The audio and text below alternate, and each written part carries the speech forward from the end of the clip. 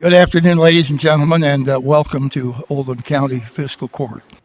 I'm David Vogel, the Judge Executive. Happy to have all of you here today with us for today's meeting. This is our last meeting of the current fiscal year. We normally have a meeting first week in July, but our procedure is to move it to the end of June, so we have all the bills paid by tomorrow afternoon for the current budget year. So that's why we're meeting again for the third time this month. So if you're able, please stand for the Pledge of Allegiance.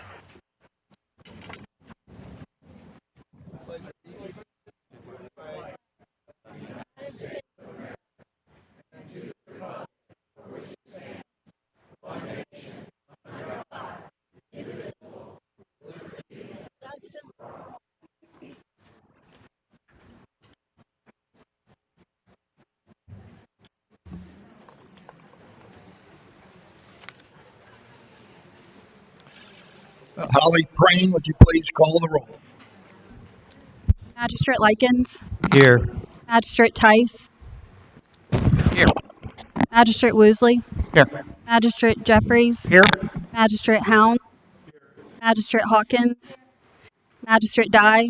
Present. Magistrate Logston. And Judge Vogel. Here. Having all members of the fiscal court present, this meeting is now in session. Is there a motion to accept the agenda? So moved. All right, because this is a special meeting, we don't have any changes to the agenda. All in favor, please say aye. Aye. Motion carries. Is there a motion to approve the minutes from our last meeting? So moved. Second. And are there any corrections to the minutes? Hearing none, all in favor, please say aye. Aye. Motion carries. Time now for the public comment. That's the time during our meeting when any Oldham County resident is able to address the fiscal court. 4 minutes is our normal procedure. We ask you to state your name and address when you come forward. We have a list of speakers here, and the speakers will be called in the order in which they signed up on the sheets outside. And I ask you to, we're at a public meeting, we're all adults here, ask that all language that is used be considerate and the type of language that you would expect to be used in your home. All right, first speaker is Amy Albee. Good afternoon, Amy Albee. Yep, it's not on. It's on. You have to wait for him to do it. So give me just a second. Good afternoon, Amy Albee, Oldham County Clerk. I have just 2 quick topics today. Jay's going to turn it over to the overhead for me here in just a second. The 2024 delinquent tax sale is August 7th, 2025. It'll be held here in the fiscal courtroom. You can get more information about the tax sale procedures as well as the current list of any delinquent tax bill on the county clerk's website. As of right now, I ran the report. The listing will go in next week's Oldham Era. Of the tax sale or of the delinquent tax bills. Currently, there's 462 unpaid bills. That's approximately $588,000 that is currently due. So if anyone has any questions whether or not that their name is on that list and they don't have access to the computer, they can call our office at 222-9311 and either speak with bookkeeping or the deed room or myself. We all have access to that software as well to confirm that they don't have any delinquent taxes. I know there's been some confusion because there was a secondary bill that went out for stormwater maintenance, and there was I have about 129 of those that have not been paid. So we just need to make sure that people understand that some of them got a second bill, and there's a little bit of confusion behind that. The other topic that I have is about the street legal special purpose vehicles. Again, these are your side-by-sides. The new legislation goes into effect tomorrow. I just want to make people aware that the county nor any city in Oldham County has passed an ordinance to allow these to be driven within their jurisdictions. Either the city, no cities, no county. You can still come into our office and we will still plate those for you. KYTC has said they're going to do a software update tonight, and hopefully everything will convert over like it needs to be, and we can issue plates starting tomorrow. I physically have the plates in hand in our office, and I confirmed with the Sheriff's Department earlier today that they are ready to do the inspections as well. But I just want people to understand that even though we plate them, because you're a resident in Oldham County, they cannot be driven in Oldham County at all. So no law has changed allowing them to be driven in Oldham County on Oldham County public roadways. So just a lot of people are confused and think that as of tomorrow, they come in, they get a plate, they can drive them to go eat. No, you can't, because no one has passed an ordinance allowing those. So there's a 25 point, or not 25 point, there's this is everything that's required, and the sheriff's inspection sheet has all of this to be checked off when they come in and they do the inspection through their office. That fee is $25. Then you'll come to my side of the office with your title and current proof of insurance. So again, just remember, the law does go in effect tomorrow, but that does not mean that you can ride them in Oldham County. So that's all I have. If anyone has any questions. All right, thank you, Amy. All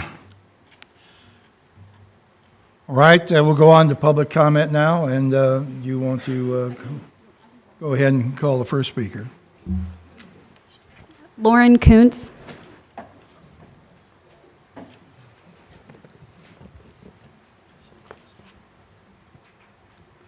Hi, Lauren Kuntz, 1608 Oakland Court.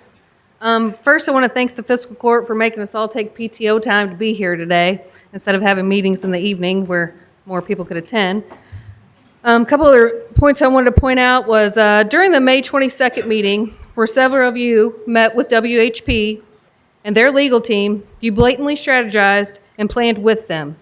You asked their attorney what you could do to ensure that their next application didn't fall under this moratorium.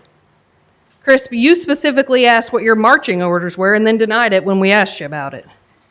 And now you sit here and a lot of you call us liars and that we're twisting your words. I've listened to a meeting where you sat and referenced we, and you weren't talking about we, the people of Oldham County. You weren't talking about we, Fiscal Court. You were referencing we as in you and WHP are working together. You all thought when the 53 location was dropped, we would all go away, yet here we are. If the moratorium was in place, like the city of LaGrange graciously managed to do, there would be a lot less outrage. If we had assurance that WHP would have to adhere to the regulations forthcoming from our planning and zoning department, there would be less outrage. If the application was filed for a use specific to industrial zoning, there would be less outrage. A private utility is a conditional use in any zone. You have already voiced that you don't think that the 53 property or any property should be considered for data centers. So why allow the first one to get permitted as something that could set the precedents moving forward? In the SRC meeting on Tuesday, a common question from the committee was, have we done this before? Have we required further setbacks for other specific industries? Have other industries been required to do environmental studies? Have we ever required certain building materials be used? It's clear that within our society, we rely on our actions and the actions of those before us to guide us in the future. In the coming days, months, and years, when the question arises, have we ever allowed a data center as a private utility? The answer has to be no. We appealed the acceptance of the application as a private utility. Mr. Baxter recused himself from that appeals hearing due to his relationship with an appellant, which is completely acceptable and expected. What is not acceptable is sitting at the table with WHP and Mr. Ashburner and discussing that appeal. Perhaps you were within your legal rights to do so, I'm not really sure, but ethically it was wrong, and you probably know that. Members of this court have mocked individuals in our group.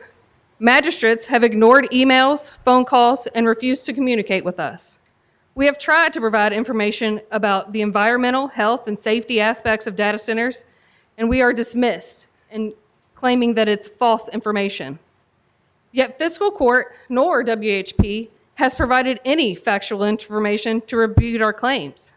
You still don't know how loud these things can be. You still don't know how much water they will use. You still don't know what types of pollutants that they could possibly produce. But you're willing to allow them to proceed and say that we're just fear-mongering. You have an opportunity today to get this right. Include the existing application in the moratorium. If that's not possible, add language to ensure that any existing application will have to adhere to the regulations that are forthcoming from our Planning and Zoning Department. And finally, Mr. Ashburner once said that the We Are Oldham County group has a lot of people drinking the Kool-Aid. And yes, we are, and the Kool-Aid is red.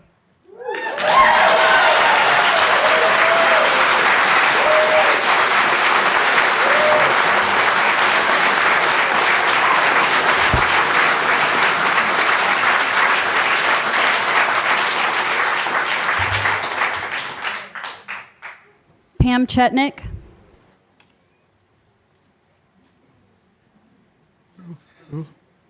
Pam Chetnick. Okay. Amy Wellborn.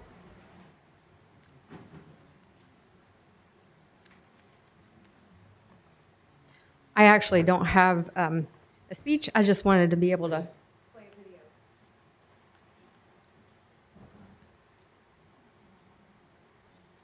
What? Sure.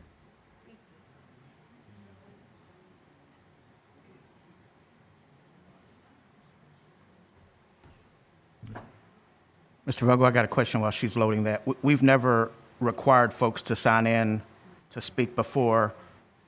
Is this something that we're going to do going forward? And then since we have a public hearing on our second reading, are they going to also be able to come up and speak during the public hearing? I'm confused. We have a second public hearing? We have a public hearing on the agenda today for the second reading. Well, no, I mean, we're trying to limit it to one speech, not a repetitive circumstance. For folks who didn't sign in, are they still going to be able Yeah, to speak everybody today? who, even if the sign-in was to allow some sense of order, but everybody will have a chance to speak even if you didn't sign in. You'll just have to wait until all the sign-ins have spoken.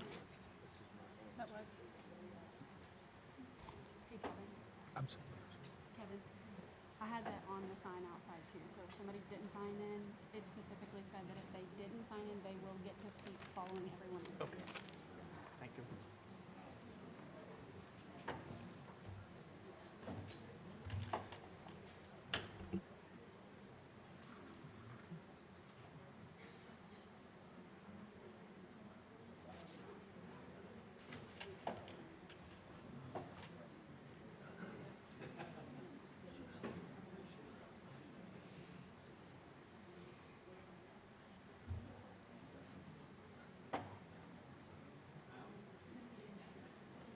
Okay, now, we were,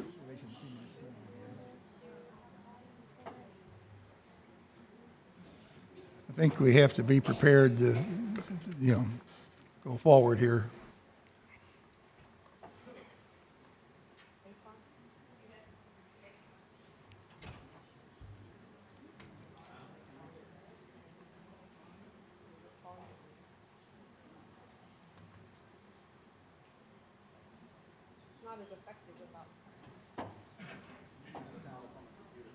Do you mind me helping?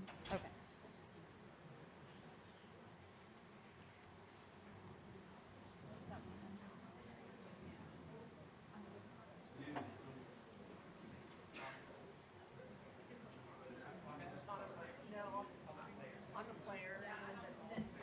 This bar is weird. It's one of those. Yeah, it's now those three of yours for that. Hold on, you gotta give me some patience. You haven't dealt with this mouse before. It's the worst I've ever dealt with in my life.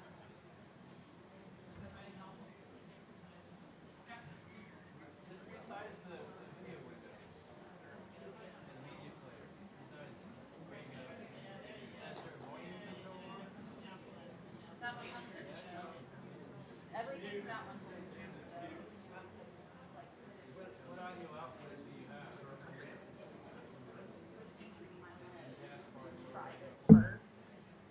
I don't think it does for you because the audio there and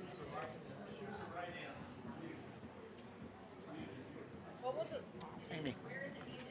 Ms. Weldon, is this on a page that I can just play it through my phone and while you're doing it at the same time? Where is it?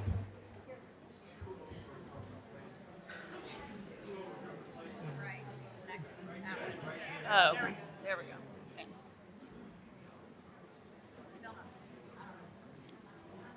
What's the play button?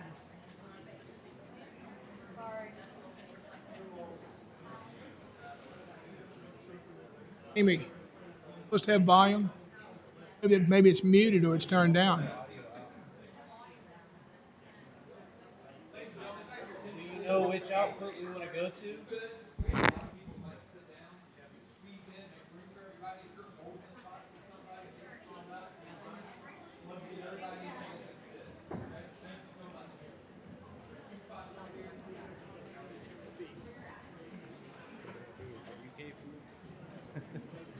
I changed that. I'm going to set it back to what it was.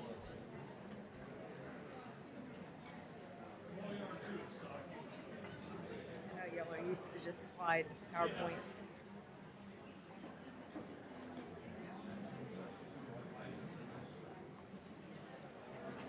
Did you get it? It's not playing.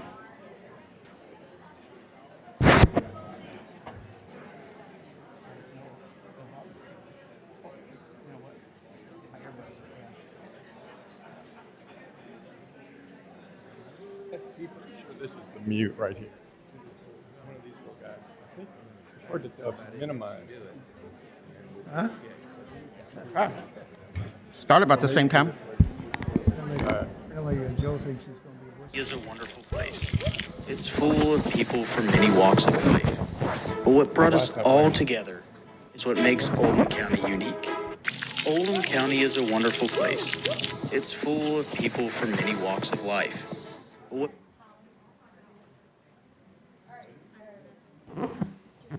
Oldham County is a wonderful place. It's full of people from many walks of life. But what brought us all together is what makes Oldham County unique.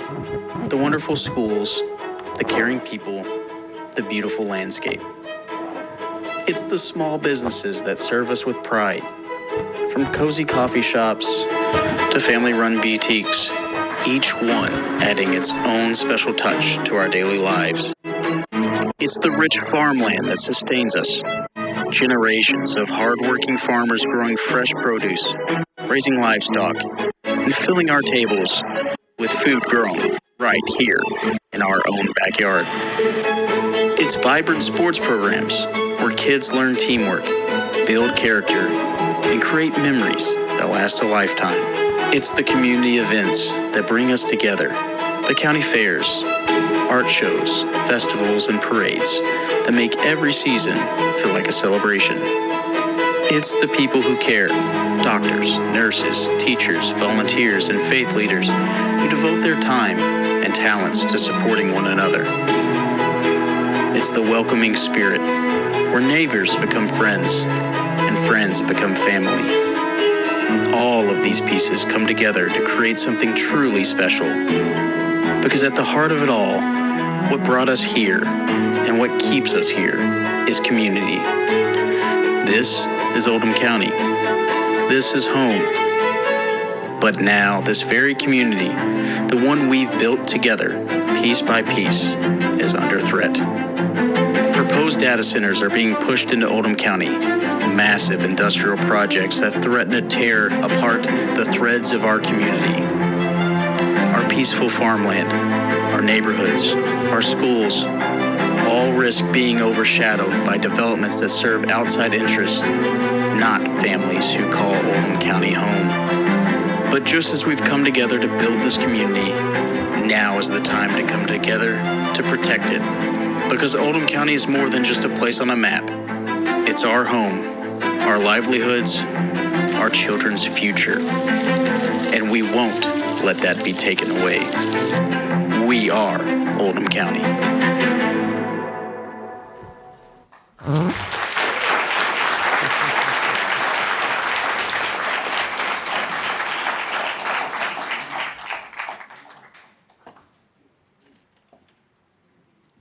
just want to thank you for letting us play that. I think we can all relate to this. This is everybody's community. We want to work together. We want to be heard. And just remember that as we go through today. Thank you.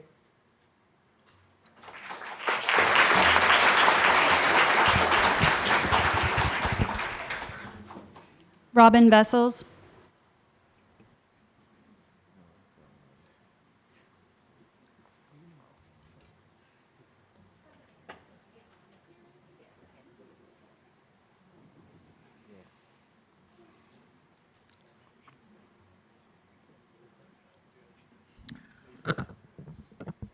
Good afternoon. My name is Robin Vessels. I live at 1320 Bluegrass Parkway. Judge, I want to mention, I think your microphone may be garbled, so we just might want to check that. What I want to address is appearing later in this agenda is an appointment to the Zoning Board of Adjustment. Although the person's name does not appear on the agenda, I have been told that person's name is Tim Kalin. I want to read a letter to the editor that was written by Mr. Kalin and published in the Oldham Era on May the 23rd, 2023. Quote, when I first saw the anti-data center signs popping up like dandelions, I was genuinely puzzled. A data center? What's to protest? They just sit there quietly, blinking lights in the dark. No parties, no loud trucks, no wandering herds of tech bros. Data centers are boring. I want to take a brief pause from reading this as I did not know what a tech bro was. It is defined as someone, usually a man, who works in the digital technology industry, especially in the United States, and is sometimes thought to not have good social skills and to be too confident about their own ability. That is the definition of a tech bro. Now to continue on with what was written by Mr. Kalin. But curiosity got the better of me, so I did a little digging. Turns out that this isn't your average server closet. We're talking about a $6 billion hyperscale data center, courtesy of a company called Western Hospitality Partners, to be built just off Highway 53. Their website details what this facility will bring: jobs, tax revenue, and a giant welcome to the future for Oldham County. I got excited. This is the kind of thing that could redefine a region. Highly paid tech jobs, increased educational focus on artificial intelligence, a real foothold in the emerging AI-driven economy. This can make Oldham County the kind of place where the next 2 generations grow up building robots instead of just watching them on YouTube. Yes, really good for our children. And you don't want this? So I attended a meeting sponsored by We Are Oldham County at Wendell Moore Park. Professors from U of L were there to talk about the alleged toxic effects of the project. I figured they had new info, dangerous effluents or electromagnetic effects. What I got instead was Love Canal and the Valley of the Drums. That's right, they compared the data center to actual toxic chemical waste dumps from the last century. Cancer clusters, brain damage, behavior disorders in children. By the end, one gentleman actually asked how close was safe for kids to be to the facility, as if it were an erupting volcano. It was impressive propaganda, to be honest. They never directly said the data center would cause these things. As a professional trained to spot this kind of sleight of hand, here's what their actual data said. Toxic effects of the data center itself, none. There were 0 direct links made between data operations and any health risks. From the tech review the next day, noise will be mitigated. The only wastewater is from the toilets. Okay, Robin, 4 minutes. Do you need more time? I do. Make a motion, we give her 2 more minutes.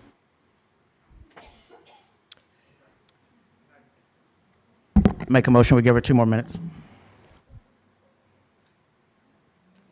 I don't hear a second. I don't hear a second. Okay, 4 minutes. Sorry, Rob. No, 4 minutes, Robin. You have to sit down now. We're giving everybody in the audience 4 minutes. So we've got a long list of people here.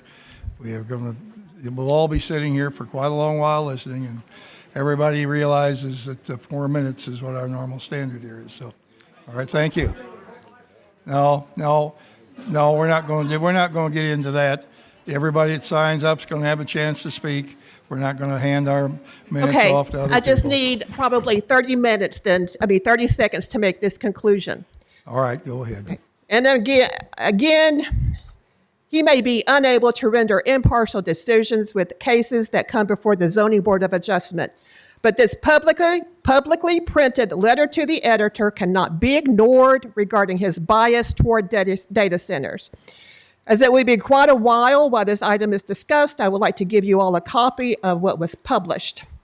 I will be attending every Zoning Board of Adjustment meeting when there is anything to do with a data center to request both orally and in writing that Mr. Kalin needs to recuse himself. Decisions made by that board are supposed to be impartial. This publicly printed letter to the editor illustrates he is biased. All right, I think that was, Robin, I gave you the extra time. Come on now, that's 30 seconds. Come on.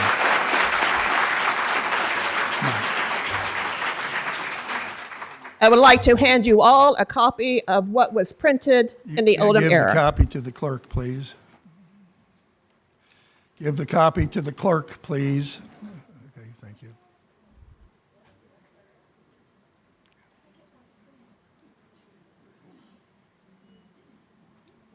Thank you. Stuart Robinson.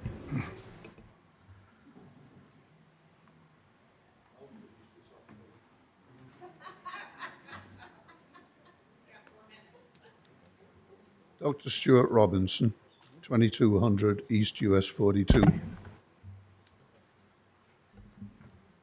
You need to get close to it. Close to it. Closer. Jeez. Dr. Stuart Robinson.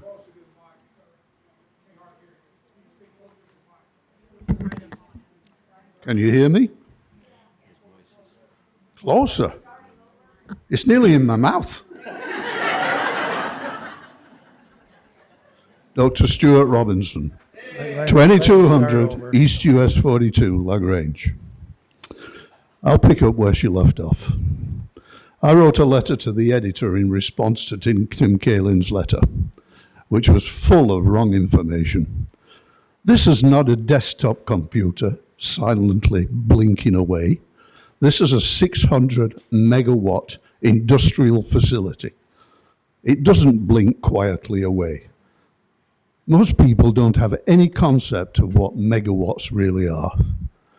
The biggest jet engine you can buy today is about 85 megawatts of power. A jumbo jet has 4 of them, and on takeoff they generate, each engine, about 85 megawatts of power. If we're talking about a 600 megawatt facility, that's what it consumes, 600 megawatts, but not just for a couple of minutes on takeoff.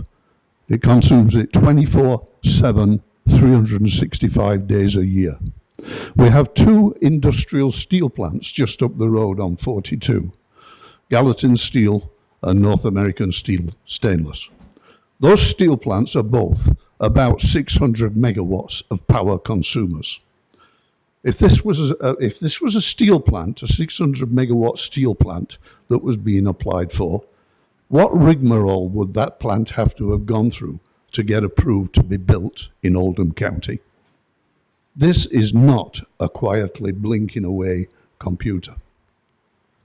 It needs to be powered 24/7, 365 days a year, which means that for security purposes, it's going to have 600 megawatts of power production on site. 600 megawatts? That's the same size as the Dynegy power plant on Commerce Parkway. It would have to have 7 or 8 jumbo jet engines to generate that amount of power. This is not a small private utility. It's a big industrial facility. Its product is not steel. Its product is data that's used on the internet. That's the product that it produces. It's not a regulated utility. How on earth it got designated as a private utility, I really don't know. I was in the meeting last week where what I think I heard was that designation was suggested by the people that were making the application. I just don't understand what's going on. When you pay your power bill at the end of the month, what you're buying is about 1 megawatt hour of energy. That's your power bill. A 600 megawatt facility that runs 24/7 is going to consume many millions of megawatt hours of energy. In fact, about 700,000 megawatts hour of energy a month. The bill for that's going to be in the tens of millions of dollars per month. LG&E would love to see this built. Like I said, I read Tim Kalin's letter, and the hairs on the back of my neck went on end. I know a little bit about power and energy. This is not a quietly blinking away computer. Thank you.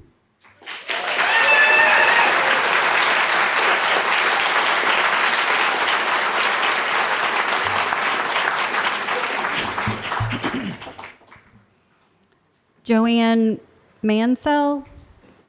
Mansell? Okay.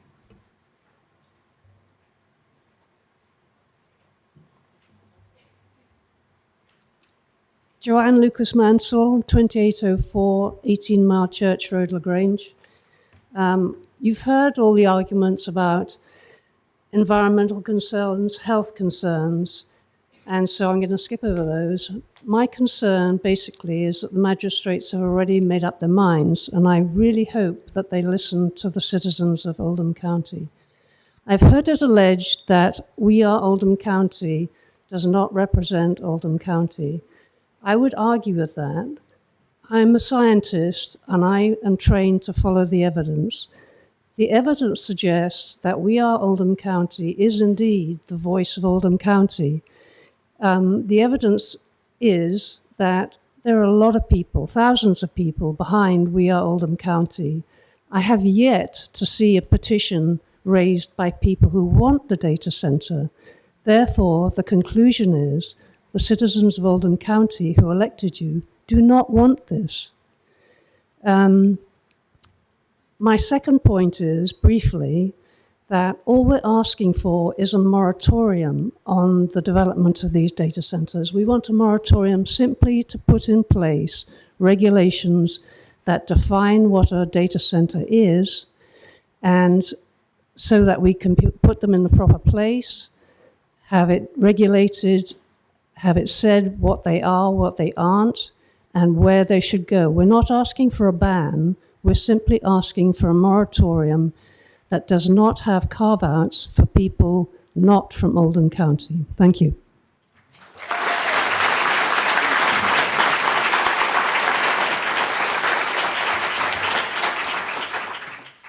Tammy Houchins.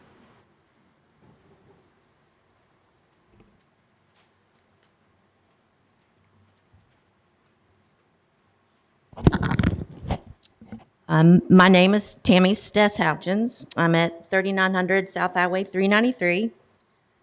I was born in 1962 at Mallory Taylor Hospital in LaGrange, Kentucky.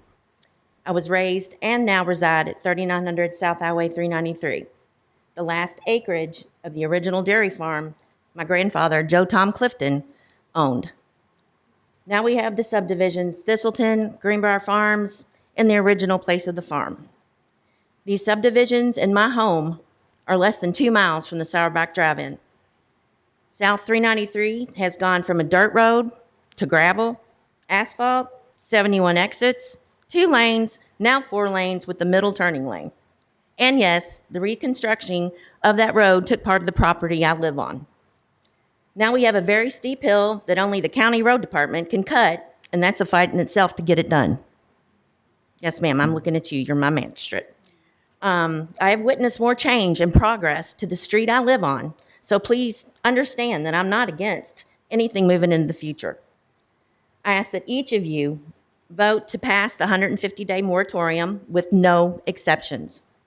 As a tax-paying, very concerned citizen, I would ask that you take that time to research and learn more about the workings and repercussions of a data center, hyper or not, anywhere in Oldham County.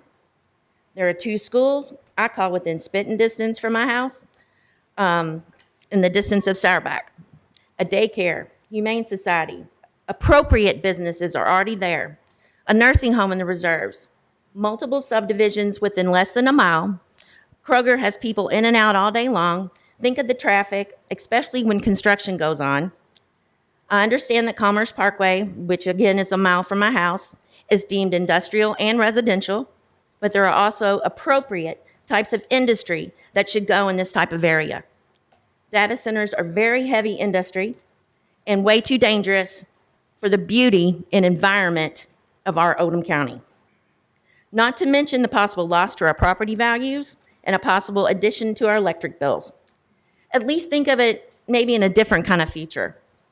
One that your kids, your grandkids can remember as simple, clear skies and air, green trees and clear creeks.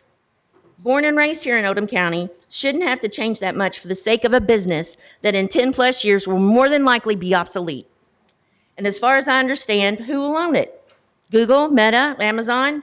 Who knows what size building or how many will be sitting there just leaking who knows what into the soil of the last of our farms and our beautiful land. I am totally against the development of any kind of data center in Oldham County. Please take your WHP business elsewhere and to our county government. I hope you can live with your decision if you vote to hurt our county by allowing a data center anywhere. Thank you for your time.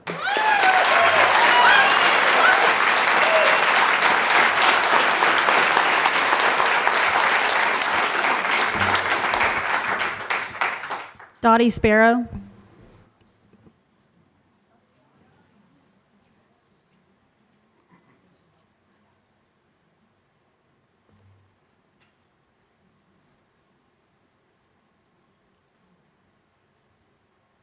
Hi, I'm Dottie Sparrow, 2201 West Highway 42, LaGrange.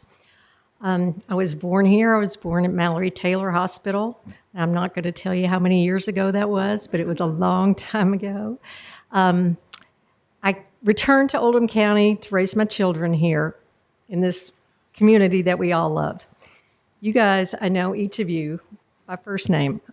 I respect the positions that you hold. I respect this community. I serve on boards with some of you.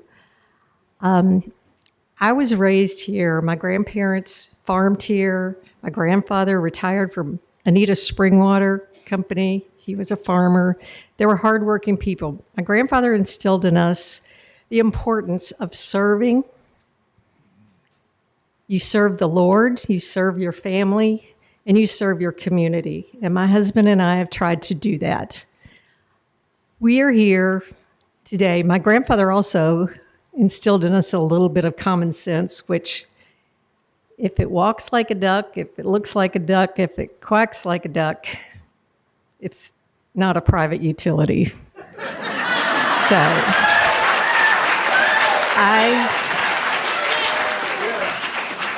I come before you today not to antagonize, not to attack, not to criticize, but to plead with you, the people that I know and who know my husband and I. We know the importance of growth in this community for the tax dollars. We understand that probably better than a lot because he collected the taxes for 24 years. We know what our tax base is, and it needs to grow. I retired from commercial real estate, bringing in industry and bringing in businesses to Oldham County. I understand the importance of growth. I'm here today to plead with you to think about this. Each of you took an oath when you took office. And when you vote on this, I beg you to think about the oath that you took, who you serve, who you protect, and who you are here for. And my grandfather also taught us that there is no right way to do something wrong. So I implore you to think about this, to vote for our community, the community that I know we all love. Thank you.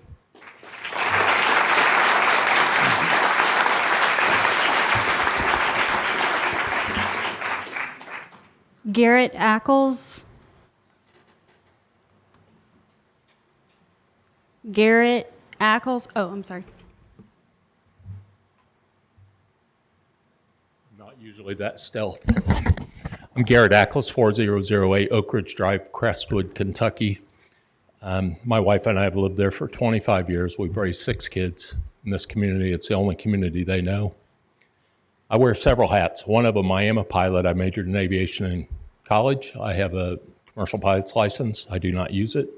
I also majored in aviation administration, where I learned about airports and how they service communities and how they attract business. And quite frankly, 20 years ago, I was very excited as a pilot on the prospect of having a small general aviation airport come to Oldham County. I witnessed something very similar to what I'm witnessing right now in our community when they fought that. And I witnessed this board and the members that were on the time that listened to the community and said, no, thank you. And I was frustrated at that time as a pilot and as a new real estate agent at the time. I have to tell you that over the years, as a real estate agent, as a father in this community, I couldn't be more proud of that decision 20 years ago to say no thank you to that. Because in those 20 years, I've been bringing people to Oldham County as a realtor to help them buy and understand why Oldham County is a great selection to raise their family.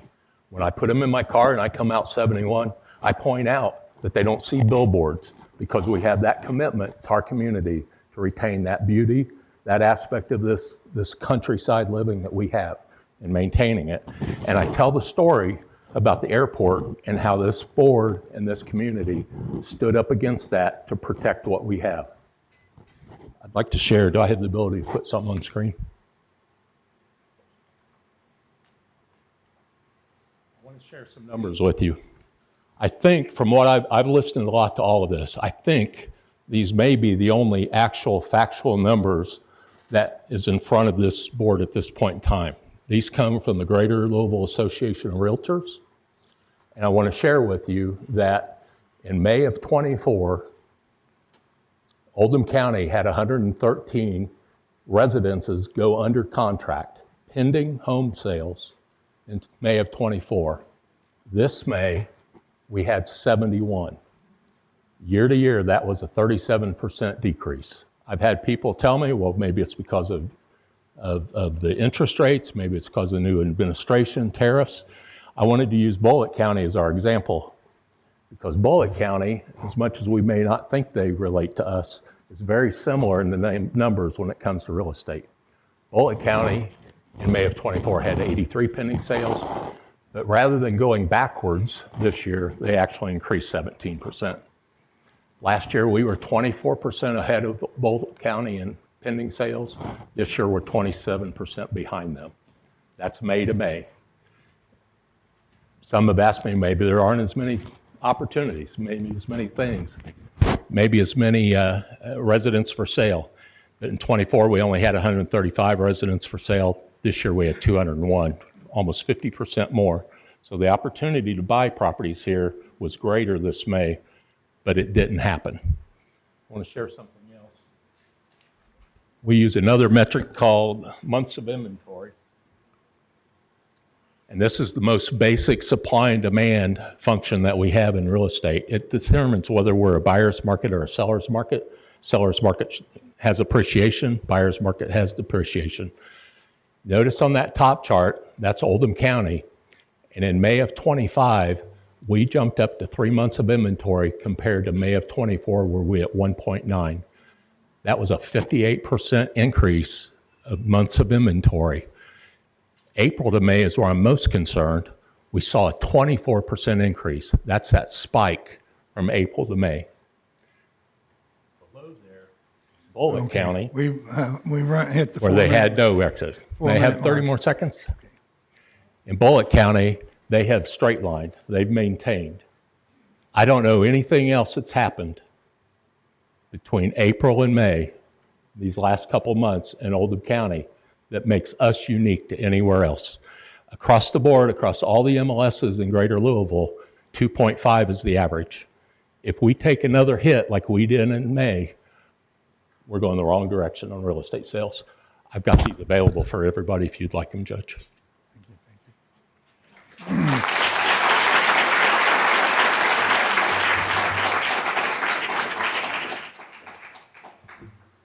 Patsy Toole.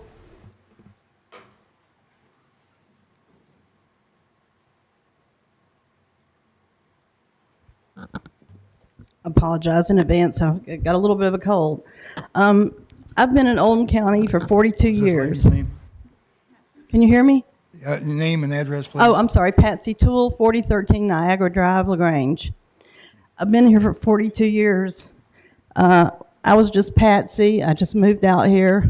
We live next to Peggy and Tony in Pear Orchard. We looked out the back of our house and we saw horses, and we thought we had just died and gone to country heaven because we were from Jefferson County.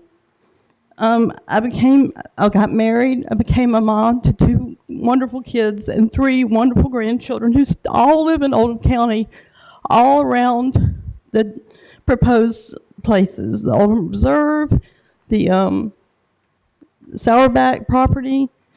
We love Oldham County. We want to stay here, and we want it to stay like it was. People will ask me, well, you know, where do you live? And I'll say LaGrange, and they say, oh, is that the place where the railroad goes down the middle of the main street? And I say, yeah, that's us. And they think that's great. We love the charm of Oldham County. We think allowing data centers in this county would ruin it. We've all seen the YouTube videos from Virginia, from Memphis, Tennessee, from Georgia. None of these show any good to a data center. I'm not saying there are not some out there I haven't looked at because I'm focused on this. I don't see anything good. People are interviewed. They're upset. They felt like they've been lied to in Georgia. I don't know if you've seen that one where the lady, her water is brown. It's just been horrible. They're not happy.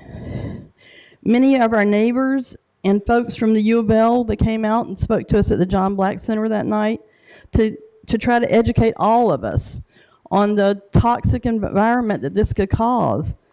And I think that's really important. I feel like it's not being heard or listened to, that there's something else in the background. I don't know what it is. I don't know how we could feel with all that information, how any of us could feel confident in letting this go through. I'm just learning about CUPs, private utilities, which data center most certainly does not appear to be to me. PUDs, IPDs, all these things are new to me. So I'm more, I guess, appealing to your hearts. Lots of you understand these better than I, but what I do understand is that we don't know enough about data centers, none of us, to allow them to be considered here without specific regulations from the very first application to any future applications. Personally, I think the application should not have been accepted as a private utility, but it was. The moratorium with no exceptions, no carve-outs, is critical in order for our county to consider this. The moratorium needs to cover current and future applications. By now, we've all heard audio of several members of Fiscal Court and members of the WHP group discussing the moratorium and carve-outs, and it just, from our aspect, from our view, it looks like it's being worked on for not for us, but for you all. And I hope that's not true. I don't want to believe it. I know, I know a lot. I've been to church. I know you all, and I know you all live here. I can't believe this is really what you want. It gives the appearance that you're working for them versus all the people behind me. plus the thousands more that do support it. For every sign that you see in a yard, there's a whole family in there. And I've just got one more couple sentences. In the future, I want us still to be known as a county where the trains run down the main street and not the data center capital of Kentucky. Thank you for the time.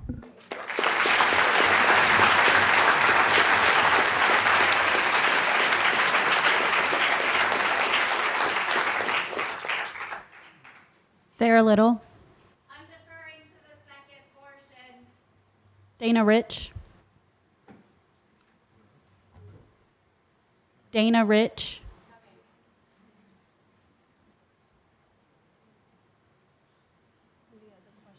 Okay. Somebody has a question. Will there be a portion to testify at the moratorium for and against as an ordinance? Well, yeah, I guess we could. We didn't really think about that. I mean, we've got public comment. We'll have a public hearing. Is it a public? It'll be a public hearing, so I guess we could listen to it again. But you know, let's be honest about it. I mean, if we make the same points over and over and over again, we might not be productive. Okay, please sit down. We're not going to do that. Well, let's all maintain our, friendship and civility here in our community. But if you want to speak it, I mean, it's not that we are trying to deny anybody here a chance to speak. No, I'm not. If you want to speak at the public hearing, you can certainly pass and come up later. I'm just saying, if you to come up and make the same points twice, we're understanding what the points are. So are you motioning to have public comment now included as part of the public hearing? Because that could be done. You could accept all of the comment right now and put it as part of the public hearing as well. No, we're going to have a reading, and we'll have an opportunity for people to speak at that point. I'm just saying, if you want to speak then, maybe hold your fire until then, rather than just repeat yourself, Okay. Judge, I'd like to make a motion that we move up the vote on the moratorium and forego the public comment, because I don't want to sit here and listen to the same thing twice. It's wasting. That's your job, magistrate. I think it's wasting our time. Special meeting, you can't change the agenda. Can't change the agenda. Well, It's a special meeting. Fine. Okay, hold on just a second here now. Okay, let's we're all adults here. We're going to try to be fair in all ways here to everyone. So I don't know, the magistrates. We've got a mixture here going. We want to let people speak. I mean, I've been in your position when I wanted to speak. We want to get our points made. I'm just, I think there is something to be said about speaking now. You can come back and speak at the public open comment session or the opposition section of the public hearing. But, let's be honest, we're only going to be able to make so many points in so many minutes at so much time. I think we all understand what you're communicating to us, but certainly willing to listen, and everybody's welcome. So we hadn't really thought about.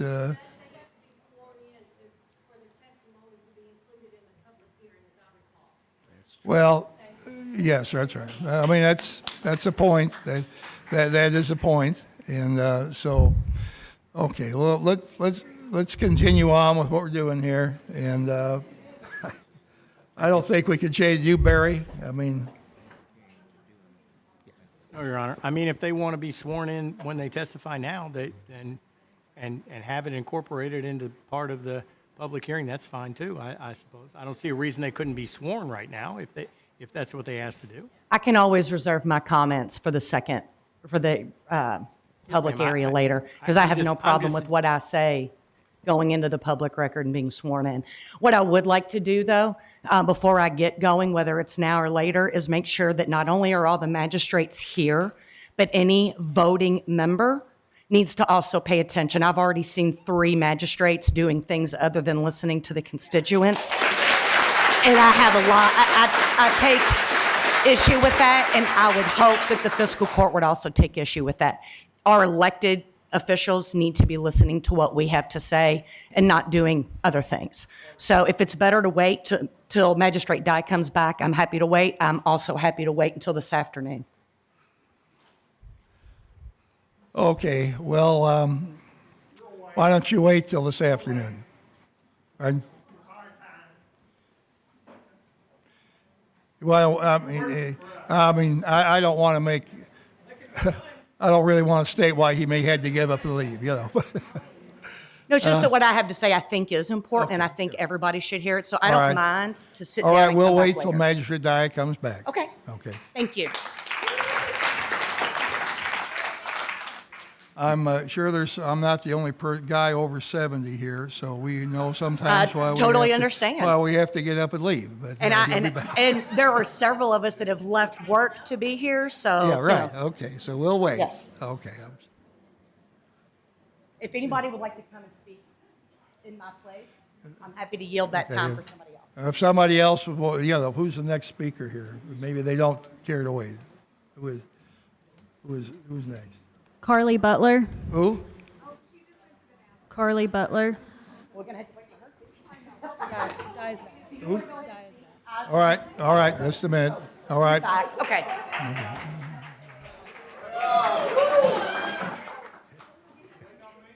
Yes. It's okay. No, we don't mind to wait.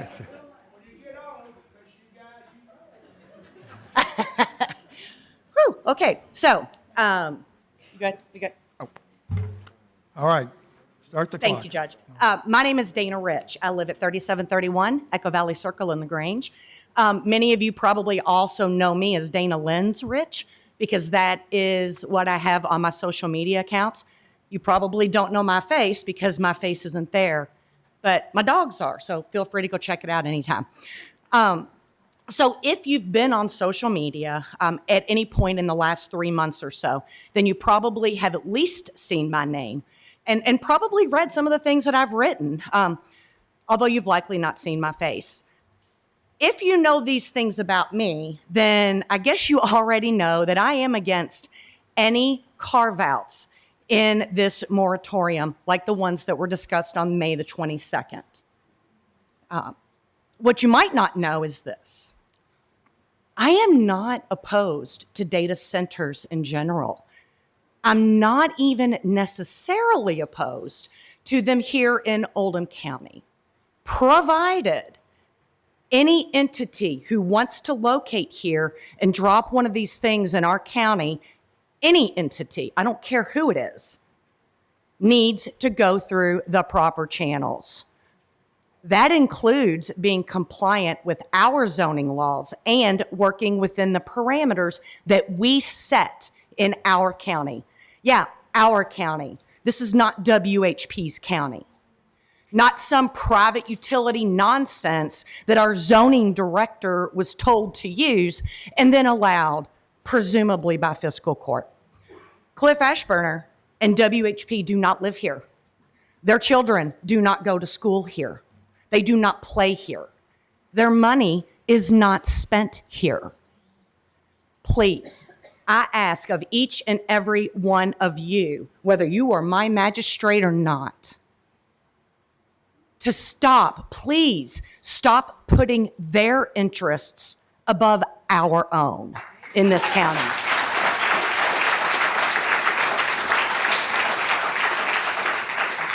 Please stop blocking the emails you receive from concerned and scared citizens and actually listen to those concerns, even if you don't agree. I know for a fact at least 2 magistrates sitting in here now have sent my emails back, at least 2. Also, Don't respond just to the emails that might give you kudos about something and then ignore the ones that are critical. Also, for those of you who are for this, as a constituent, I ask you to publicly today state your support of or your opposition. I know one magistrate's position on this, only one. I don't even know my own magistrate's position because she's not talking to me. She has. Your constituents are counting on you to speak for them, not for your own interests. And Stephanie, as I mentioned, you are my magistrate. I think you are a great magistrate. And I am asking you personally to please explain to me where you stand, if you are in support or against this moratorium with any carve-outs. I don't know. I wasn't part of that meeting on the 22nd. I don't know if any promises were made, but I do know that in the most recent fiscal court meeting, when a whole bunch of pet projects got put up there, some of them might have been in your back pocket or some things that you care a lot about. Are these enough to sell the rest of the citizens down the river? Okay, thank you. And I have more, but I'm going to reserve it for this afternoon when I'm under oath. Thank you all.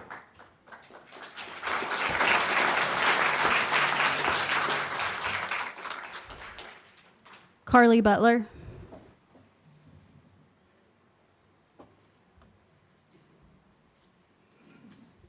Hi, my name is Carly Butler. My address is 4708 Tallgrass Court. I'm going to be real honest. I thought that was the sign-in for the whole meeting. So here I am. Bear with me. But you know what? This morning I wrote a little bit. I've done a lot of research, and I feel like this is just God's way of saying, hey, speak your mind. Let him hear you. All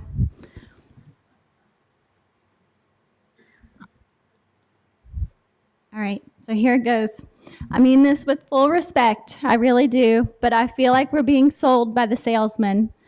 This feels really rushed when this is going to make such a big impact on our community and our children for many years to come.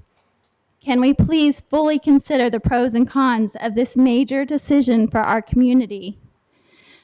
Please do not allow them to rush this process. Vote for the moratorium with no exceptions. I am a mom of 2 young girls.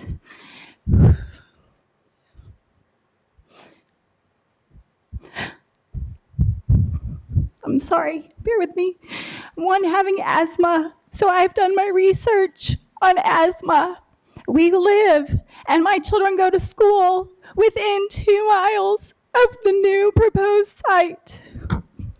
We have done 3 years of allergy shots to get off our steroid inhaler. My child has missed enough recess, enough time. She is gonna play outside at recess. She's gonna play outside at my home within so close to that proposed site. We need regulations. Okay, it's a big deal. It is. I stand here on behalf of moms who have children with asthma, with health concerns. These are not just fears. These are mom fears. These are real. And we've done a lot of research. Please, I just ask you to hear out of concern from moms. The location, it's too close to our schools. It's too close to our homes. It's too close to apartments. We need a definition. We need regulations. And they're just pushing it too fast. Thank you.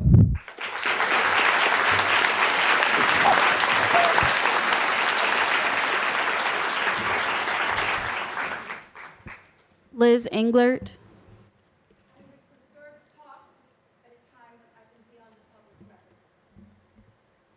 Jessica Souter. Jane Sharon.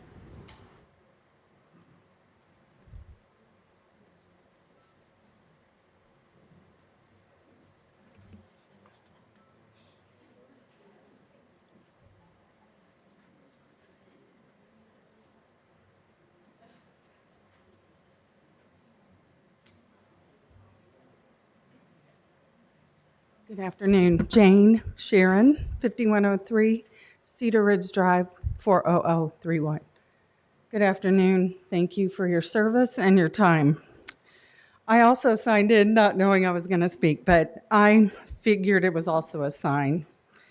I am coming to you as a concerned citizen, not as a third party from out of state that has a financial interest in anything that has gone on before a door or behind a door. It's been disappointing to hear, read, and see what has gone on without your citizens' input. I have volunteered in this community. I've raised a child in this community. I pay taxes in this community. I have a student that played in the band with some of your children. Some of your relatives live in my neighborhood. I expect to be heard and listened to, but I also expect my magistrates to reach out and ask for my opinion and how I feel. Just before I came here today, I had a neighbor text me, "Are you going to that meeting today?" And I said, "I am." They said, "May I come over and tell you some of my concerns?" I said, "You are more than welcome to do that." So they came over. They're afraid to speak out. I put a sign in my yard. I'm happy to do that. I live in Grand Villa. I'm happy to share that I think you all need to take the time, put the brakes on this, and to look at the whole picture. One of my concerns is 10, 15 years down the road when this third-party data processor now has pulled out, we are left with building after building of empty nothingness. We'll have somebody driving around in a Ford Ranger with a little sign on top trying to keep riffraff out and try not to let any crime happen. If you don't believe me, drive to Dayton, Ohio, and drive for miles to look at what the manufacturers that have pulled out of Dayton, Ohio, and it is miles after miles of empty buildings. My ask for you, and Mr. Tice, you are my magistrate, I am asking you to consider the real long-lasting consequences, not the immediate windfall of money that we need to have this moratorium and no carve-outs. We need to listen to our citizens and take the time to look at the impact overall. So please take this into consideration and vote the way your constituents are. It has been said that there are 70,000 people in this community and only 3 or 4 of Oldham County. Well, I can tell you, I can name 10 of my friends who don't do Facebook or social media. I can tell you there are many that do not participate. So it is time for you all to listen to us. I thank you very much. I do appreciate your time. I know this isn't a well-paid gig for you all, but I do ask that you listen to the concerned citizens here. Thank you.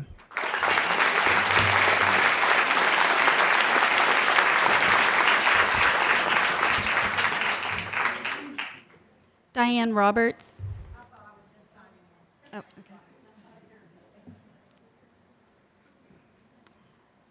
okay. I can't really read it. Lady, middle name Ann Farrell on Sunningdale Place. Okay. Alan Hayes.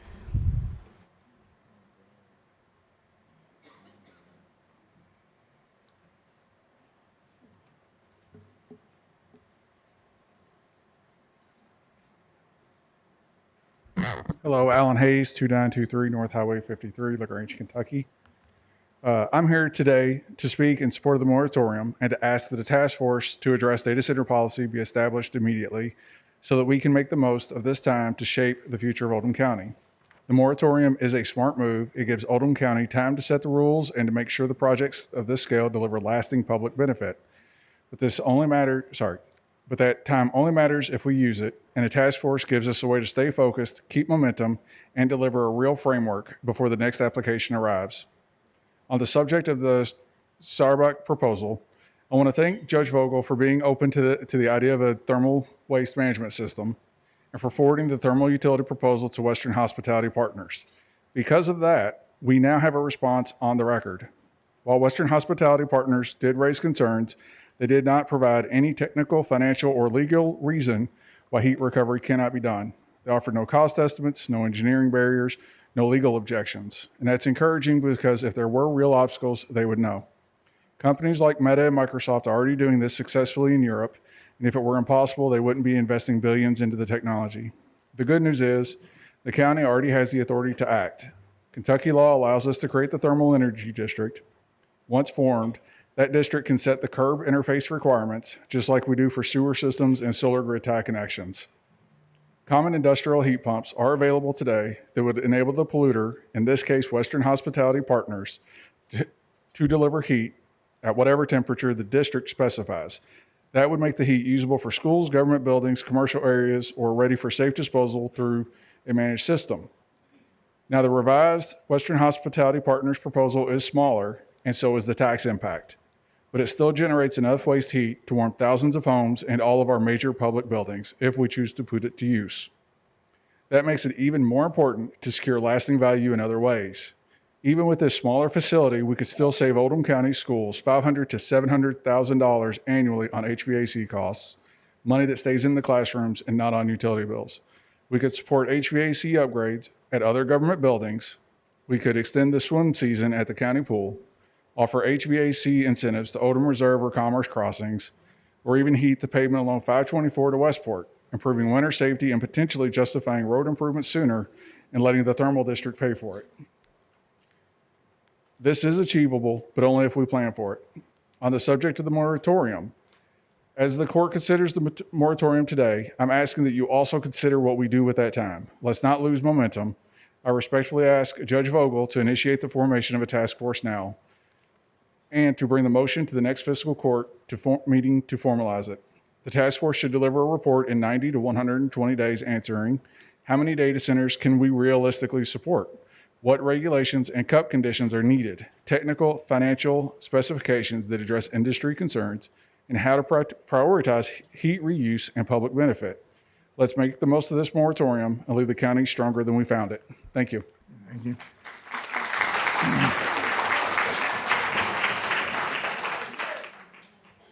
David Hine.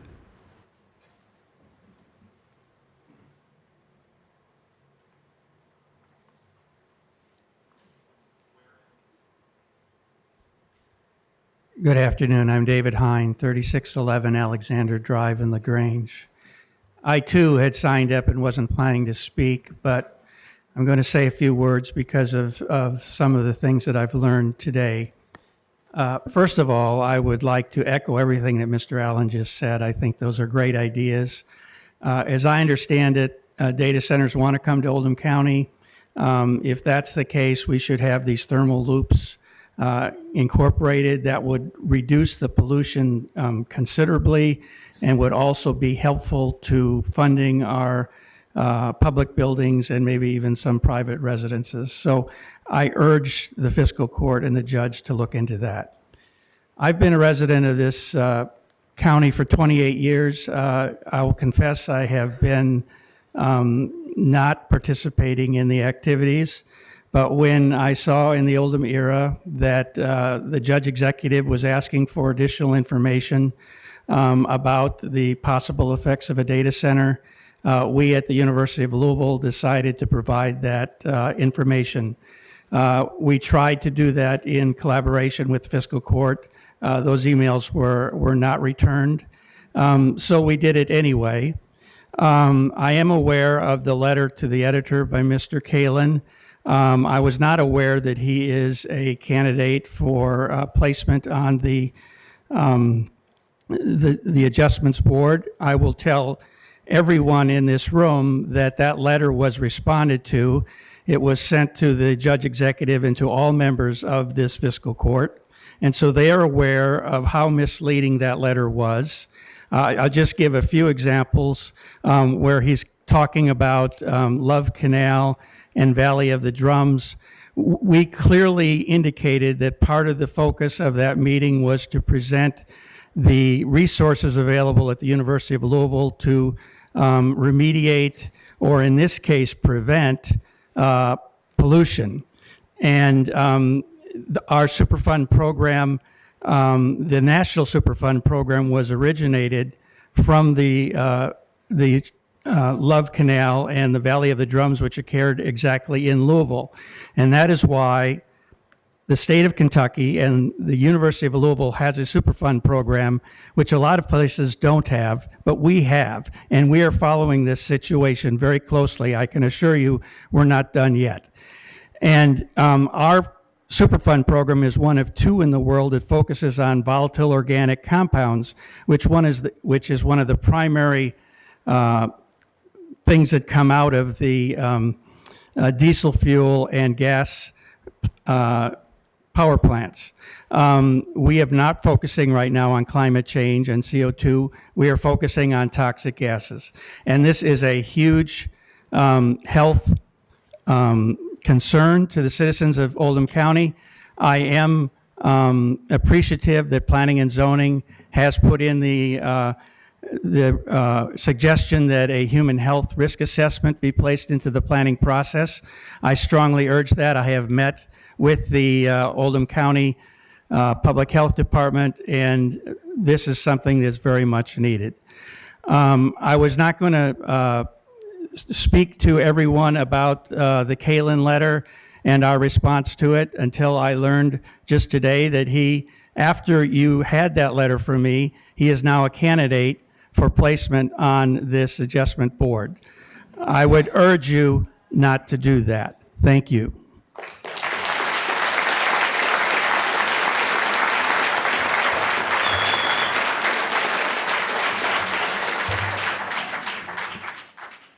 I'm sorry, I had one other thing I wanted to say.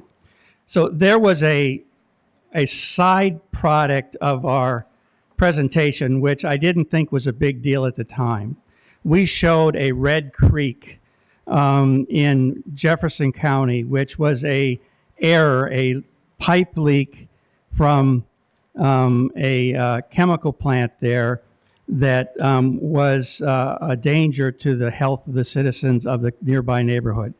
And I emphasized that the integrity of the end user is extremely important. You can have guidelines, and I'm thankful that we are generating guidelines, but those guidelines are only as good as the integrity of the end user and the county officials who are monitoring how those mistakes are corrected.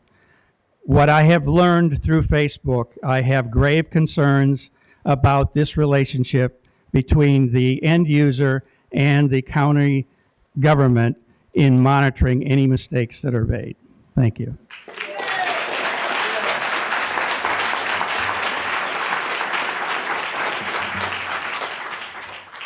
Judge, could I get his name? I missed it, please. It's Dr. Hine, David Hine. David Hine. Thank you, Dr. Hine. He's the chairman of the pharmacology department at the University of Louisville. Jerry Dickerson. Jerry Dickerson.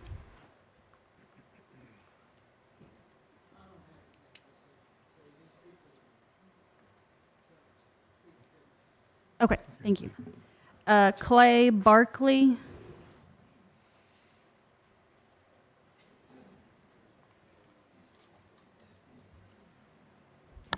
I'm always a little too tall for this mic, so if I scoot over, I apologize. Clay Barkley, Strobel Barkley PLLC, 730 West Main Street. I'm here for Strobel Barkley firm representing Miss Nana Lampton. Who are you representing? Miss Nana Lampton. All right. Nana Lampton, sorry. Thank you for considering this moratorium. My client greatly appreciates it. We think it's critically important for the public health of Oldham County, particularly with respect to water use, electric use, and emissions that we consider to be problematic going forward. One thing we do propose with respect to the moratorium is that it be retroactive to any existing applications. Pursuant to White v. Brown, Kentucky Court of Appeals 2019, Westlaw 169317, there is no vested right to an application for conditional use, and as such, there's no legal barrier to essentially starting over after this moratorium. I'm not going to go into a lot of the things that have already been said. Everyone has spoken very well. I do want to bring up a technical issue, a technological issue that has not been spoken about. So basically, we are regulating data centers because they are a new technology.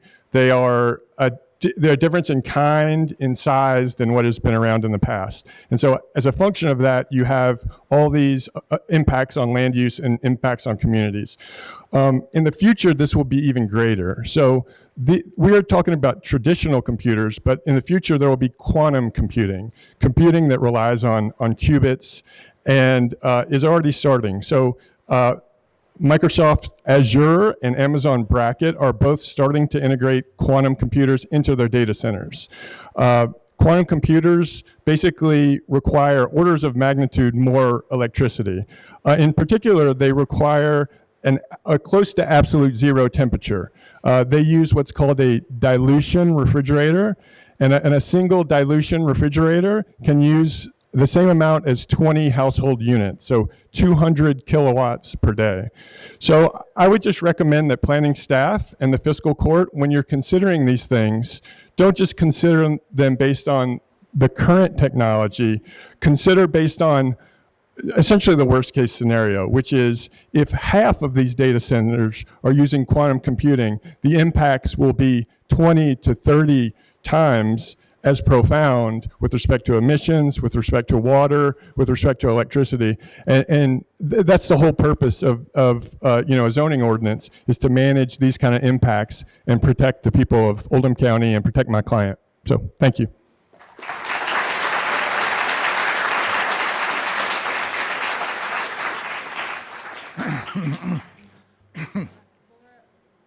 Laura Stungs, I think.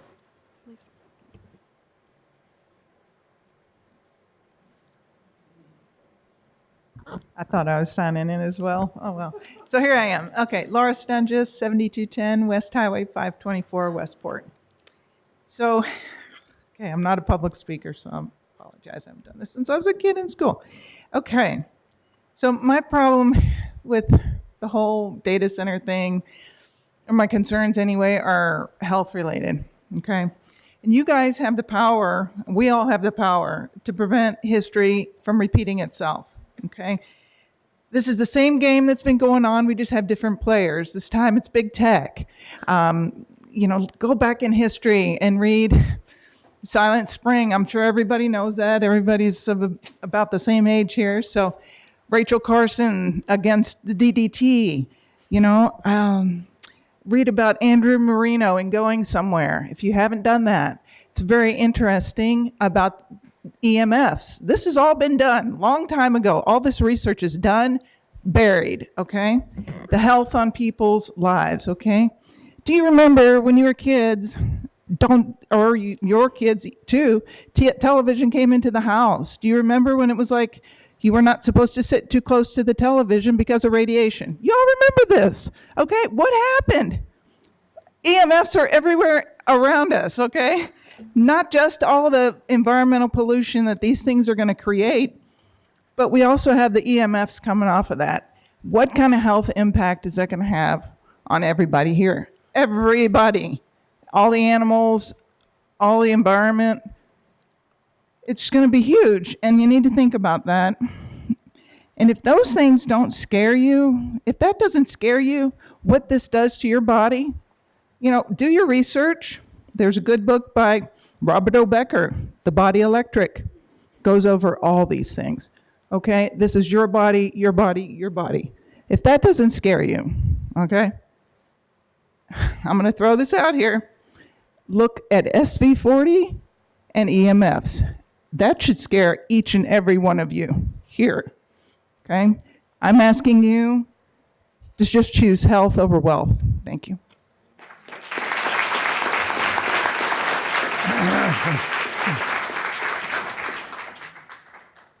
Melody Lindsay.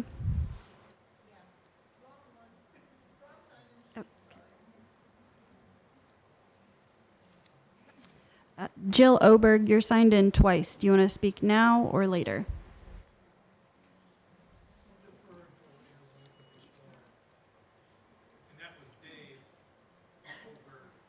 Right, there's Jill Oberg and then Jill and Dave Oberg on another sheet.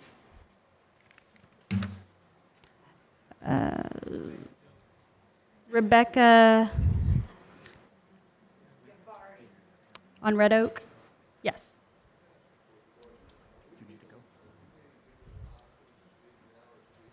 If you signed in, we're going in order of which you signed in, and then following that, anyone that did not sign in will have a chance to also speak during public comment, as well as, I believe, at the public hearing for the second reading. We will also have an...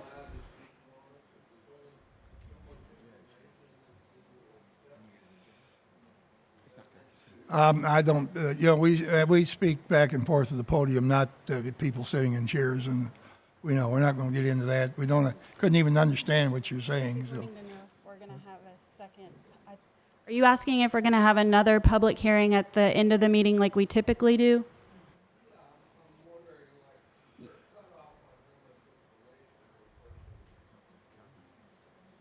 As far as I understand, everyone is going to have a chance to speak if they would like to speak at either this public comment, the public hearing portion of the second reading, and at the public comment at the end of the meeting like we would normally have as well. Well,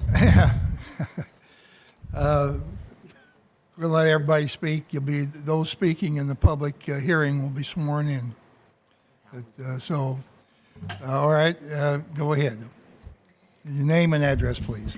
Good afternoon. My name is Rebecca pardon. After this speaker, I'm requesting a 5-minute break. Okay. Go ahead. Pardon? Thank you. Thank you for allowing me to speak today. I'm very grateful for the freedom and opportunity to speak to you today. I come from a military family. My father and my brother and now my son serve. My son grew up here in Oldham County.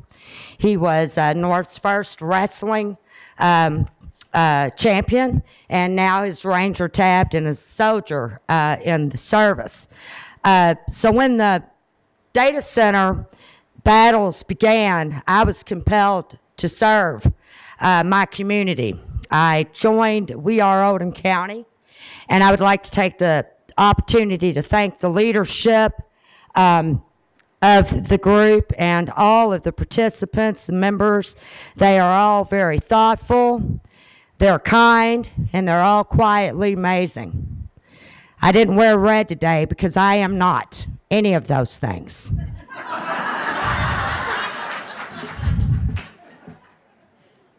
I don't mince my words, and I don't pander to the enemy. I was raised by a military man that taught me that in a bad situation and when times gets tough, identify the threat. So my threat assessment began. The threat became clear. It's in the proxy within. It isn't WHP. The lying in the house of God to all of us, the fake open house so that WHP could do their own intel, find out what we knew, see if we had the goods to stop them. And let's not forget there was a threat assessment done on that day. There was at least 6 to 10 sheriff deputies at that meeting. I couldn't figure out why. Why would they need so many people to guard these WHP people? It's because a threat assessment was done, and if we would have known then what we know now, it wouldn't have been dressed in our Sunday best and go ask questions. We would have been there with pitchforks and protest. I jokingly told the deputies before I left, I'm sure some of them are in here, I said, well, I'm leaving now. The threat's over. You guys can go home. But in reality, I kind of meant that. I voted for you. I thought we had the same morals and values, but today I strongly believe we do not. God, family, country, I will not be begging or pandering to you guys today over don't carve out for these people. I'm not going to beg you to do it. I've heard enough, I've seen enough to know that I can't even really trust or depend on or even think that you're all going to listen or care about anything any of these people have to say in here. I tell you what I will ask. I will ask is to prove me wrong. Prove to me that you stand with us and not WHP. Thank you for the opportunity to speak. God bless all of you and God bless America.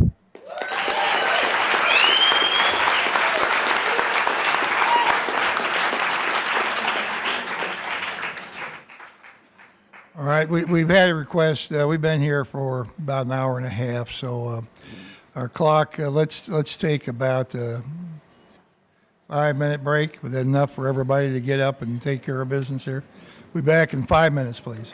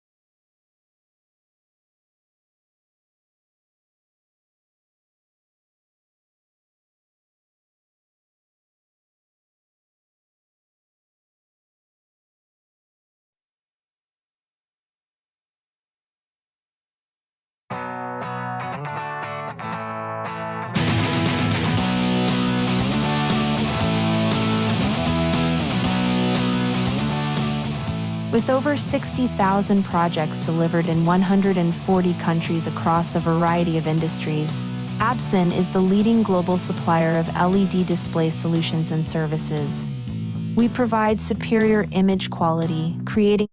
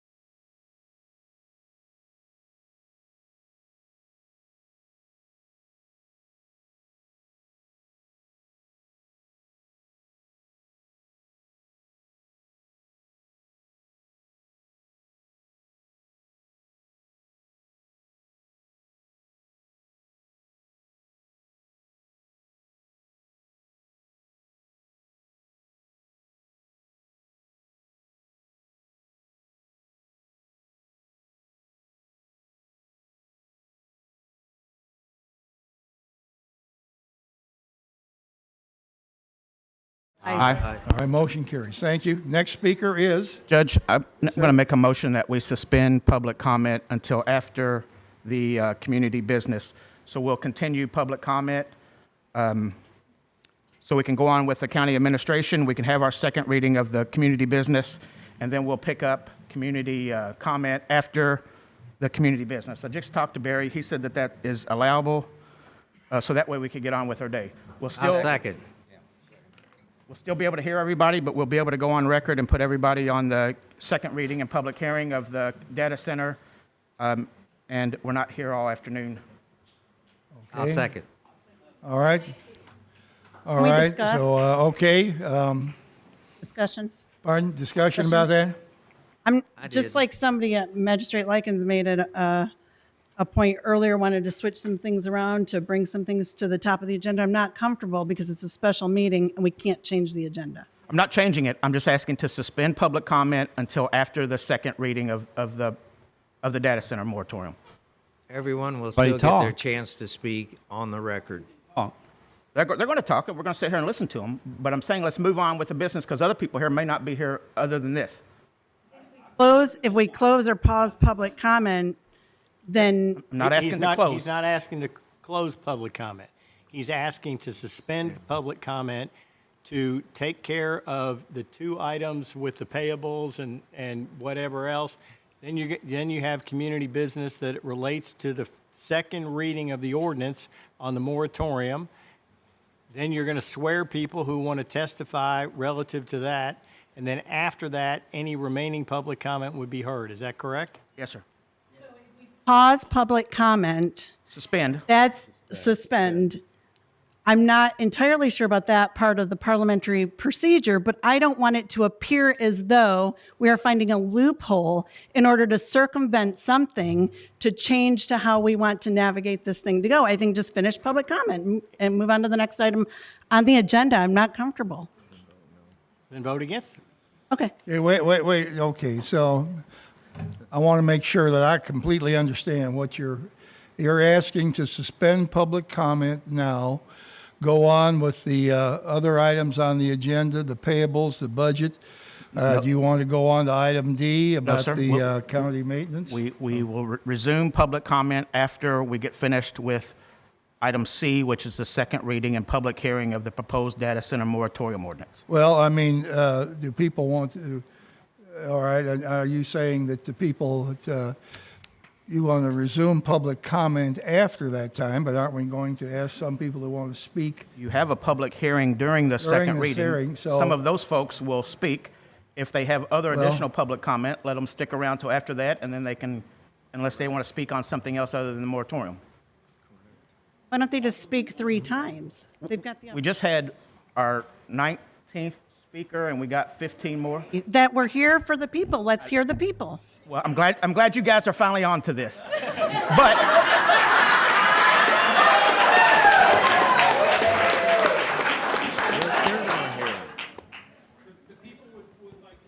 Wait. And All right, sure. Sworn testimony now. I understand. Hope we understand. Sworn testimony is that you tell the truth, only the truth, and so help me God.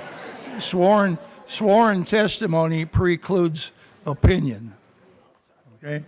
I've heard a lot of opinions here today, and you're all welcome to express them. And we haven't tried to fight back on anything that we've heard that was not exactly accurate. But I'm okay with this. If you want to go this way, I think we want everybody to speak. Okay. And that includes me. I have something to say here today too, and we're going to have to listen to it. All right. So we've got a motion on the floor to. Did we have a second? To suspend public comment at this point, go on to the payables and budget transfers, and then we'll go on to the moratorium. Correct? Yes, sir. Then we'll resume public comment after the moratorium. And then we'll have public comment after the sworn ceremony. Judge, just one clarification. We do have a proposed resolution to suspend county maintenance of private roads within the Oregon Creek Farm subdivision, so. Right, well, that would come after the moratorium. Okay. Well, I mean, that would, right? and I want to be clear, because that's not the way I understood the magistrate's motion. The magistrate is then suggesting that we would pick up public comment again after, and I apologize, after C, before D. And then we'll move back into the regular part of the agenda. Yes, sir. Well, you're not suspending anything. Suspending means to cease it. Then it stops. No, that's. I think Suspension in school. I believe all we're doing here is Still come moving back the- to school. Moving You the still get to public. come back to school. When the suspension's over? Sure. I know you've been suspended from school before, Bob. I Don't tell me believe- you've not been suspended from school. Oh, there you go. Back? I believe all we're doing here is moving the people who do not want to be sworn in during the during the reaction to the moratorium discussion to be after the moratorium. Is that about right? We're taking those people now and moving them down If there's somewhat. somebody here who wants to speak that doesn't want to do it on the record, then we'll let them speak right now before we do this. But I think most people are going to be okay with being on the record. Okay, all right, fine. All right, we have a motion and a second. All in favor, please say aye. Aye. All right. Opposed. Motion passes, I guess 7-2. Okay. All right, so before, I'll go on with the payables now. All right, is there a motion to pay the bills? Judge, I'll make the motion that we pay the payables. I'll second that. Any questions there? All in favor, please say aye. Aye. All right, motion carries. Budget transfers. Judge, the budget transfers came before the Finance Committee. We had a special call meeting today, and the budget transfers, they also passed. And that budget transfer amount is 587,307. Thank you, sir. One more time, 587. 307. 7. I make a motion, we do the budget transfers of 587,307. All right. All right. Second. Is there a second on that? Second. All in favor, please say aye. Aye. Anyone opposed? Motion carries. All right, since we're going to move on to the moratorium, I had a few things to say at the end of the public comment, and so I'm going to address those now. And I hope you'll bear with me. At the last meeting of the fiscal court, I said there were many misstatements, some controversy, accusations, and circulation because the company has attempted to build a data center in Oldham County. I said that the discussion that was really going on, it's where discussion is good, but there's a certain amount of unworthy discussion that is not really cognizant in my mind with Oldham County. Nothing since then has really changed what happened 2 weeks ago. I'd like to read some mail and some comments here. A letter from a lady addressed to everyone at fiscal court said that she loved getting out of Louisville after work and driving into the cleaner air in Oldham County. She's afraid of carbon monoxide that may be radiating out of the Commerce Parkway area as far as 68 miles away and will likely have to move her home. Her letter mentions articles that have been published and wonders why public officials are still uninformed about the danger. She wants reconsideration for the terrible injustice about to be inflicted on the community and asks that why we aren't looking for clean, non-polluting companies which would employ local citizens. Many of the signs that have been put out here by our friends and neighbors here in this room today refer to the Chamber of Commerce slogan, "Quietly Amazing." A lady named Margie Dahl said she liked the old phrase, "Oldham County, we've got it all." Margie said emotions are running high and people are scared and angry, and those in opposition have grown in number as charges of collusion, misrepresentation, deception, and incompetence are stated. Some people feel as though the project is being pushed on everyone in an authoritarian manner and will subsequently lessen the quality of our lives. She said more money for schools and better infrastructure will not make up for a fouled environment. A letter from Tim and Chris asks several questions. If we're going to sell out our natural resources to the highest bidder, do we really need this kind of business in our county? Are we that desperate for tax dollars? As a county, can we afford to be more selective about the kind of businesses and kind of people we work with? How can we let this happen? Tim and Chris say it's not too late to assess the situation and pull the plug.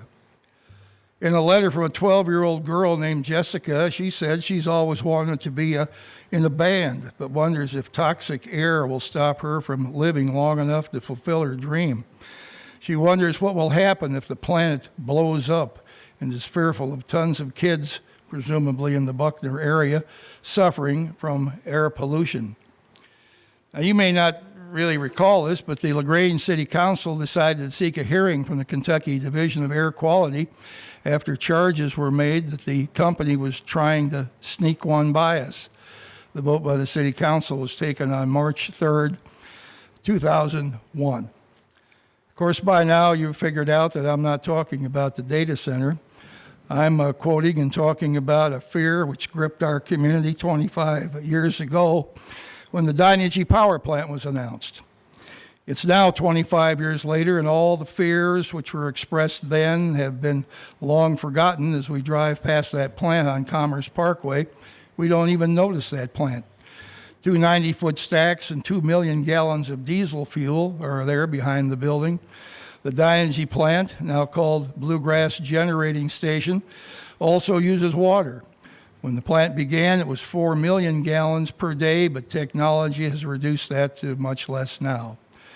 The plant never did sound like engines roaring as we were promised, and the amount of particulate matter coming from the plant has been well within the acceptable standards the entire time. It has not impacted any of the students in Buckner, nor has it ruined the county.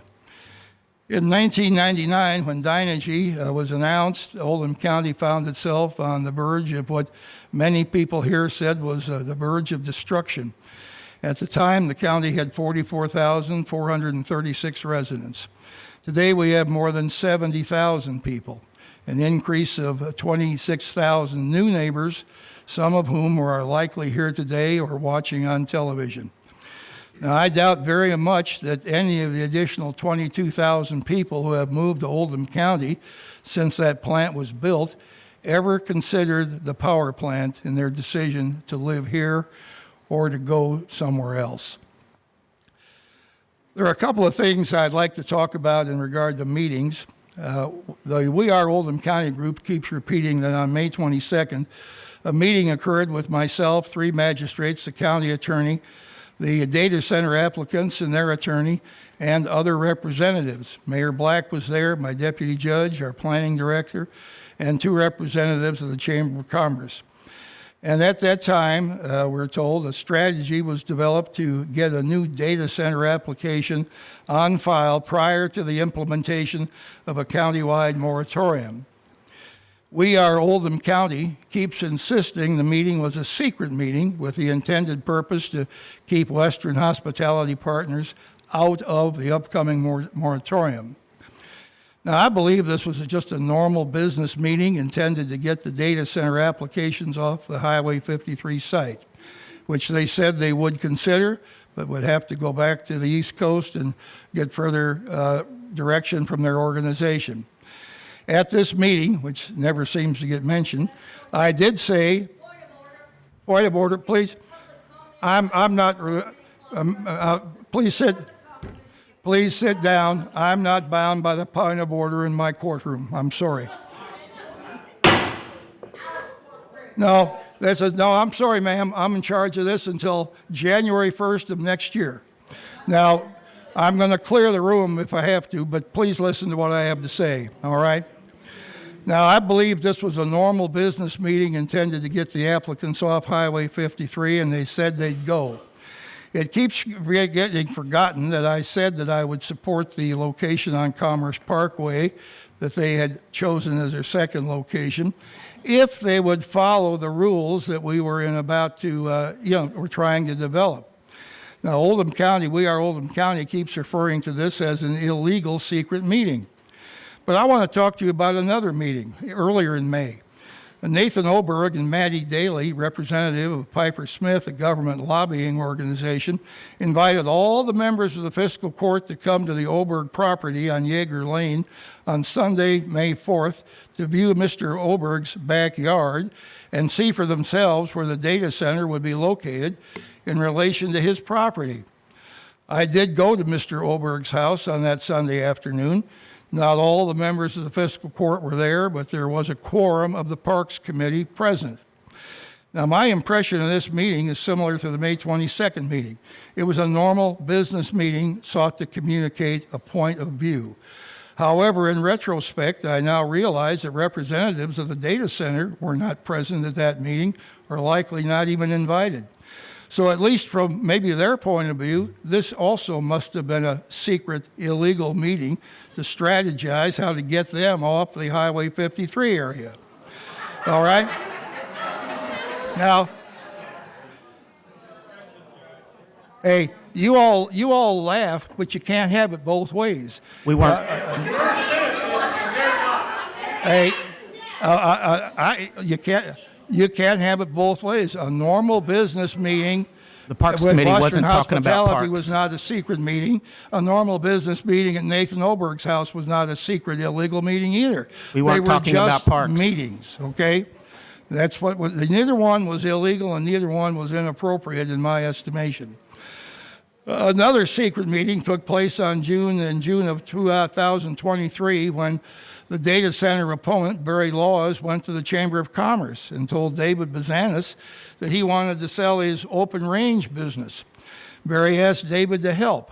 Barry had a request similar to the request made by many businesses that come to this county.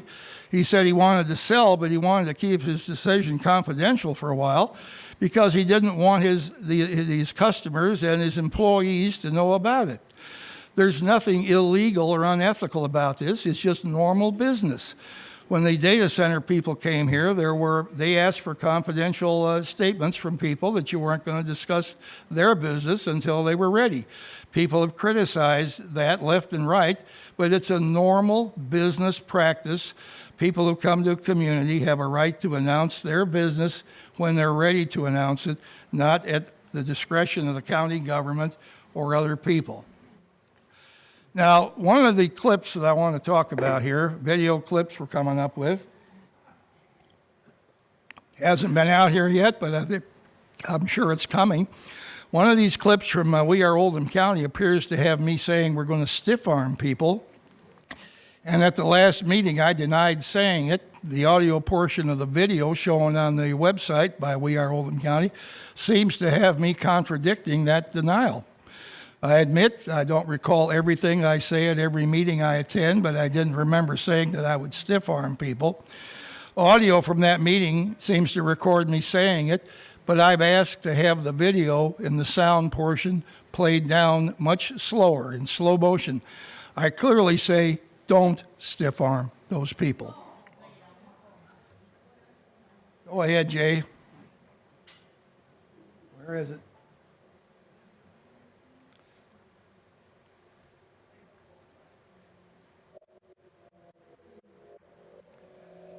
You just can't get people to do things right. Jay, are you going to play it?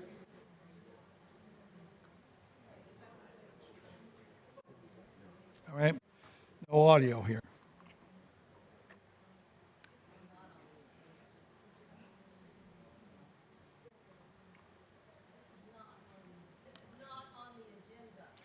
It's all right. Don't worry about it.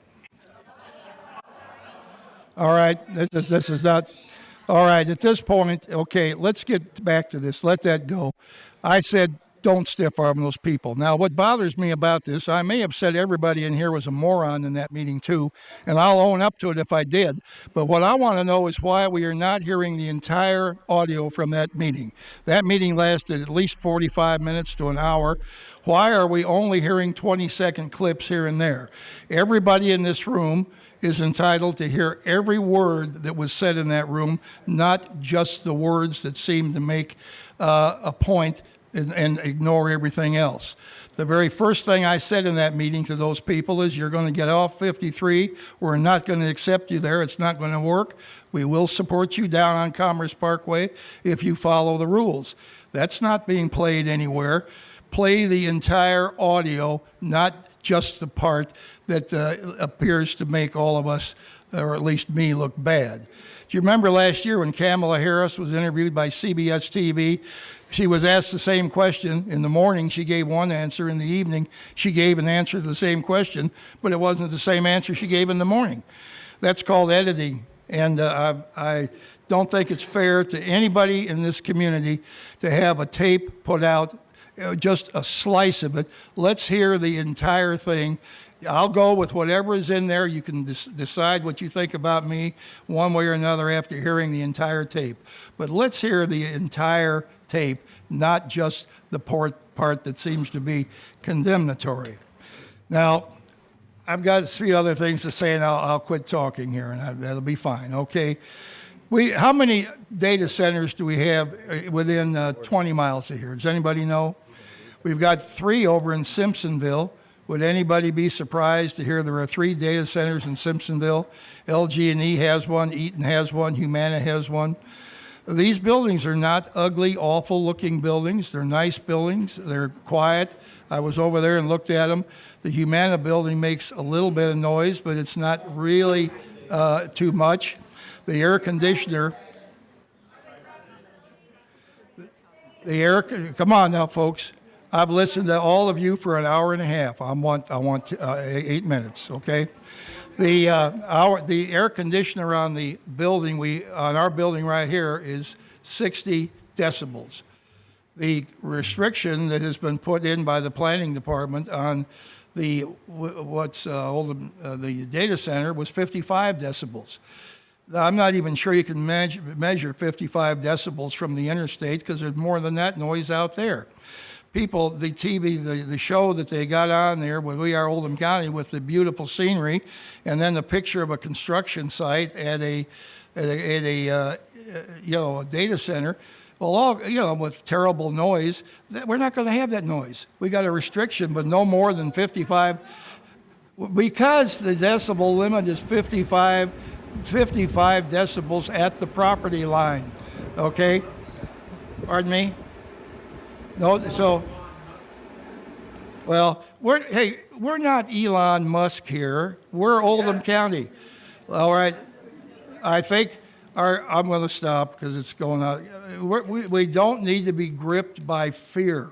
People come up here and talk about, we don't want these strangers coming into our community. If we just depend on people in our community to start businesses, we're going to wait a long time, okay? Because you have to depend on other people. We've got some things coming from Oldham Reserve. None of them are Oldham County people starting businesses out there. They're coming from elsewhere, but they're going to employ us, they're going to serve us, they're going to pay taxes in our community. I've never said that I was 100% for a data center. I said, let's look at it very carefully and see if it fits. But we've gotten so far out to condemn all the worst things that have been found about these places everywhere and telescoped it into one fear thing about Oldham County, that we're gripped with fear. We don't have to be fearful. We can do this and do it right. We are not selling out to these people. I've heard remarks about Western hospitality here being so smart, manipulating us. I've talked to these people. You're giving them a lot more credit than they deserve about what you think they can do here, you know. So anyway, all right. So I'll let it go here. I might have had one more, thing I wanted. I want to talk about the light pollution. I've heard about light. We have a 525,000 square foot building down in Buckner. When it was built, it was put on a place where it was a soccer field, okay? A lot of people went crazy when that soccer field came out, and they were going to put this big food warehouse down there. All the lighting is down lighting. It's a 500,000 square foot warehouse. There is no deconstruction plan for that warehouse or any other large building in Oldham County. So if we need them, maybe we do. I heard about Dayton, Ohio here today. I'm sorry what's happened up there. But the downlighting, people live in the area. The people across the street were very upset. I know for a fact that at least some of the houses down there have increased more than $100,000 in value since that big warehouse went in. So in the warehouse, by the way, pays $286,000 a year in property taxes. So let's work together, but let's not all condemn each other for trying to examine an idea. I understand what everybody here is saying, and I don't want this county wrecked either. I love it here. But we're trying if this place can work with a small outfit, I don't think it's going to ruin our county. You know, it's just okay. What's that? What? Okay, let it go. It's all. I don't have any more. Our little plan here to show pictures that coordinated with some of what I was saying didn't work, but that's just the way live meetings go. So. But anyway, thank you for listening to me. I've got my, but I do think that only fair to all of us, not just to us here, but all of us, that everybody in the community hear every word that was said in that May 22nd meeting. You can hear it. We didn't go in there to strategize how they could beat the moratorium. Our goal was to get them off 53, and we were successful in that regard. Their second choice was Commerce Parkway, so I don't think it's unusual that they'd jump right to that because that was the only other place they had to go if they stayed here.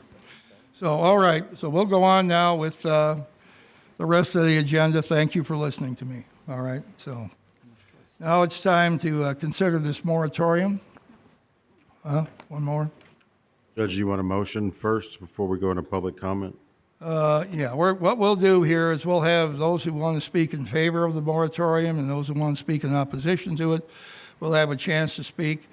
Let me say, let's say with everybody who would like to speak, you have to be sworn in, okay? So would you please stand to be sworn in?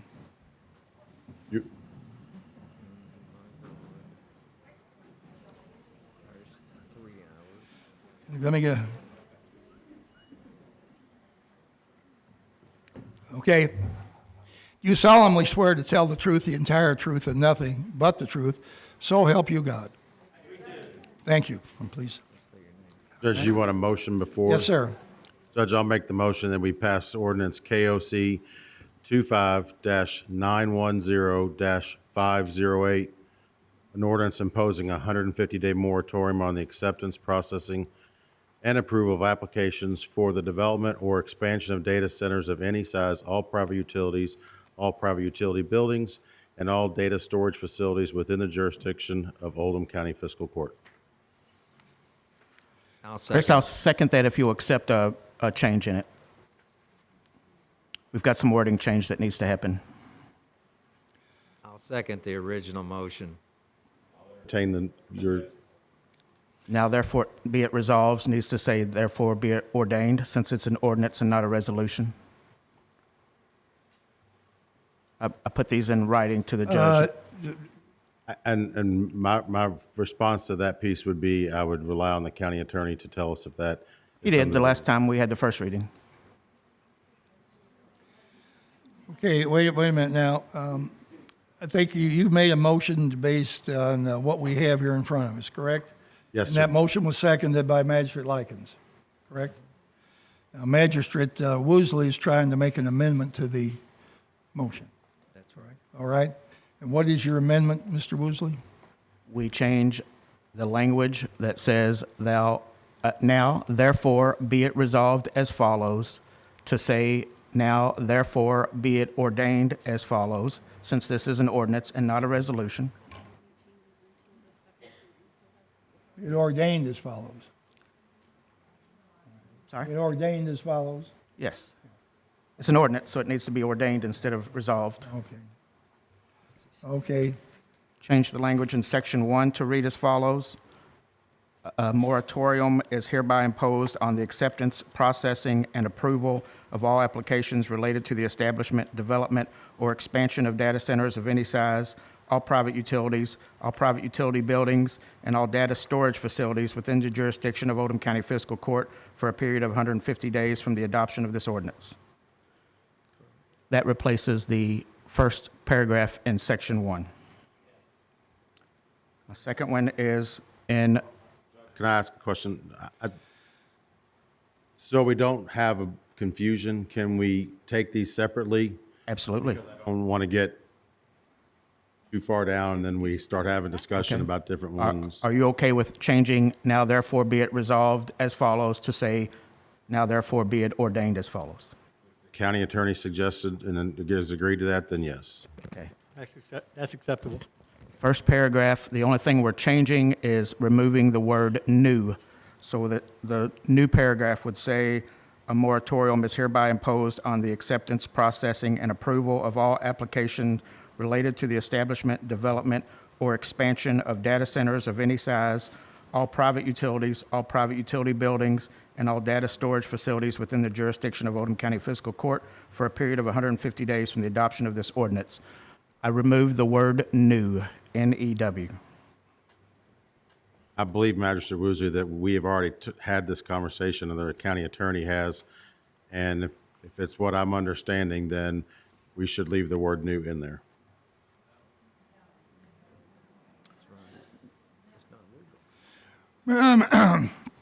Mr. Baxter, would you like to, I think the question here, are we going to impose this on everybody or everybody other than Western Hospitality?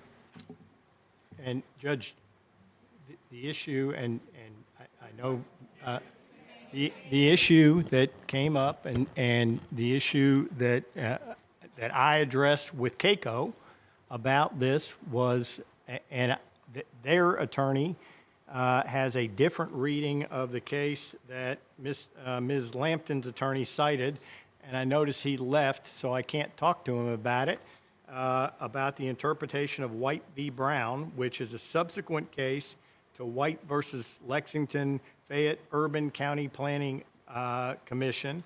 And the opinion that I got from Keiko on this was that the moratorium cannot apply to existing applications. That was what Keiko told me.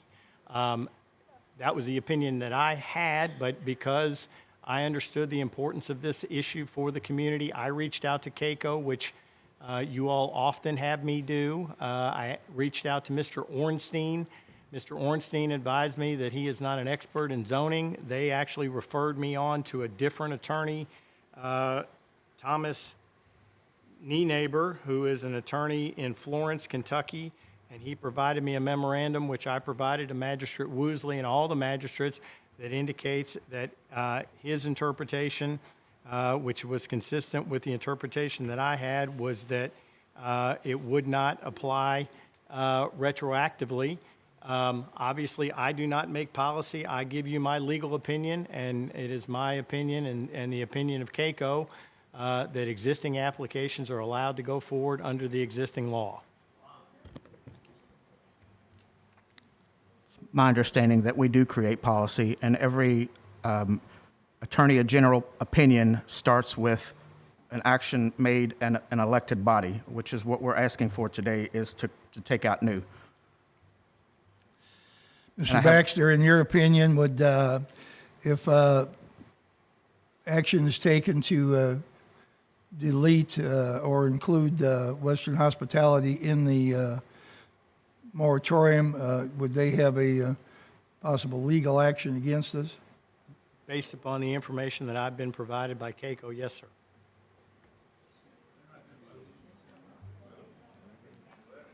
We're not causing them any harm. We're asking for a 150-day moratorium. When we started this conversation on April 1st, we're now 88 days past that point, so we were already halfway past what the moratorium would have started if we would have done this originally back then. So there's no harm to anybody, and if they were wanting to be a good neighbor, they would let us do our due diligence and put in proper regulations instead of starting steamrolling.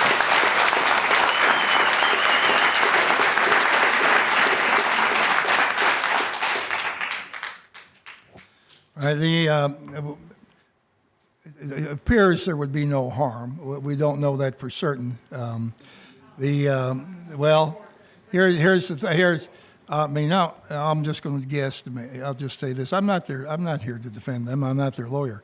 But the way I heard it is that there's these different people apply for power service from LG&E, and they do a study, and then they give you so much time to execute your power agreement. So if you say, well, we're going to do this for you, but if you don't have it done in 6 months, we're passing on you, and the next guy was on the list. He gets what he wants, and maybe you don't get what you want. I don't know that for certain, but I think that's a possible concern.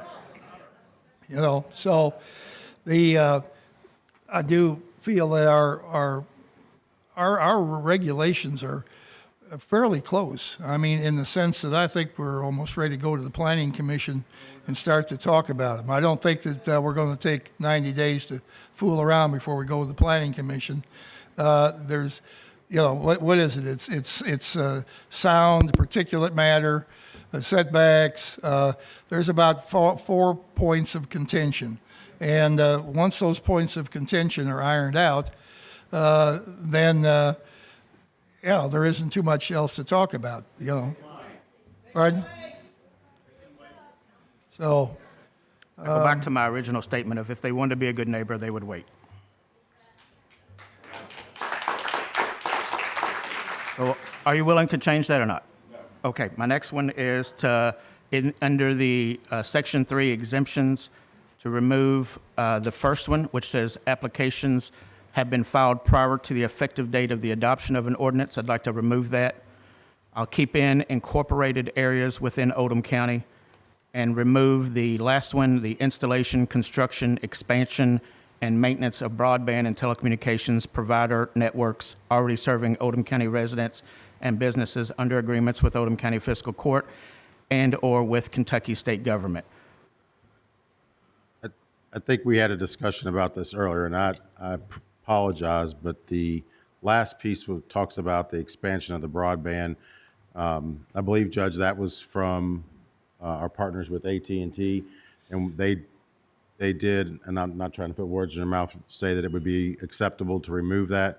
So I would be in favor of removing the paragraph that starts with the installation, construction, and ends with serving their Oldham County customers. Right, AT&T just asked to have that included because they thought, they didn't want anything to impact their normal business, but given the fact that it's an item of, causing some consternation, they said they had no problem with taking it out. They just, You need a second on that? I don't have a second on that. I'm sorry. I do not have a second on I will that. second that. What about the line applications that have been filed prior to the effective date of the adoption of an ordinance? I believe in a conversation with Mr. Baxter that goes back to the part where we talked about the new earlier, and I think that those are one and the same, and I would ask Mr. Baxter to opine. I think it's the same issue. I mean, again, I don't make policy. I'm just telling you what the law is. So if we have one to file between now and when the ordinance takes effect, it's on you guys. We're not aware of anyone, oh no, well, why do people laugh? I mean, you know something I don't, you know something I don't? If you have, tell me. Who's that? Oh no, those are requests for powers, I've already talked to them about that. That's, we've got one organization that's looked at Oldham Reserve. They have not signed any kind of paperwork. There's not. Judge, we've got our the senior Prospect, planner there isn't here. going to be anything in Prospect. We have our senior planner here. Maybe we could ask her if they're Okay, come up here. I mean, Hi, Anna Bard, Senior Planner. We have not received any new applications other than the one that everyone's aware of on Commerce Parkway and DW Griffith with WHP. That's been posted on our website. We have not received any new applications. They would have to do a pre-application with us, and our director is out of town right now, so they can't do that. There's no possible way of accepting any new applications before this moratorium is, assuming it's passed today, is passed. So just to make that completely clear by everybody. Do you have pre-applications that you're working We on? do not have any pre-applications right now for any kind of data center or private utility or any of those things. Ms. Barge, For those people that came in and requested with LG&E anything, would you have information on that? Who they might be? did you get sworn in before we started this meeting? There was a map put out on, I don't mind swearing in if y'all would like me to swear There were in. like 7 of them on there. 2 of them had to do with the 53 and the Commerce Parkway projects. The other 2 were, over in what do you call it, Brownsboro. And then there were 2 that didn't know about, but they were all, they judged these based on suspects, prospects, short-term, long-term. They were requests for power studies. And in other words, can you get this power to us if we try to execute this deal later? It doesn't mean that anything's going to come to fruition. It was a request for a study. And it's not to say other people won't try to come here. I'm not saying that, but Then we should include it. Pardon? Then we should include it. Not to say somebody might come here. What you were getting ready to say is the reason why we should include this in this moratorium. Well, in other words, I'm going with, and we've got a 150-day moratorium. No one can get anything slipped in here between now and the next half hour. Anna, Judge, will you may swear I, Anna in, may I please? finish my question with Anna? Wait a minute, Stephanie. Any idea if She needs to be sworn in. LG&E has, She needs to be sworn in. would you have any other idea if who has applied with LG&E? Would that have even come to your office? Are you want I'll to swear. swear I to don't tell mind. the truth, nothing but the truth, so help you God? I do. Okay, thank you. Go ahead. So can you repeat your question? Everyone was Sure. yelling when you were trying to talk. Sure. Would you have any indication if anybody had requested any information from LG&E? Would that have come through your office? That doesn't come through our Okay. office. That just, and I just wasn't LG&E, sure. I think, keeps things close to their chest or vest, whatever the term is. Yeah. Okay. I just wasn't sure if you would be aware of any of that going on. Okay. Yeah, no. Or who that would be is what I was wondering. No one has approached our office that I know of, or no one's applied to for a pre-app for any kind of data center, other than, WHP, of course. Thank you. Right. I have a question for him, Judge. Were you aware of the current application that was filed before it was filed? No. Well, I heard rumors in the community. Everyone but WHP was telling us that Commerce Parkway, there was some kind of contract. I heard they got death threats. The property owner got death threats. That's not what I'm asking. I'm asking if you were aware of when they were going to apply for Commerce Parkway before they did it. No, I only knew when Clifford they were going to Ashburner withdraw walked. from 53 before they did it. No, we heard rumors, but not anything from WHP. So other people like We Are Oldham County were telling us, but we did not have that information until Clifford Ashburner walked in the office and submitted the application and the withdrawal at the same time, which is what we have posted on the website. Thank you. You're welcome.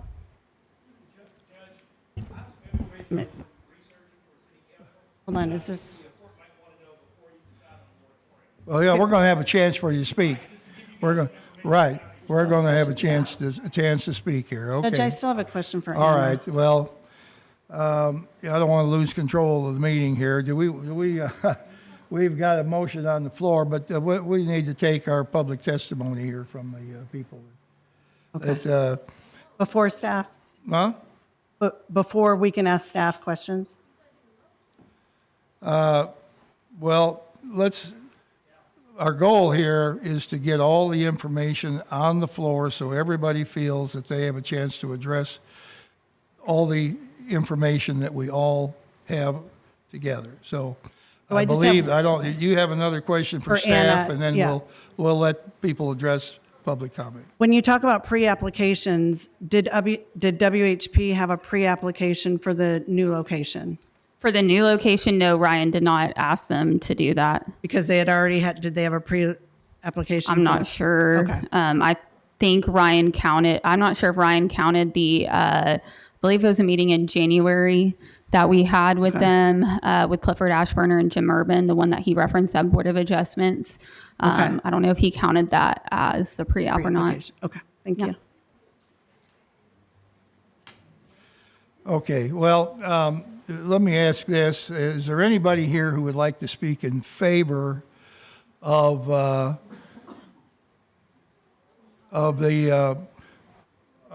pardon? Well, I'm going to assume that most people here are in favor of the moratorium. I won't say 100%, but I'd say 98% for sure. But is there anybody here that wants to speak in favor of not, how would it be, of going forward with the moratorium as presented right now, which would allow Western Hospitality not to be part of the moratorium? Did I say that correctly? As it stands now, our county attorney is telling us that the moratorium language does not include Western Hospitality. It includes because their application was in before this moratorium is being voted on today. Magistrate Woosley is wanting to change that to include them in the moratorium, but I don't believe that the motion maker, as Magistrate Hounds, has agreed to do that. So we have to have we'll have to have a vote to amend the original motion, I believe. Am I correct on that? I will change the motion, or whatever direction you want to go. The change that Magistrate Woosley suggested, because it's a ordinance and not a resolution. The change to the AT&T language, removing that language from the original document. My motion would be to pass the moratorium as written with those two changes. And I would agree as the second of the motion. Hey, what were those two Wait, changes? I think, hold on a minute. We're getting ahead of ourselves. We have a motion on the table. We had the two amendments that were agreed to.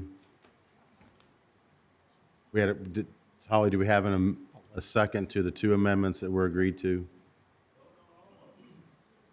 Wait a minute. Holly, he's Holly? asking you, do you have the two amendments that were agreed to? Were amended. Yes, I've written down what you've asked, is that the word be changed to ordained, and that the Approve the last bullet point regarding the AT&T language. Judge, just a point of order. I have lichens as the second. Judge? Yes, sir. Just a point of order. My understanding of this is a public hearing, correct? Yes, So what's being considered is Magistrate Hounds's, he wants to include, have the first one that was discussed by Magistrate Woosley and the third one to remove the language from AT&T. He didn't agree to accept the new language in the center, the second one of his motion. So the public hearing, I would think, and this might be a question for our attorney, needs to move forward, and then, because we're not going to vote on these until after the public hearing, correct? Correct. So I just, I think we just need to be, that we parliamentary procedure-wise, that we follow the right procedure. All right, I'm trying, and okay, I did ask if there's anybody who is in favor of speaking to the If they're want to amendment speak to the against. ordinance as presented with the word ordained substituted for resolved, and to discontinue the AT&T exception here, but going forward with the exception for Western Hospitality and not changing the word new. It's a little complicated here, so is there anybody here who wants to speak, let's say, in opposition to doing anything with an ordinance. Let's put it that way. Okay, we'll close that. And is there anybody here now, those who wanted to speak in favor of the ordinance as presented? Okay, Jason, come on up here. You want to, you've got something you want to present, so. Pardon? Well, I don't know. We're kind of messed up on who's speaking where. Thank you, and I Okay. apologize. I didn't plan on speaking today, so excuse my resort casual appearance. I did do some research, though, for the city. An address. I'm sorry. Yeah. Did you swear Name in? and address. Yeah, I did earlier. I did swear in earlier. Yeah, you swore in. Jason Kinzer, 119 West Main Street. Woo! I think most of you know. But yes. So some of the information that I and others researched when we were looking at this ordinance. One of them, and I wanted to, I'm not an attorney, but anything I can do to assist us in making correct decisions. 2002 Supreme Court decision, which shifted landowner and government expectations regarding temporary regulatory takings.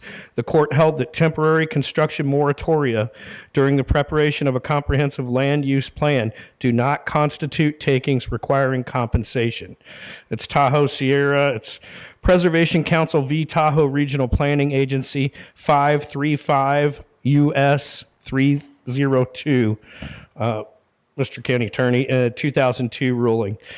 So basically what that means is even if there's already something in process, from my understanding, and again, I'm not an attorney, but Barry's looking into it now. So this gives you the right to be able to do it and not worry about getting sued. It does not constitute a taking, is basically what the Supreme Court said is my understanding of that. And I'm sure Barry's going to look at too. But I just wanted to give you guys that information that even if something's already in the works, you can stop it dead in its tracks and not worry about getting sued. So I want to make sure that all of you all had that information. And I know a lot of other people are waiting, so I'll yield the rest of my time, but thank you very much. Okay, now you can call the next name. I can't read the first name. Last name is Rice on 4th Avenue. First name starts, I think, with a D. D. Rice. Nobody? Okay. Pamela Miller. Pamela Miller, Chadwick. Okay. Can't read the first name. Last name, Patton Rebel Ridge. Can you just confirm your first name for me? Megan Patton, Megan. 2750 Rebel Ridge Road. I also thought I was just signing in attendance, so I'm sort of off the cuff on here. One thing I wanted to say, based on what I heard you say, Judge Executive, was when you were talking about that it was okay in the meeting that you were trying to get them off the 53 property and saying you would support them as long as they followed the rules on the other property. That's the kind of statement I would expect to hear from a Chamber of Commerce, supporting new development as long as they follow the rules. Everybody assumes you're going to, if you're looking to get that business in. What I would expect to hear from a body like this is we will consider approving this if you follow the rules, not that we will support it.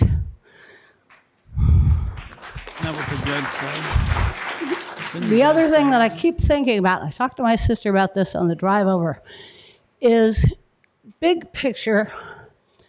I can't believe that while the vast majority of people believe in climate change, notwithstanding maybe some of the policies of current administrations, and the world is worried about global warming, and we're all seeing massive, horrible weather patterns as a result of this, that we would consider any type of business that's going to draw the power for 20 times the number of households that currently exist in this county. This power has to get produced if we approve these things, whether LG&E says they can produce it right now or not. And we're looking at a world that is desperately trying to reduce the use of fossil fuels, reduce the use of possibly unsafe nuclear power, reduce power usage to keep the world alive as we know it. So that's the part of this picture that just blows me away, that we want to put anything in that's going to, what, cryptocurrency mine? You know, that's not public utility. Or AI data support, when it would appear that maybe, if you believe a Chinese company, they figured out a way to run AI for considerably less data draw than what companies in this country are currently doing. But it just blows my mind that we're talking about that kind of power usage that dwarfs the population 20 times, literally 20 times. We have 23,000 households, and this is going to use enough power to, what, support 430,000 households? That's the phrase I heard before. That's where I remain just blown. Thank you.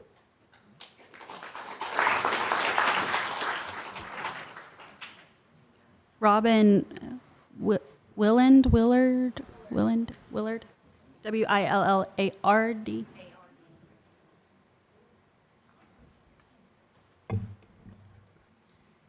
Robin Willard, 2717 Thompson Road, LaGrange.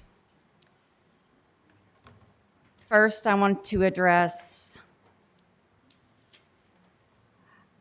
I'm in support of the moratorium with no exemptions and no carve-outs for WHP for health, safety, and the well-being of our Oldham County. This is our community, this is our home, this is our Oldham County. I want to point out, I do like the idea of the task force, which made me think, why haven't you all already put a task force on it for these months that we've been trying to figure out what a data center is? So I am an Oldham County resident, 50 plus years. I have family that is going 6 generations deep on farmland. The same farm is 4 generations deep. So this is what we like. We have our farmlands. We don't want heavy industry here, which is what a hyper data center is. It's too large. It's not what we want. It's not what we all came here for. I know we've all got to grow, but there's the right way to do it. We didn't ask for them to come here, and they're not welcome. They haven't played nice from the start. And the meeting was not 45 minutes on May 22nd. How long was it? 2 hours. Do you have the tape? I am in possession of a whole one, but I don't have a tape on me. Everybody in this room is entitled to hear every word In that due was said time. in that tape. In due time, No, someone will give it to Not in you. due time. I put it out now. Let's all hear it. We have nothing to hide here. Nothing to hide here. So as being a resident of Oldham County for 50 plus years, I can say I am disappointed in several of these elected officials. I'm embarrassed for Oldham County.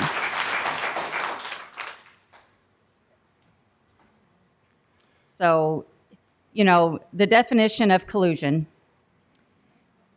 in local government and development context, a secret or undisclosed agreement between private entities such as developers or corporations and public officials to bypass or manipulate established laws, regulations, or procedures such as zoning or permitting processes in order to secure favorable outcome for one party, often at the expense of transparency, public input, or governance. Strategizing or giving marching orders is a collusion. The May 22nd meeting indicated there was a way to circumvent the system. When can we expect that to be available for everybody to hear? I'm not going to give you a date because I'm not in possession of a hard copy of it. So there will be other people that in due time, it will all come out full. Now is the time. This is the place, and now is the time. So once again, I'm in support of a moratorium with no exemptions, no carve-outs for WHP, for the health and safety and well-being of our county. This is our county. We've got a pretty good input. In all due transparency, I hit the wrong button and reset your time, and your time is now up. But if you need more, I'll make a motion that will give you a couple more minutes. How does he have the time in his hand? Because nobody else down here wanted to do it, but you're more than welcome to do it, Judge, because I don't enjoy it. Holly should do it. There you go. So in the beginning, I am one of the property owners that is adjacent to the proposed 53 site. So in the beginning, it was, oh, wait a minute, this is not what this doesn't belong here. It's ag. So I have lived on that side of 53 for 12 and a half years. I've never met any of my neighbors behind me. None. So for the first time, all of us have been there for 12, 15 years. We met for the first time over a data center. And I can tell you, I am thankful for the neighbors I have. We all have the same goal when we met. And then we started digging research and digging into different things. Open records request. Oh boy, did that not open our eyes, which led to more open records request. And we're probably not done yet. So once again, I just want to say I'm disappointed in several elected officials at how this whole data center has come to be.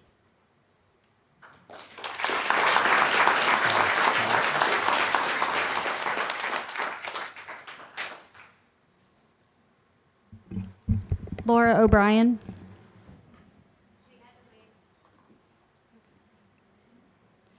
Jody Curry.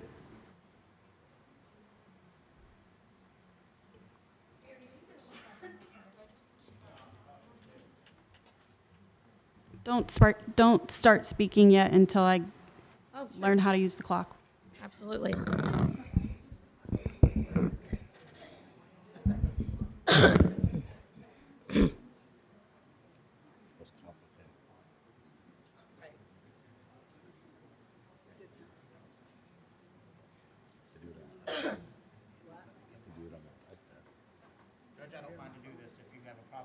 Well, I didn't know. I didn't know who was doing it. I've been doing it. Okay, since you I can got do on it. Fiscal You can Court. do it. Okay, go ahead. I don't care. Okay, I think you're ready. Okay, thank you.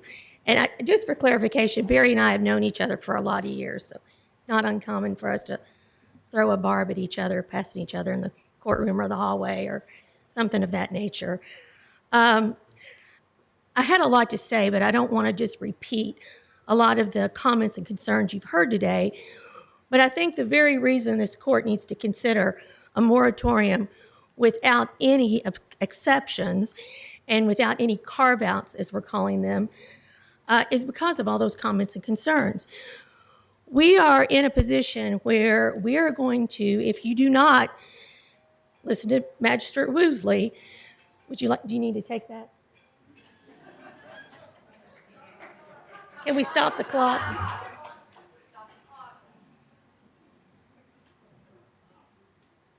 Judge Crosby would take your phone away from you.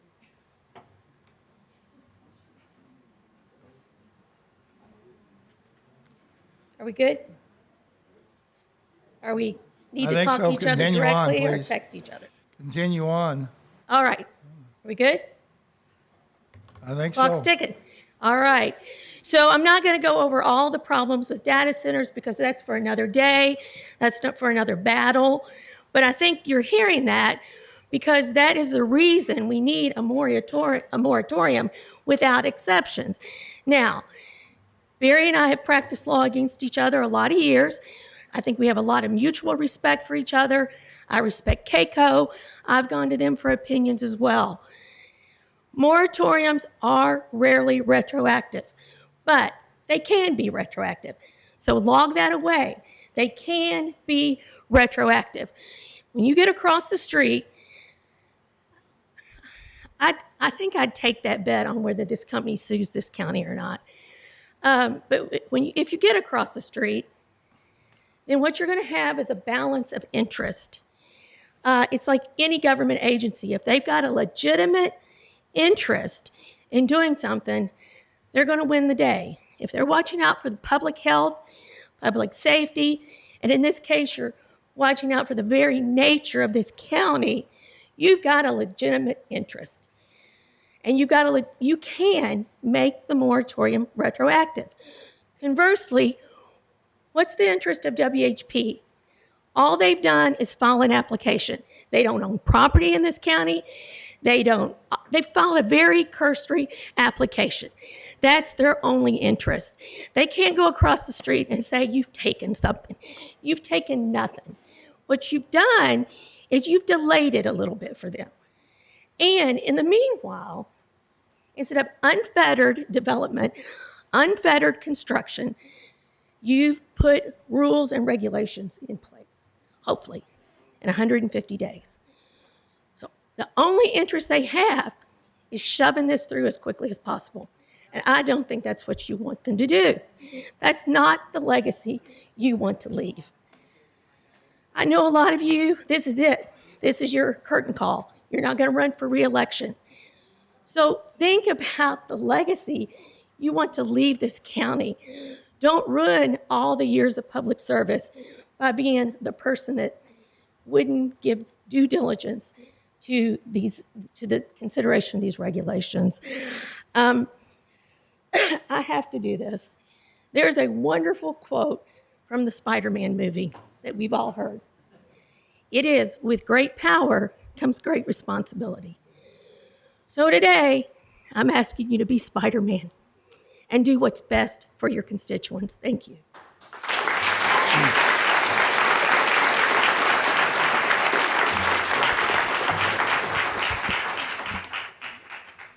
Terry Miller.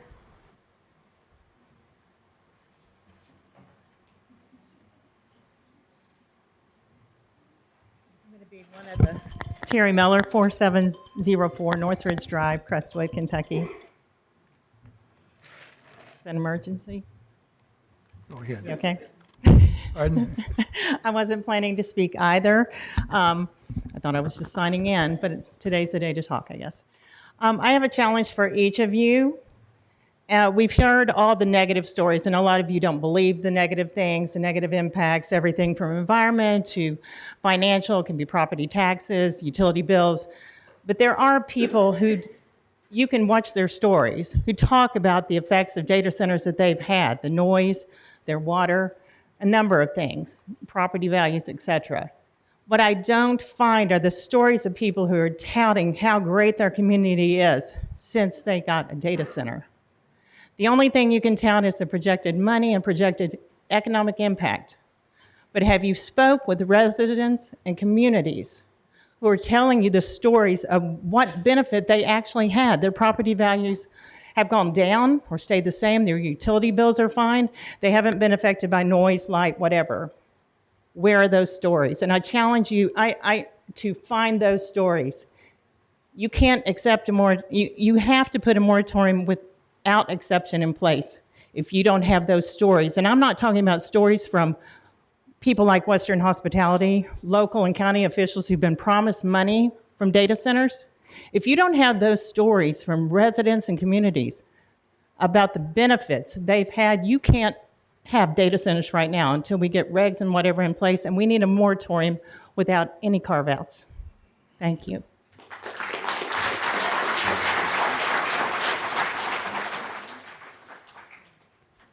Tony Karimi.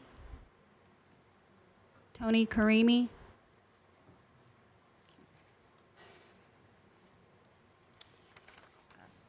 Do you want to go back to the first page of the people? Okay. Sarah Little.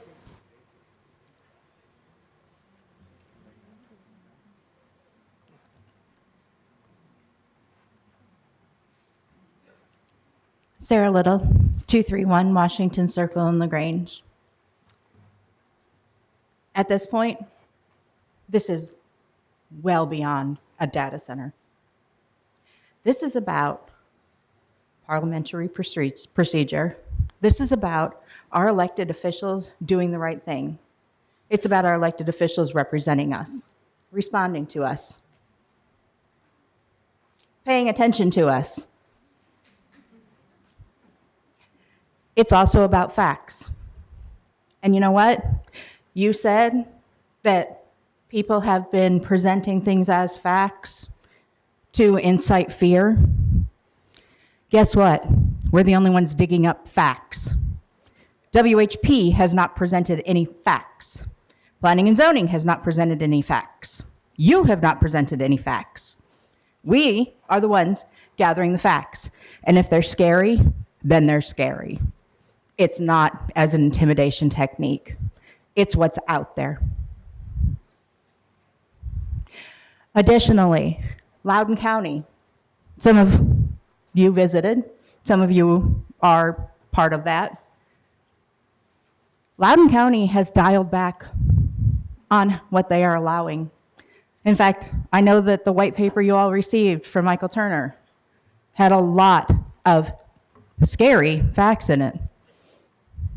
A lot of them, including the government needing to restrict citizens' power usage. It's about facts because we're the ones digging them up. It's about the safety, health, and welfare of your constituents. All of you. Whether you're paying attention or not, it's for all of you. Health, safety, and welfare.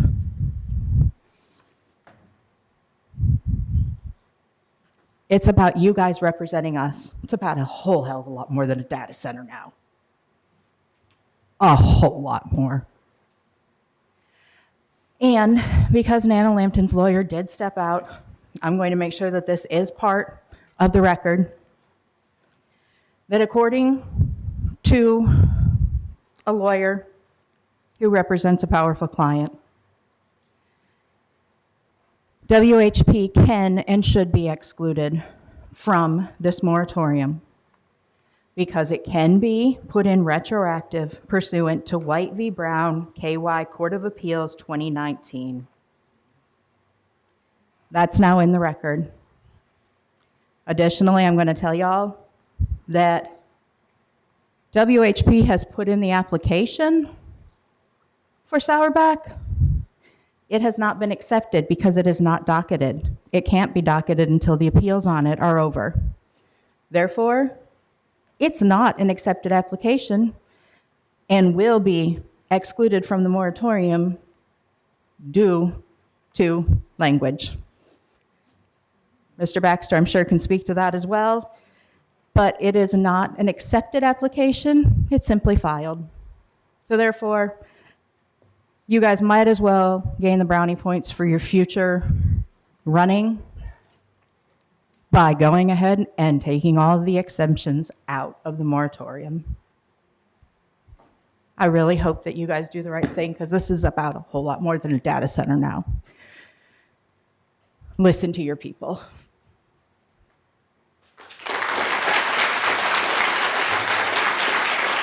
Thank you. I'm going to ask Annie Barge to address that last comment. About the acceptance versus received or filed. Yeah.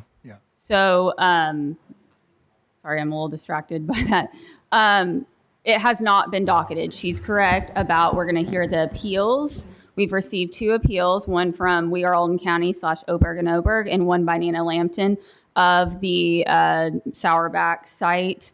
I was expecting Robert Houchins, because he said he was going to submit one, and his employee called the other day about it. So I expect 3 appeals again on the new location like we requested them to do originally. But anyway, to the point that you're asking, I don't know. I would like to defer to Barry Baxter on whether it's considered accepted or filed. I mean, we've never really discussed that in our department before. Judge, I have a point of order. Aren't we supposed to hear all of those for, all of those against, and then we can cross-examine staff at the end? Well, probably, but, I asked her up here to speak directly Okay. to And the I subject. just didn't that, want to do anything out of order. Well, we're probably all over the road on Robert's rules today anyway, so. Okay, well, all right, so they haven't been docketed, but at this point.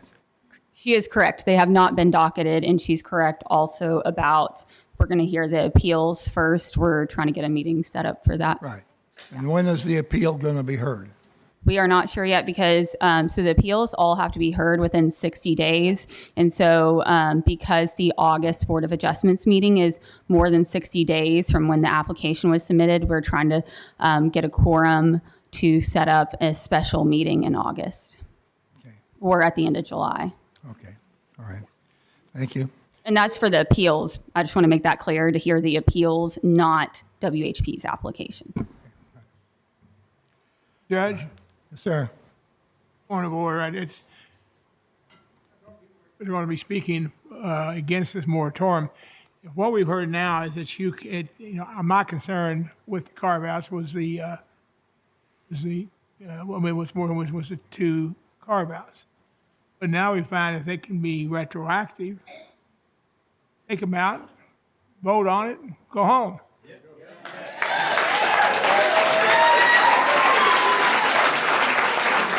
But I'm concerned about the fact that is it legal, and we're not going to end up in a court case and paying these people a lot of money. Now, I'm not an attorney. I don't know if any of you all are. I know that man down there is, and I'm going to go by what he tells me to do because I'm here to protect your tax money and the court.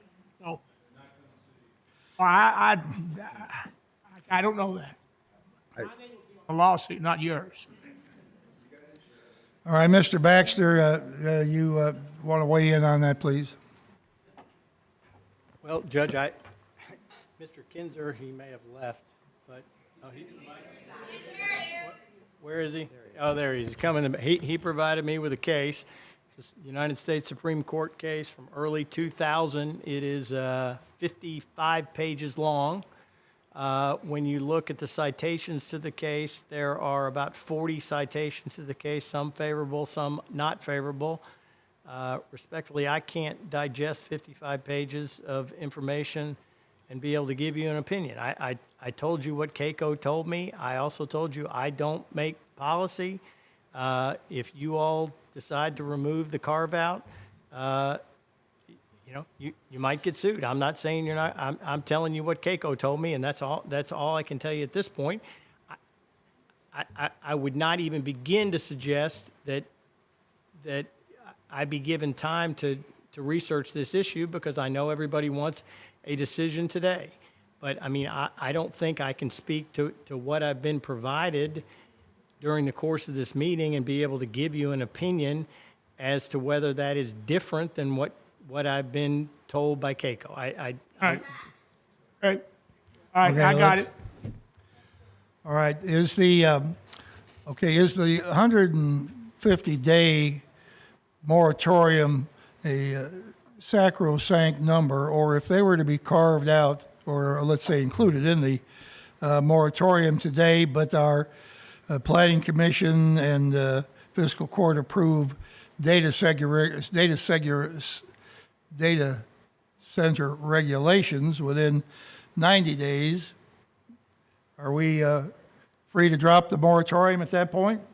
I'm not, no, sir. Why not? Why do we have to hang on after the rules have been established? If they're established and then they're passed by Fiscal Court, by the City of LaGrange, then maybe we could revisit this ordinance. But I'm not willing to lower it on this moratorium until that happens. So if you come back to me in 90 days and say, we've got it passed, fiscal court's passed it, LaGrange City Council's passed it, yeah, but I'm not going to support it in this moratorium. I'm not sure, Mr. Baxter, does LaGrange City Council have to approve the ordinance, or is it the fiscal court approves it for the non-incorporated parts of the county? Is that sufficient? I mean, Judge, you have I a- don't think we have to have Pee Wee Valley approve an ordinance that apply to the non-incorporated parts of the county, do we?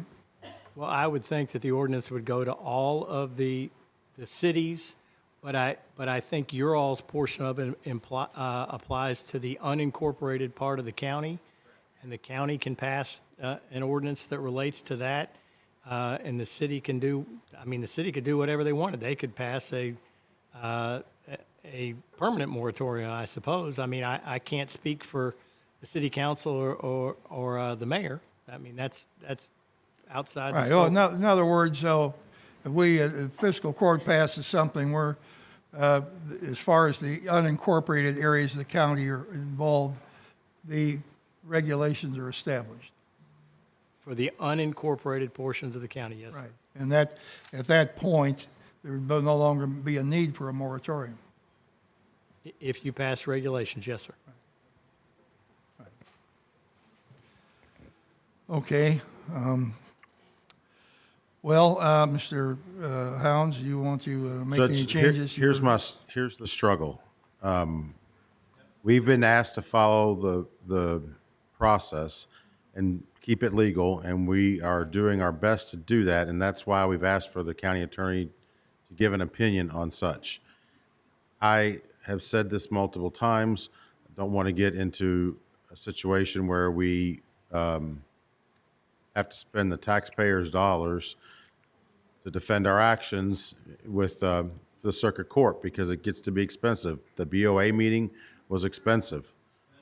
And I think that if Mr. Baxter is comfortable, then I can be comfortable. But I feel like we have to rely on our county attorney, because he's supposed to be providing us and does provide us with a legal opinion.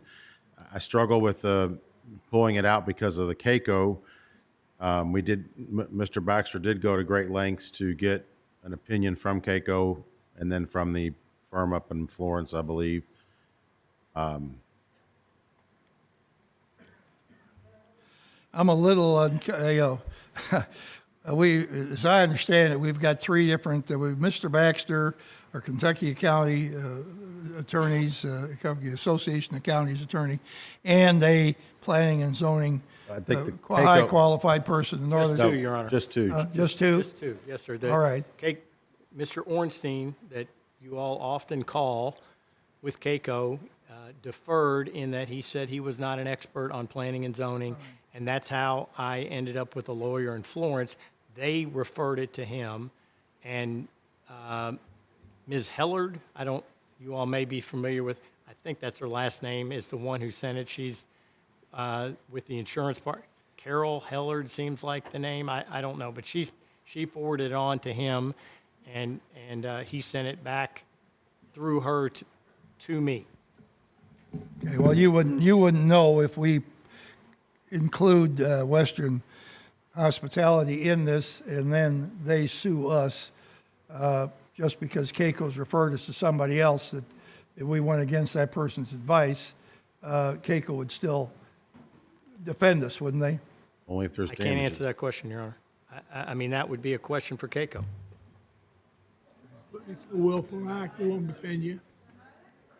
Breaking the law. Okay, well, do we have? Sure. They're an insurance. They're our insurer.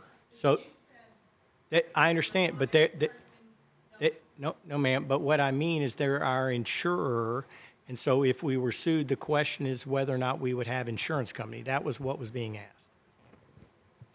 Okay, Rob, do you want to? Sure. Everybody who wants to speak will have a chance. If you know.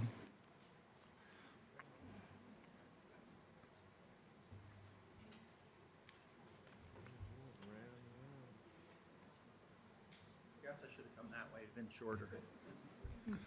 On this particular issue, I'm not trying to talk to this, but on this, at the LaGrange City Council meeting, they had their attorney there Rob, who said, sorry, really quick, Rob, hi.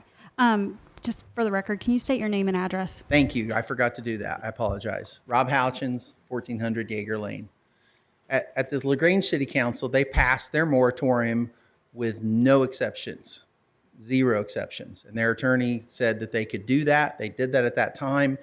And in fact, they were talking about in there about whether they would coincide it with the county. And what they decided is, as you stated earlier, that each one can do their own thing. And so they passed it and it's in place. Now that clock is already ticking. And so it's less than 150 days because that was, I don't know, a month ago. So it's already going. And I agree, Judge, with what you also said. If we put a 150-day moratorium in place and we get all the rules in place, well, there's no need for a moratorium anymore. And so then the moratorium could be withdrawn, is my understanding. But there's no risk of the LaGrange City Council because there's no application before them, correct? I can't argue with that. Okay. Next speaker. Liz Englert.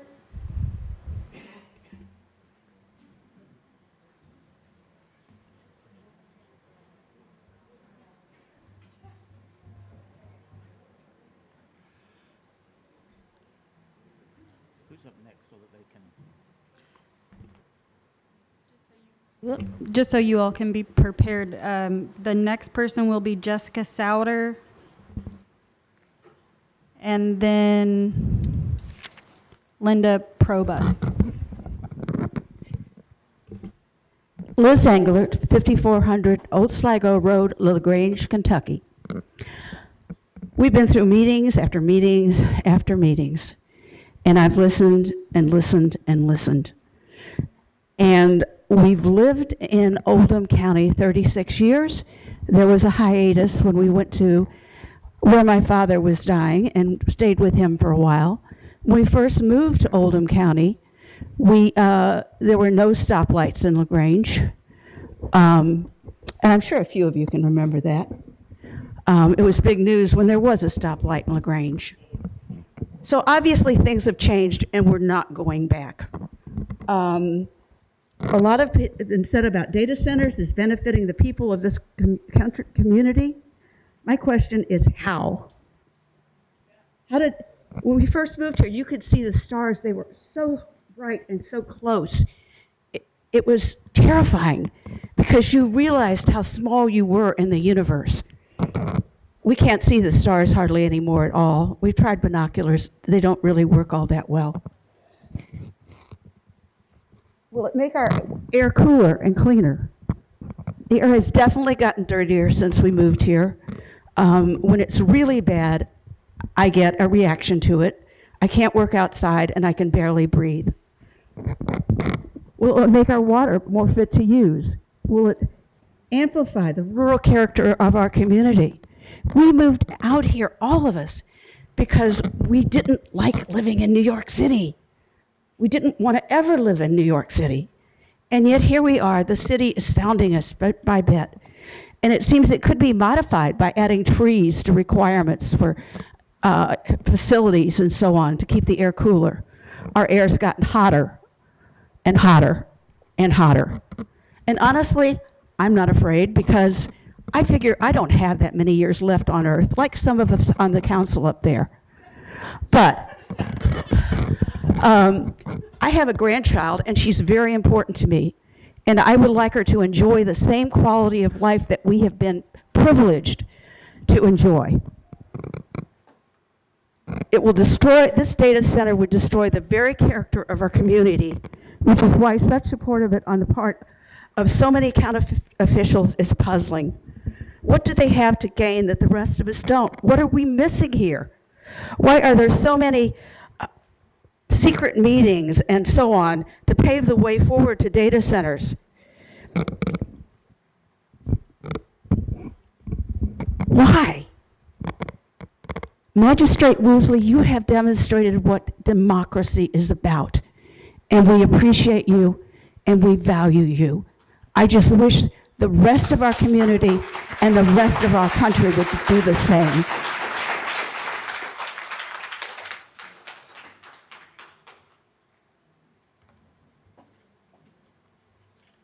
Jessica Souter.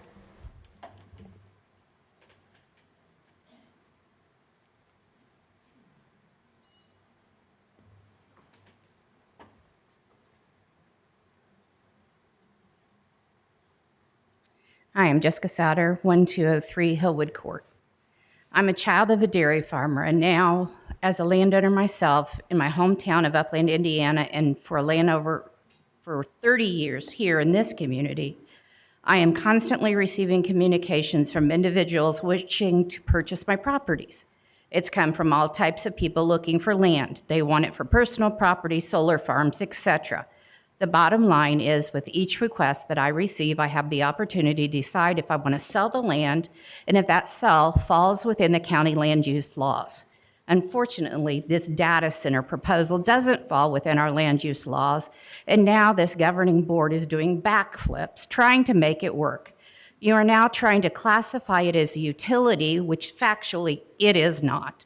Sure, data centers want to come to Oldham County because there are less regulations, and they love the rural communities.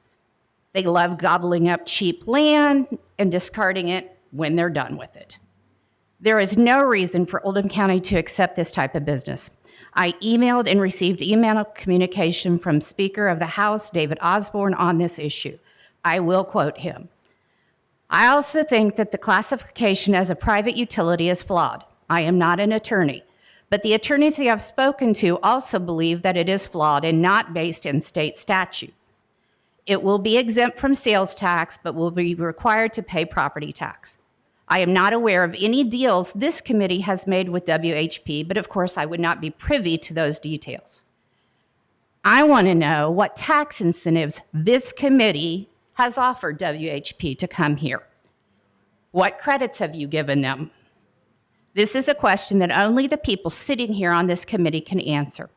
I would be glad to forward David Osborne's email to the committee if needed. To be honest, there is no amount of tax revenue that is going to make the data center less objectionable. They destroy the environment, they're noise producers, they increase utility bills for all customers. And let me stress, they already place stresses on our emergency services. We are set up as a community of homes. Therefore, our emergency services are set up for that, not for this data center.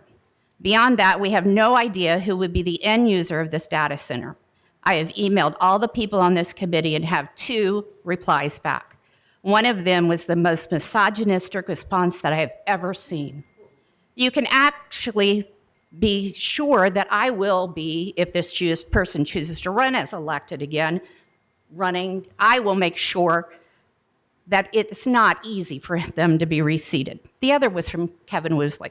Thank you for listening to your constituents and responding to them. So at this point, let me make it clear. I'm here to reiterate that I have shared with everyone on this committee what these data centers did. I provided links that you could learn more about them. I'm against locating a data center anywhere in Oldham County. I do not support the carve-outs and the moratoriums, including the one for the WHP data center. I expect the proper procedures of all Oldham County rules and regulations to be followed, and also expect transparency. Science is real, and the members of this committee need to understand the effects of data centers.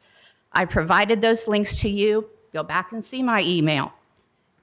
It's up to you to do the work to learn about data centers before passing anything that allows them to come to this community. I will not accept the answer later. We didn't know what they'd do to our community.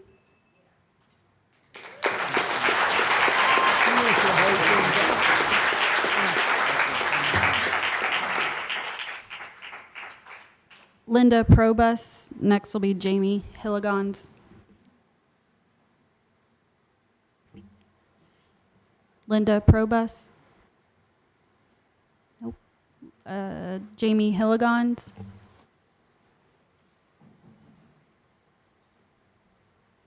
Next is John Robinson. Jamie Hilligans, 7925 Oregon Creek Road. 3 months ago, this data center problem was forced onto Oldham County citizens by out-of-state corporations like PPL Corporation from Pennsylvania and Western Hospitality Partners, a shell company associated with Meridian Capital Group out of New York. As concerned citizens, we showed up to protect our lands, our families, and our way of life. The citizens of Oldham County have been verbally abused and berated on Facebook and in public forums and accused of being the problem. Elected officials have mocked, ridiculed, and laughed at voters and taxpayers that have legitimate concerns around data centers, land use, and the process by which this is being managed. It has been said that we enjoy this fight, that we've made it our full-time jobs. It certainly feels that way. And that we have actually found our new identities in this data center fight. Really? To the contrary, many folks that volunteer, whom you see out here today and who have been showing up for months, are coming to these meetings taking paid time off and in some cases unpaid time off. Most of us actually work full-time. They're doing it because they love Oldham County and they're willing to fight for it. Oldham County citizens are concerned because we have been left in the dark under the shadow of secret meetings and backdoor deals by a billion-dollar corporation that will one day operate and lease these facilities if they come to town. For all of you sitting in this court today that have been involved, how dare you lie, insult, and demean your constituents that have elected you to your offices under trust? Oldham County citizens are not the problem. The problem is that leaders have ignored their constituents and opted for secret schemes. In light of what we have recently learned, we demand transparency, strong regulations, and proper zoning processes. No more of this private utility garbage with special favors to PPL and WHP. For those of you that are listening and watching remotely to this video online, specifically to the government leaders of other Kentucky counties, listen carefully. Do not follow the example of Oldham County leaders. There is a right way to manage data center development. Do the right thing for your citizens and be transparent in everything with community engagement from the start. Develop strong data center regulations and land use rules to protect your citizens. Do not fall prey to the well-documented playbook that you see unfolding in Oldham County today. Nothing good comes from deeds that are done in secret. I support this moratorium with no exceptions, no exemptions, and no carve-out for Western Hospitality's existing application. Thank you.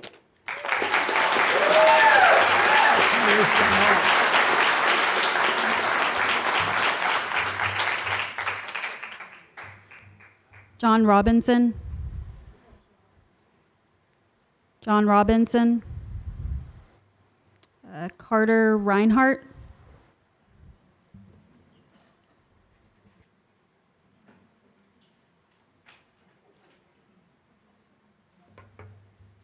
Hello, everybody. I will keep this short. We don't need a data center anywhere in Oldham County. What is been stated by everyone is true, and there's a lot of... Can you please state your name and address for the record? I'm sorry. I'm not used to it. Carter Reinhardt, 1600 Finley Mill Road, LaGrange. My biggest concern is why we're even talking about this, number one. Nobody seems to want it. I think it's all driven by the almighty buck, by money, just like everything else out in the big world is. But who is really going to profit from it? Is it really going to be our county? I don't think so. I think if what Dr. Robinson said about the amount of power that has to be used to operate today or next year, what's it going to be in 4 more years? Technology and all of this is rapidly running way beyond anybody's comprehension. And I don't want to use up any more time, but the profits are going to go to all the corporations and investors that don't need any more money because they already but they'll never have enough. But it is about the environment, and it is about the future. It's not about our lives here. It's about the generations coming behind us. Thank you.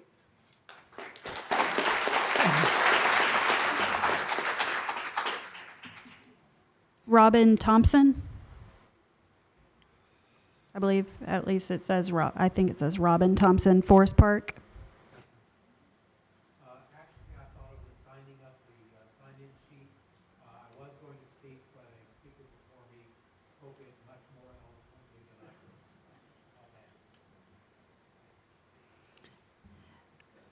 This one's very hard to read. Maybe Judy, last name maybe starts with C, on East Highway 22. Judy Cobb, maybe? Judy Cobb? Judy Cobb, okay. Rob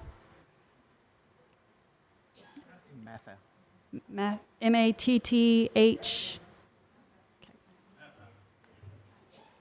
Can you just confirm the spelling of your last name, please? Mattheu.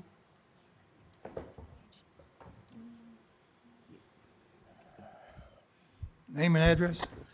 Rob Matthews, 6603 Killing Place Road in the Oldham County suburb of Louisville, Kentucky. Resident of Oldham County from 1975 to 1998. Graduate of Oldham County. Wait a minute. Okay. This hearing is limited to people who live in Oldham County. If you're not a taxpayer in Oldham County. Judge, you you're attacked not me on gonna speak. yesterday's radio show. When can I have a chance to speak? No, Rob, I think we said at the very beginning here that this is residents of Oldham County speaker. If you're not a So I'm not allowed to speak at this meeting? If you're not a taxpayer. I drove from Fern Creek. I've been here for hours, and you're not going to let me speak, Judge. You said some falsehoods in the meeting with Chris McGill yesterday that I'd like to address. So, I mean, that's why I'm here. That's why I drove here today. Judge, let him speak. I mean, my Wait a God. minute, but sit If down, I were Mr. coming from Noble. Western Hospitality Partners, would you let me speak?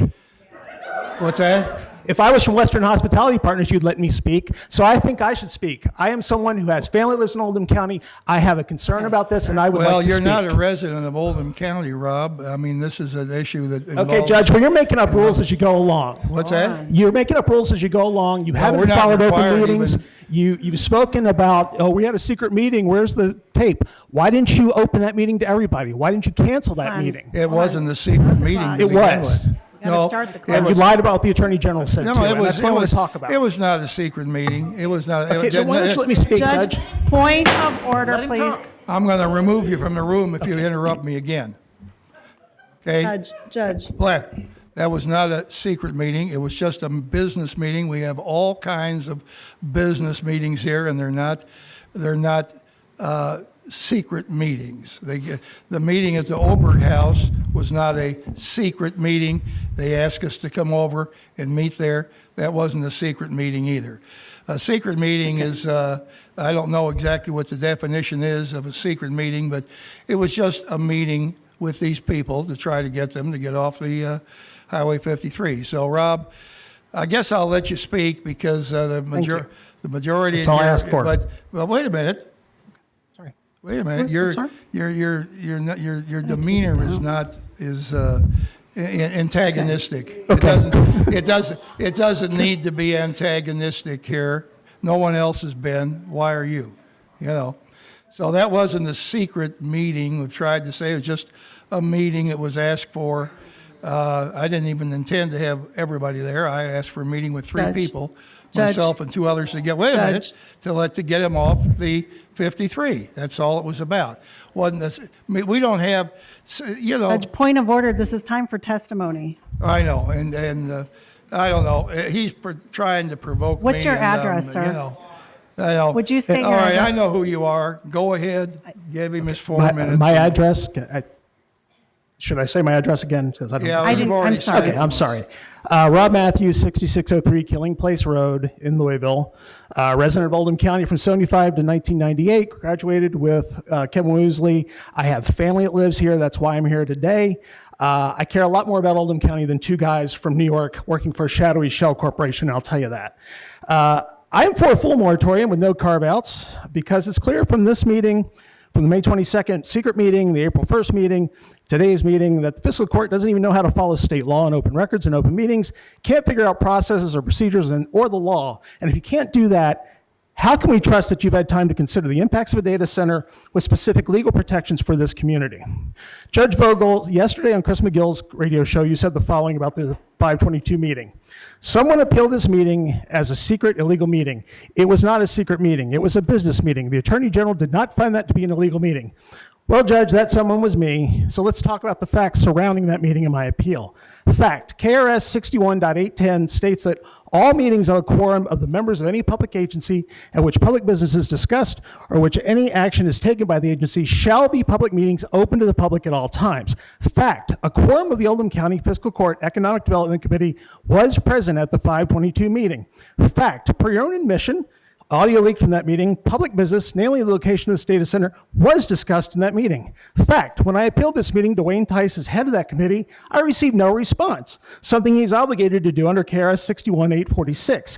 The AG's office didn't even get a proper response to my appeal until I reached out to fiscal court a second time. Fact, the AG's response did not say that the meeting was not in violation of KRS 61.810, as you've alleged. It specifically said that there is no dispute that a quorum of the committee attended that meeting.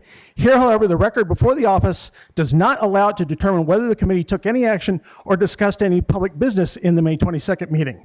In other words, at the time I filed the appeal, there wasn't enough information to determine a violation had occurred because there was no public evidence of what was discussed. I think it's hard for you to argue that a data center isn't public business at this point, and if a private meeting was necessary, then there are laws the fiscal court and its committees are to follow to go into closed session.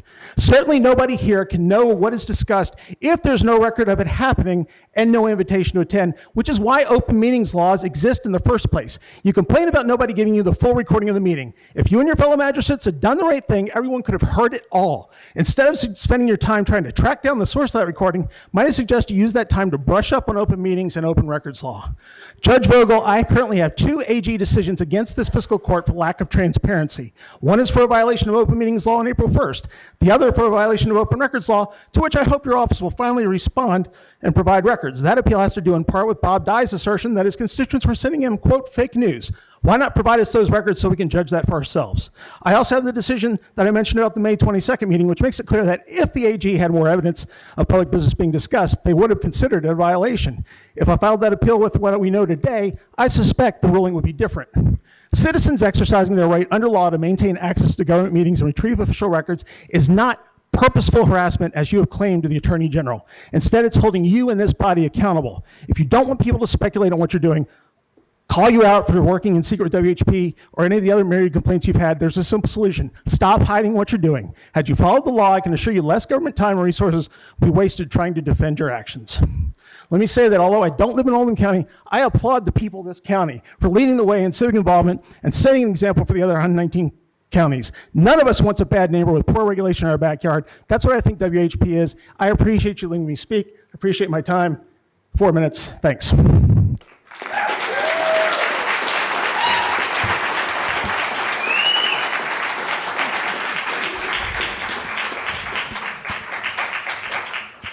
I really don't want to, risk getting into tit for tat there, but there was a quorum of the Parks Committee that met at Mr. Oberg's house. Nobody's filed that complaint there as an open meeting. There were no, it was a meeting, nothing about it. He asked us to look, but We people weren't were talking there. about Parks business. And the fact there were no notes taken, there was no minutes taken, it was a meeting. It was no different than the other meeting. One meeting was to get them off 53. Another meeting was to try to convince them to go somewhere else.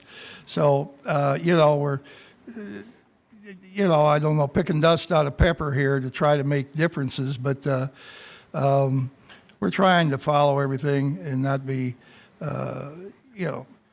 accused of doing inappropriate things. It's disappointing to us to hear that because, and somebody brought up earlier what kind of incentives. We haven't offered these people 10 cents, okay? They may come and ask for something in the future if we go that far, but we haven't offered them 10 cents to come here. They came here because they have found the electricity here, they found the property here, and that's why they landed on us. We didn't go looking for them. anyway. Next person. Okay, we're asking for, a 6 or 7 minute break, I'm sorry, but, and then we'll come back and finish this up. All right. Motion to take a break. No. So moved. Come on.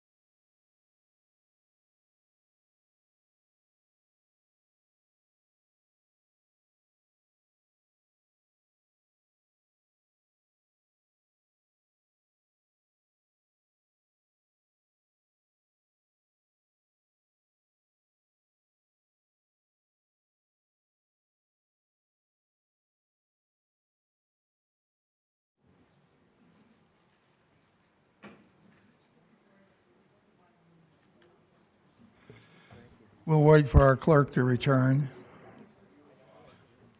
Anybody volunteer to buy pizza here tonight? All right, she brought your lunch. You brought your lunch, all right. All right. All right, motion, we go back into session, please.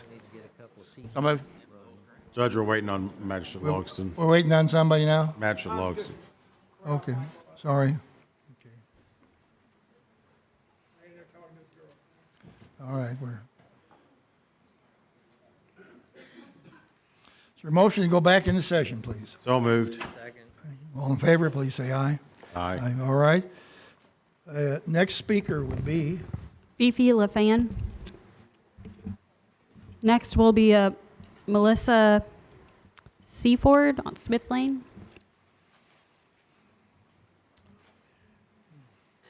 I'm Fifi LaFan, 2401 Dawkins Road, LaGrange. Can you maybe speak just a little bit louder? Oh, it's in the microphone, but you're very soft-spoken. Okay. Is that better? Okay. I just find it somewhat amusing that when Mr. Ashburner, the WHP attorney, used as a support for being called a private utility in our county a photo of the old Newman's junkyard on Dawkins Road that later became an auto repair shop. I thought to compare that to AI data center was just, it seemed pretty ridiculous to me that that's the only thing he could find in the county to say this was a private utility. I don't have much else to say other than something that I read this morning in my quiet time. Proverbs 6:16 through 18. There are 6 things the Lord hates that are detestable to him: haughty eyes, a lying tongue, hands that shed innocent blood, a heart that devises wicked schemes, feet that are quick to rush into evil, and a false witness who pours out lies.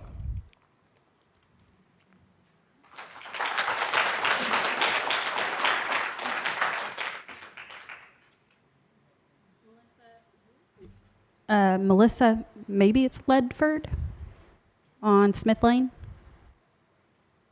Melissa. Jason Kinzer.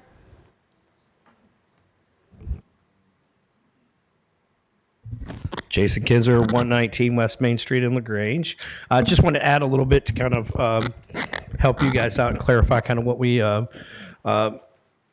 looked at and researched and figured out on City Council. Well, when we did have a potential lawsuit from Oldham. The Oldham attorney spoke up and said, "Hey, we're trying to develop this land. If you put in this, there's a chance that you could get sued." And what City Council looked at is between the Supreme Court ruling that we found that Barry's looking at, but it's 53 pages, I get that. Between that and then the other thing that we looked at was our responsibility as council members for the health, safety, and welfare of our citizens, which overrides everything. And the example I would use for you guys is, say they're working on this site or whatever, say they pass the data center, they start working on it, they find radon or something else that's dangerous. Some city official is going to come in and shut them down, and they cannot sue them because health, safety, and welfare of the citizens overrides everything. You guys aren't a PTA member, you're magistrates. You have legal powers, and you are entrusted with the health, safety, and welfare of all their citizens that you represent. So I think that's kind of what we looked at as a council, is between those two things, between having the Supreme Court ruling on our side and then also having health, safety, and welfare, which overrules everything. That's kind of what gave us the go-ahead to pass the full-blown moratorium. So anyway, that's all I wanted to add. Thanks.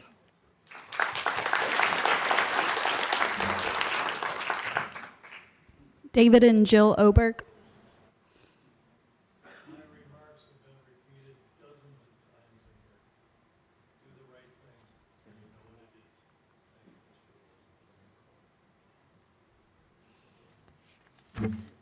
That's the last of sign-ins. That was the last of the people signed up. Is there anybody else in here would like to speak. All right, please come forward. If you could just make sure to put your name, state your name and address clearly, please. Tommy Williamson, 2100 Allen Lane. I don't know whether it's data or data, so I'll leave that alone. But I got a real short thought here. And my thought is to include WHP in this moratorium, 150 days on the processing and potential approval. I do not believe that they have a vested property right until such time as this application might be approved. Therefore, they have no standing or no damages to sue this county. And I ask you to take a chance and let's level this playing field for this community. Do the right thing, and I know you are. I know you want to do the right thing, and we've all gotten off on some pretty wild tangents. Appreciate it much.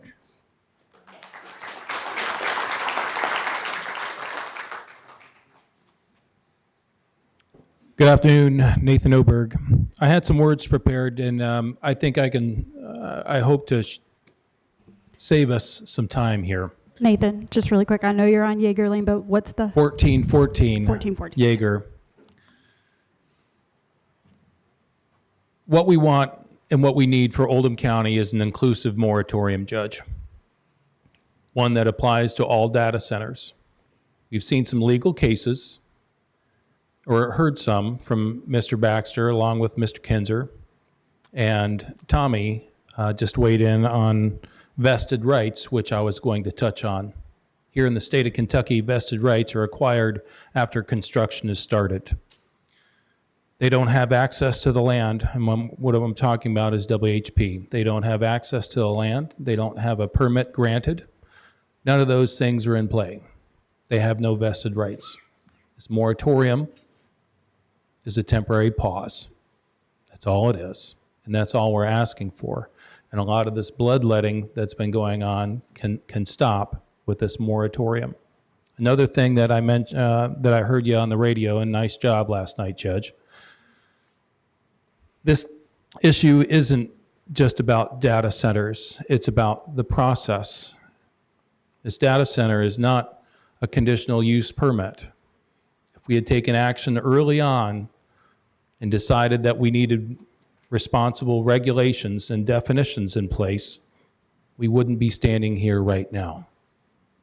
I've got a whole lot of good people that are standing behind me that count on you. I see a whole lot of decent people and good people standing in front of you. This is a question for Mr. Baxter. Mr. Baxter, what these people need and what your magistrates are willing to do is negotiating through the rules and the laws and regulations as you see. How can we take that exception out? If there is some gray area, and we're talking about the police powers of these magistrates, you can never go wrong by following your gut and sticking with your constituents. Mr. Baxter, would you like to weigh in on this? Mr. Oberg, I understand what you're saying, and I want to say I don't have a vote. I don't make policy. What I was asked to do was to give a legal opinion. Because I understand how important this issue is, I reached out to the county's insurer and asked them whether or not. I didn't even ask him if what I had determined was correct. I asked a question, and the answer I got from the attorney that, as I understand from Mr. Ornstein, is their attorney that they go to whenever they have a zoning issue that a county's been sued over, was that once the application is filed, that the applicant has a right to go forward with that application. I understand that people disagree with that, and Mr. Kinzer has provided me with a case, and again, I don't, I have no idea, because it's a 50-something page case, what the upshot of that is. And I'm happy to go back to the gentleman that gave me this opinion and point him to that case and ask him if that changes his opinion. I did speak during the break. I was asked by one of the magistrates to contact Mr. Ornstein about this. And the question I asked Mr. Ornstein is, if the moratorium gets passed without a carve-out, and if the county were to be sued, there's a whole lot of ifs here, so I understand that. If the county were to be sued, what is the county's status at that point with their insurance? And Mr. Ornstein's best guess at whatever it was, 5:55 in the evening, was the county would be defended, but the county would likely not have insurance coverage if there was damages found. You know, that's the only answer that I have at I this think the point. people behind me are ready for that risk. And I think as magistrates, ma'am and gentlemen, you guys have got to act like big boys and girls up here. It's time. The spirit of a moratorium covers all data centers. That's the reason why we're here. And that's a lot of the reason for the outrage. I can promise you this, as soon as we get responsible regulation in place, all the other gamesmanship stops. The community starts to heal itself, and you guys can go about your business. I certainly want my life back. Judge, can I make a comment? Yes, Stop time. I'm sorry. When you finish, Nathan, I'll make my comment. The time has stopped. Go ahead. I'm sorry. I didn't know the time was stopped. I was waiting. I think and I talked to Mr. Baxter. We can't hear you. We also have to manage the risk. And there is a huge risk of unknown all the way around, admittedly. It's one thing to be sued with representation if Western Hospitality were to say that they have been harmed. And then there's a possibility of damages. And where I am, as I'm looking out at the people that are here and the people that aren't here and saying, is the county willing to risk those damages? And you say you are, but think about this for just a second, okay? They can make a claim. All of us have been, if you've been a part of a personal injury trial, they can make a claim that it's not just current wages and salaries that I've lost, it's future wages and salaries that I've lost. And there's been some big judgments granted. And the position that we're in, we're trying to make the best decision possible and handle the risk on both sides. I don't want any of you all mad at any of us up here. I really don't. But you got to understand, we're trying to manage the risk, and the risk it's the risk of the application. It's the risk of them coming back and getting damages. And it's a big risk that we're trying to figure out. And I appreciate Mr. Kinzer providing that documentation to Mr. Baxter, but I can't ask Mr. Baxter to give us an opinion on a 50-page document that he can't read. And if I'm sure that the judge would have probably more than a minor coronary, if we said, hey, let's take a recess till sometime tomorrow so Mr. Baxter can review that. So you understand I think the people predicament can that we're in. stomach a lawsuit from WHP. I don't think you can stomach a lawsuit from hundreds of your citizens. Hundreds of your citizens. So I wasn't going to bring up any. Where's that lawsuit coming from? We have hundreds. Wait, he's got 30 seconds. We have hundreds of citizens here, and I wasn't going to bring up the collusion portion. The judge, you guys have made deals. What? You've made deals with WHP. Let him speak. We've got it on tape. That is irrefutable and is out of my hands. Well, Now, you all need to do the right thing and get an inclusive moratorium together. Get your stuff together. This is embarrassing. Come on.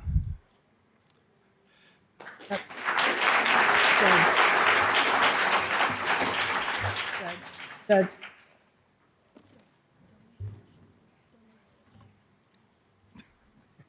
Hello. Susan Heller, 1301 Overstreet Lane, LaGrange, Kentucky, 40031. I've been out here for 30 years. My parents are also out here. And my dad has done a lot in this county behind the scenes to help keep Oldham County quietly amazing. I want it on record. Sunday, between 10 and 11 in the morning, we lost power. Monday, we lost power in the afternoon. Tuesday, we lost power between 8 and 9. 3 days in a row, and it's not just us. I called everybody else. And LG&E is also posting, on the bank, please reduce power consumption. Okay, if we have a huge power consuming entity, this is going to happen all over the place in Oldham County, and we will be down. Thank God we had invested in a generator 20 years ago, so we aren't, but everybody else is, and my parents are 91 and 88, and they can't be without power in this heat. So I wanted it on record that yes, we are currently losing power due to these energy spikes without a data center. 2, I would like to have the controller, who else in the county would be able to project out 5 to 10 years. What are the benefits, financial benefits, that the data centers will bring to Oldham County?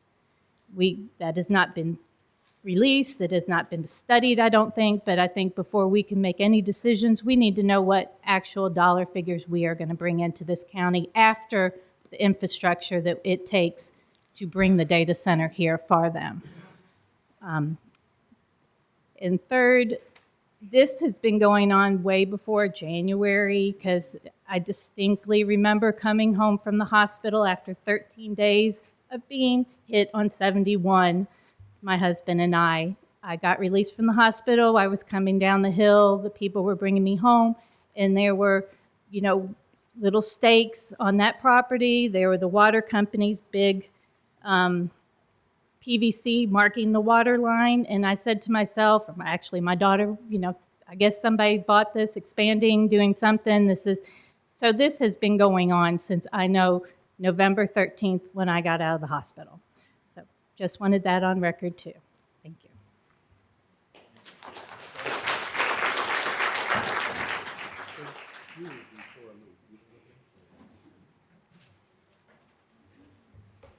Bob Popick, 7234 Michael Benjamin Circle, Crestwood, Kentucky, today. Thank you for the opportunity to speak before the court. Brings back the memory of the time when I was with Davy Crockett at the Alamo. I'm going to try and draw some of the heat off of you all today. I have been in the IT profession for 35 years. I've worked with all kinds of data centers, from the single room data center on up to the clouds. I've gone to May East, May West, I've been to Amazon, I've worked with them all. I've seen them all. 35 years. I do not have cancer, I do not have asthma, and I've not known of any study showing that all these people are dying because of data centers, as it's being said. Now, is there possibilities of these things happening? Maybe. But right now, there's just a lot of innuendo.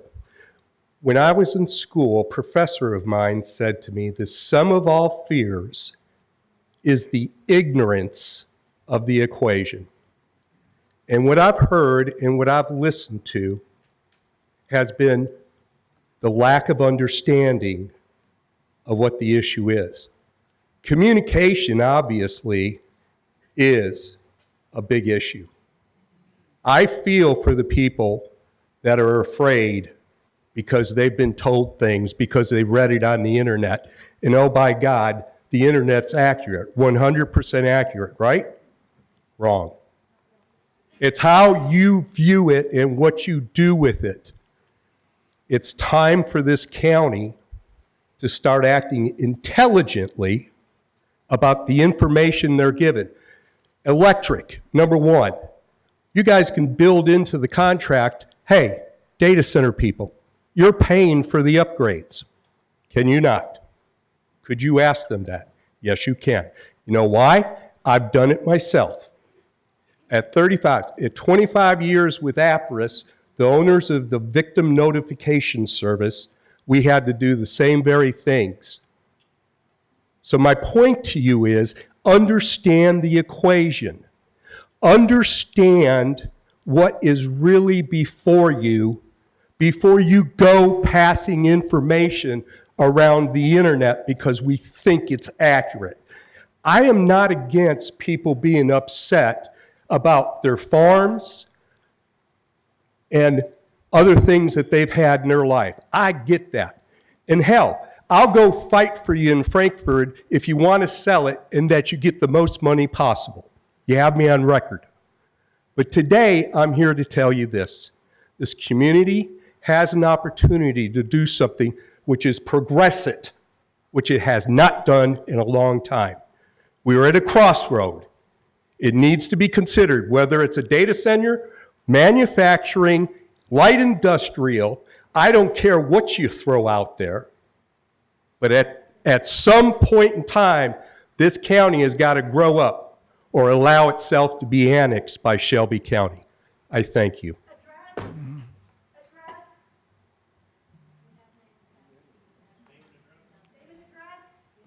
He gave his name and address.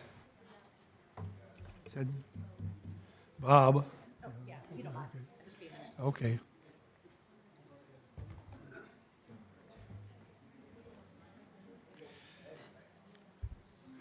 Hi. Again, for the record, my name is Dana Rich. I live at 3731 Echo Valley Circle, LaGrange, Kentucky.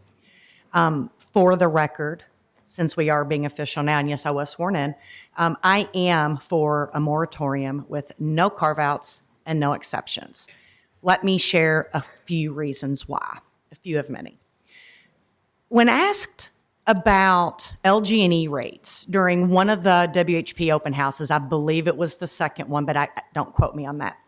Jim Urban was quoted as saying something to the effect of, the LG&E rates haven't gone up in 5 years, and he didn't expect that they would. They have. This is my notice that I received in the mail yesterday. My rates are going up about 11%. How many other things have we been told by Jim, or for that matter, anybody else at WHP, that may turn out to not be true, or that already have turned out to not be true? For example, a private utility. How did this happen? Private utilities should provide for the health, safety, and welfare of the citizens of Oldham County. And I think that we can all agree, most of us maybe, that a hyperscale data center is in no way, shape, or form a private utility based on our very own definition. Yet, that's another inaccuracy that's been perpetrated by WHP. How many more things will be said by their representatives that are inaccurate? I'm scared to think about that because they've already done it.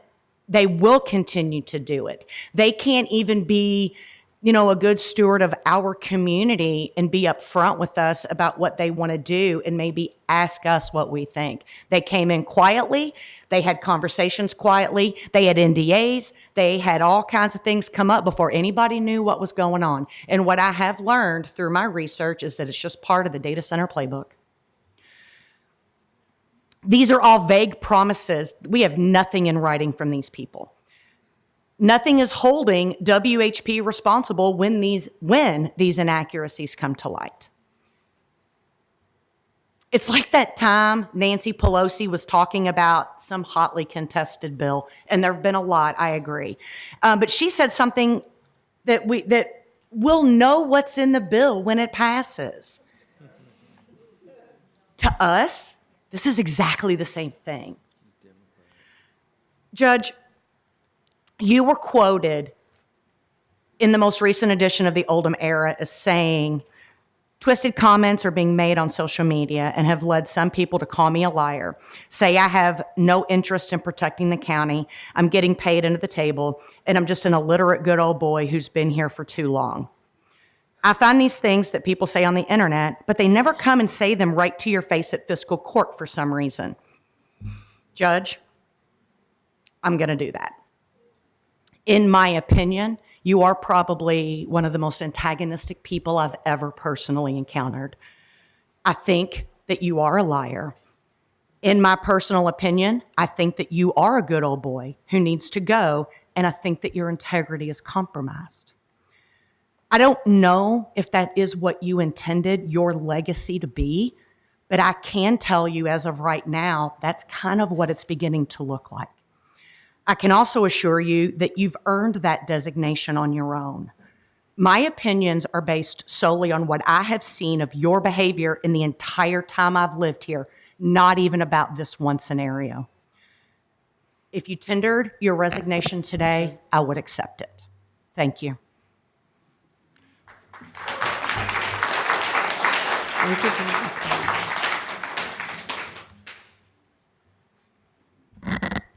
Don Erler, 4005 Old Highway 53, LaGrange. How many people on this court have ever seen a hyperscale data center? Where have you seen one, Judge? Loudon, Virginia. Loudon, Virginia has no hyperscale data centers. Zero. I have a hard time believing that. Wait, it's time. It's just time for testimony. I'm sorry? Go ahead. It's Yeah. just time for testimony. So many of you went to Loudoun County. Stephanie, you went. Chris, you went. Wayne, you went. Judge, you went. I don't know who else went. Ryan went. A few others. Okay? You went up to Loudoun County, Virginia, seeking information on data centers. That's a good thing. Unfortunately, what they're proposing to put into Oldham County doesn't exist in Loudoun County. You did not see a hyperscale data center. A hyperscale data center is a heavy industrial use.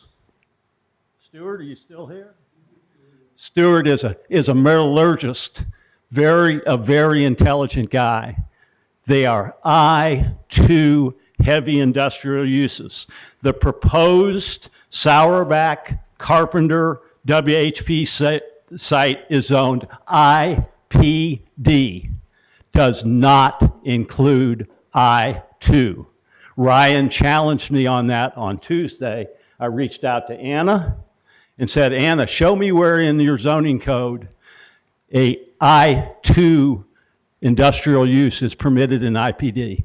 She said he was incorrect. Is that correct, Anna? That's what she told me.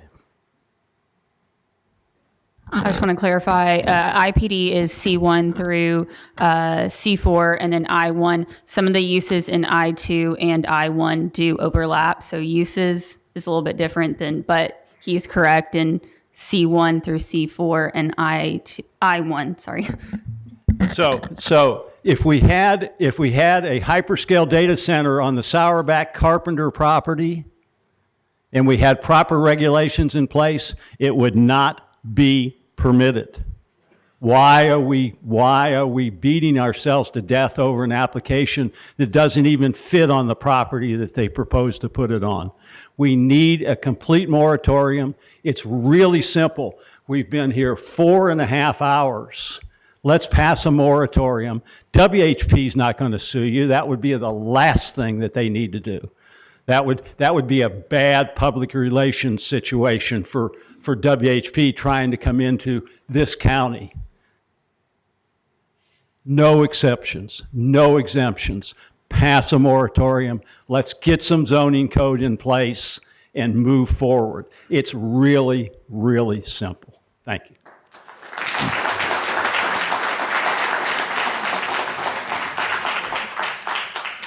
Don, you said there were no hyperscale in there.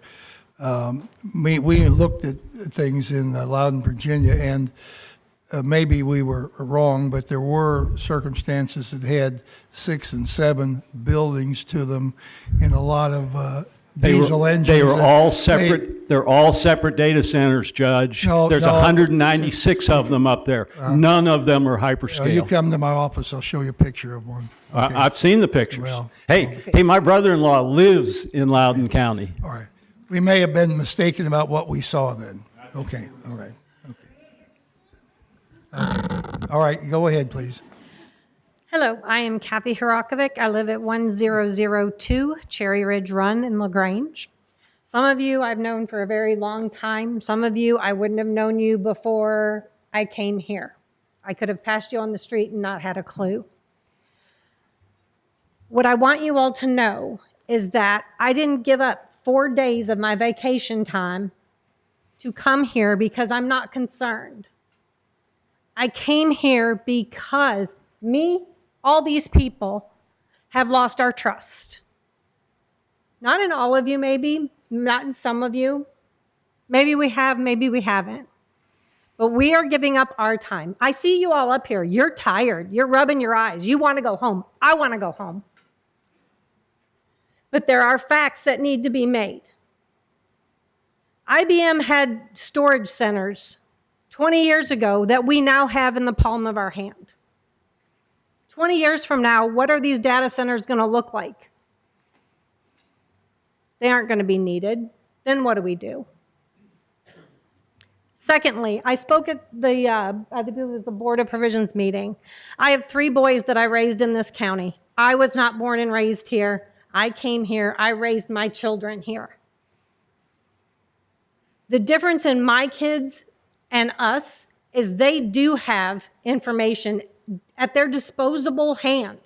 They can look things up. They can research things. My 3 boys have said if these data centers go in, they will not come back. They won't come to Oldham County because this is not where they grew up. This is not what they want to see. I have my first grandbaby on the way. Just found that out. I want my boys home. I want them here. And for you to come right out and say that people who can't sleep at night is an over-exaggeration, I have texts on my phone that my boys have been texting me this whole time saying, Mom, you're going to get upset. Go home. Sell your house. Get out while you can. It's not a joke. It's not something that we all are not taking personally. We want our families here. We want our Oldham County the way it was. You made your decision, and I tried to look up the Oldham era article from yesterday. I had 2 questions. One is, you keep saying it wasn't a private meeting. It wasn't a private meeting. But yet in the Oldham era, you called whoever recorded it and released it as a betrayal to you and to everybody else. If it wasn't a private meeting, how was it a betrayal? The other thing that was said is that, Judge, let me it's finish. testimony. The other thing that was said is that this body of people are insignificant. There are 70,000 residents in Oldham County, and we are not the majority. 26,500 people voted in the last election. You received 18,000 votes. The rest of you received approximately 2,000. Barry, I think you received 18,000. Each of you have received approximately 2,000. That comes from our own amount. If 4,500 people are on Facebook and are willing to put our names out there, there are a ton more that aren't on Facebook. So we are the majority, and you will listen. Lastly, I have 20 seconds. This is a letter I would like to submit I printed out. That David Bizan's congratulated you on March 30th, and I quote, by the way, congratulations on landing the biggest economic development project in the history of Kentucky. You, my sir, have already made your decision up, and there it is right there.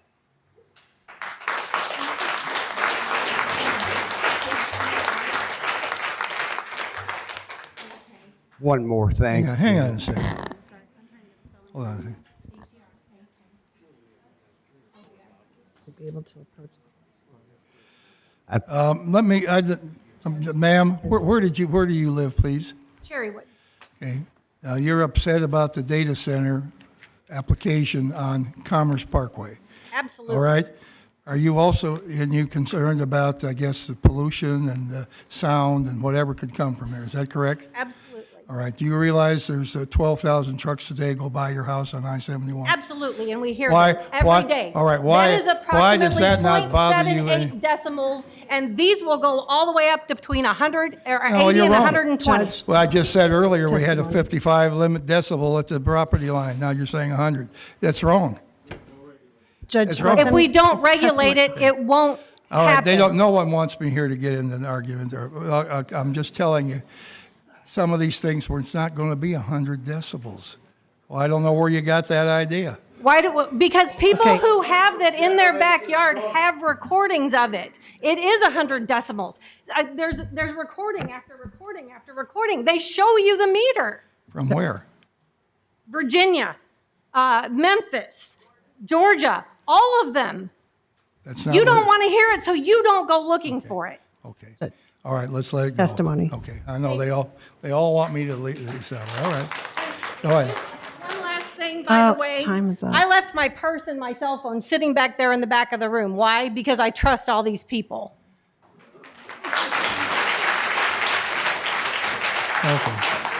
Okay. Next person.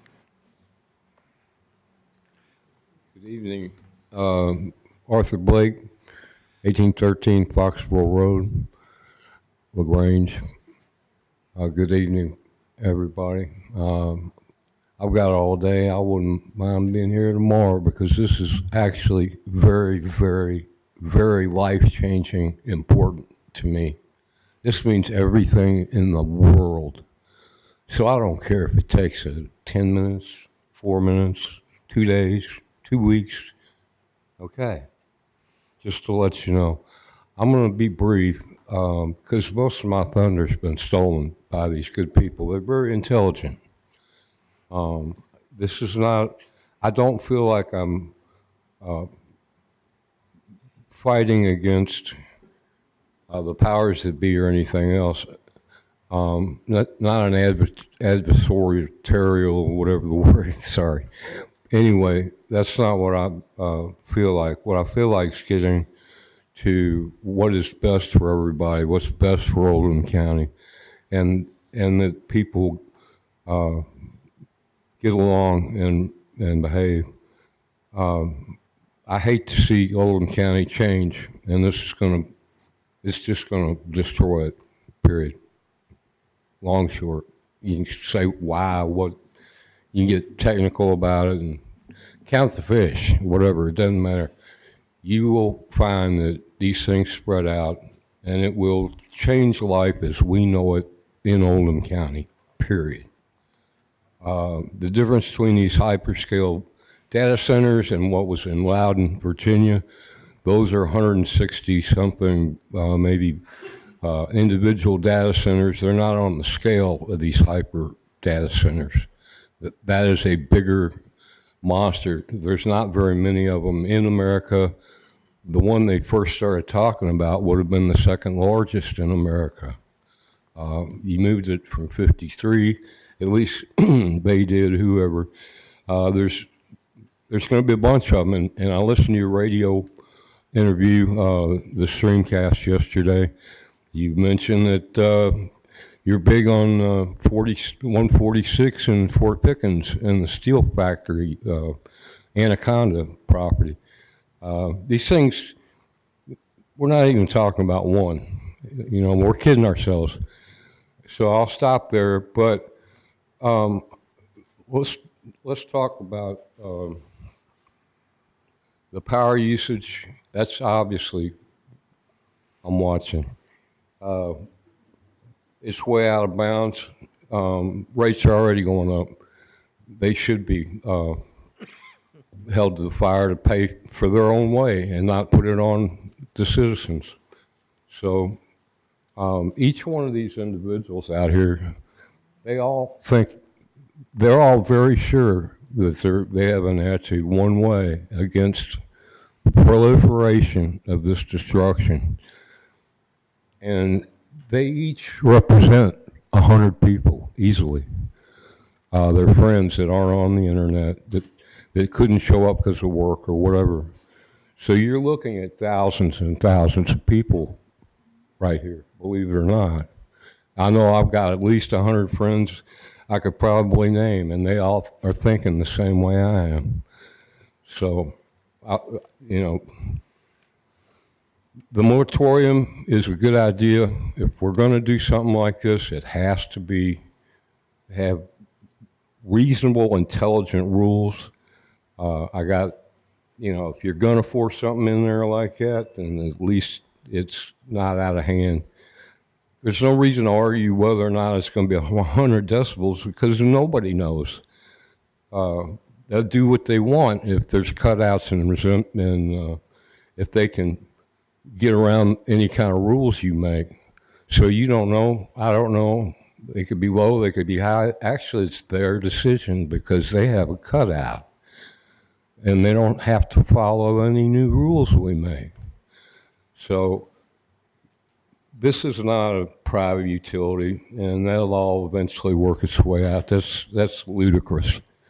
But I'm Okay. done here, and I appreciate y'all's time. I thought I should say something while I still can because these things are going to go so fast. It's kind of funny. They may not be done building them, constructing them before they become obsolete. Believe it or not, 5 years, then all of a sudden they're going to be brand new empty buildings. All right, thank you, Arthur. Okay. Good afternoon. My name is Alan Hayes, 2923 North Highway 53, LaGrange, Kentucky. I just want to speak briefly that I am a neighbor to the original build site on Highway 53. If we do this wrong, I have nothing but faith that somebody will eventually decide that they need to put those in my backyard. And if we do it wrong with no regulation, then, or if we do it in a way that a judge eventually tosses because we did it incorrectly, I'll have nothing but the rest of my life to think about how we should have done it the right way instead of taking shortcuts. Having said that, thank you, Magistrate Hans. I think that you're right. When your lawyer and your insurance company tell you that what you're proposing is not the right way to do it, then you don't do it that way. Go ahead and pass the moratorium with the exemption, even though I wish we didn't have to do it, but it's the law. Tomorrow morning, we all get a good night's sleep. Tomorrow morning, we wake up and we figure out what the proper conditional use permitting is for the proposed site at Sauerbach. I have absolutely no desire to put my neighbors on the hook for $1 billion lawsuit that is not insured.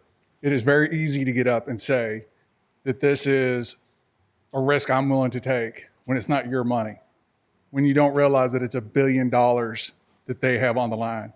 You fight it the right way, you win it the right way, and then we are all going to win it together.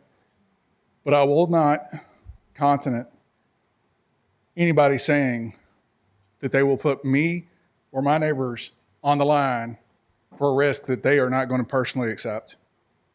Thank you all. All right, thank you.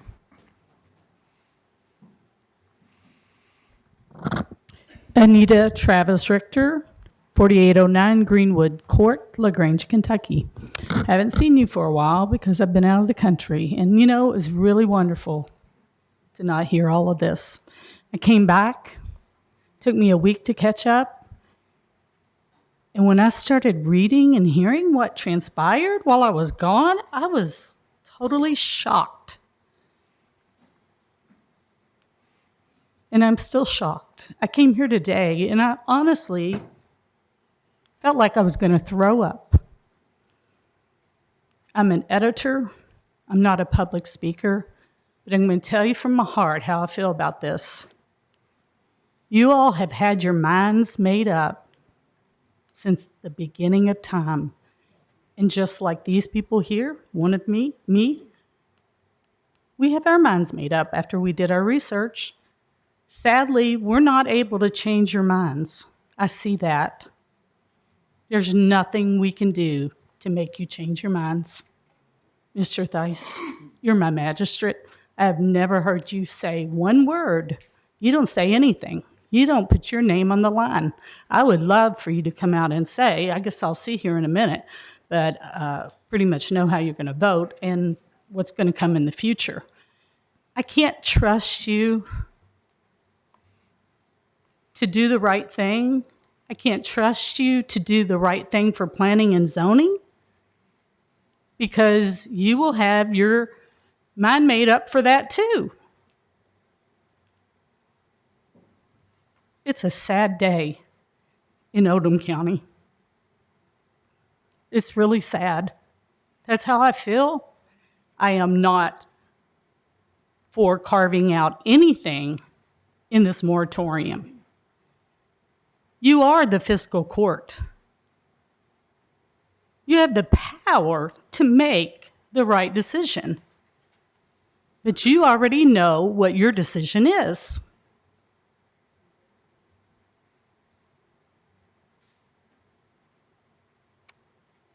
It's too bad. Thank you all for listening.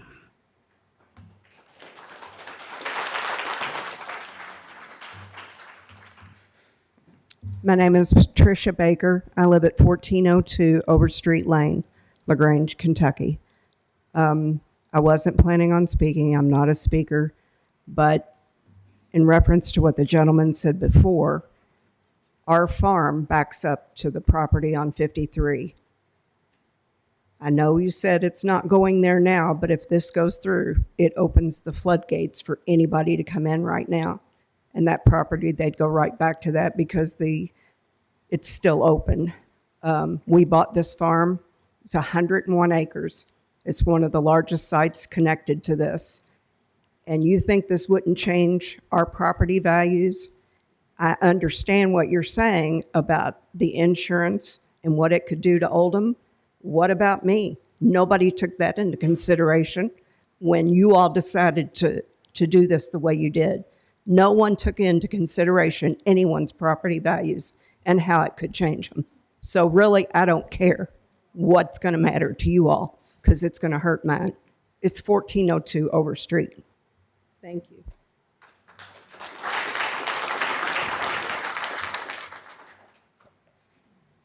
Glad you finally got a chance to speak.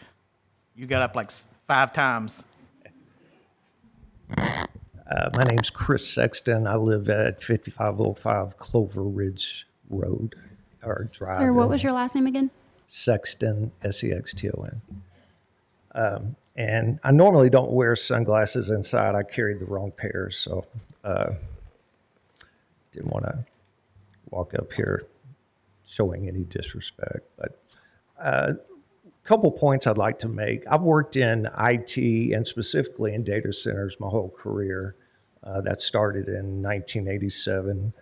I worked in Dallas, Texas at Electronic Data Systems. I worked at AT&T at their Parsippany, Somerset, and locations. I've also worked at Bell South. What I'd like to share with you, and I've also worked at Humana and National Processing Company here in Louisville. What I'd like to share with you is my experience working in non-hyper data centers. What I can tell you is those data centers rely on typically 23 hours a day uptime in order to do the processing that supports whatever business they support. And I can also tell you during the majority of those, I'd say about 8 hours a day when the workforce is on site, you don't hear a lot of noise. You hear a constant hum.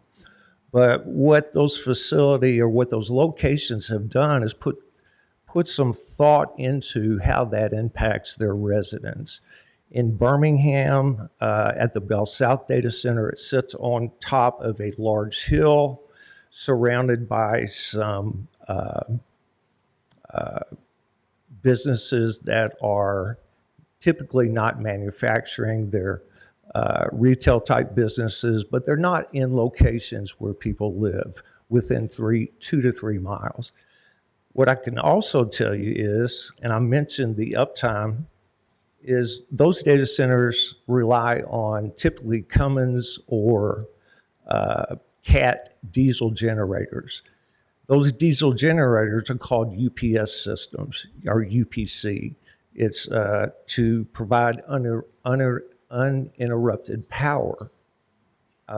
When those things keep going, it's like standing behind 3 or 4 jet engines. You can't breathe. You feel heat. The noise levels are ridiculous. Unless during your visit to Loudon, you experienced anything like that? Were you around when that happened? No. I can tell you that it's not pleasant. I wouldn't want to work or live around it. I worked in the industry. Without data centers, I wouldn't have been able to support my family. So I'm kind of looking at it from a different lens because I have experienced what those things are like physically, what they're like in terms of witnessing the pollution they create. So when you're talking about decibel levels, I'm a bit concerned about this particular body having the technical expertise to understand what you're voting on. What I'm wondering is, where's the task force that should be at least researching and trying to understand all of the impacts? Is there one? And I'm looking at you, sir. Not yet, no. Not yet. Why? It's testimony, Judge. Pardon? It's just testimony. It's not time for cross-examination. So you can't answer? We're putting together the rules and regulations for it, forming a task force. All this has come along really rapidly, okay? And a lot of people seem to think that we should be out in front of everything, but it's not life. We're catching up with a lot of things, and we're trying to get knowledgeable people to come and help with evaluating. The Western Hospitality hasn't really come to us with what their technical expectations are. So we have to have somebody to be able to judge that. Okay, so you've answered the question. There's not one. Pardon? Right? There's not a technical review committee looking at getting independent information about these data centers. You're relying on Western Hospitality to provide that? I said we're trying to put together a committee to evaluate what they give us. Okay. All right, fair enough. In terms of the leadership or the... I think you hit your 4 minutes. All right. All right, thank you.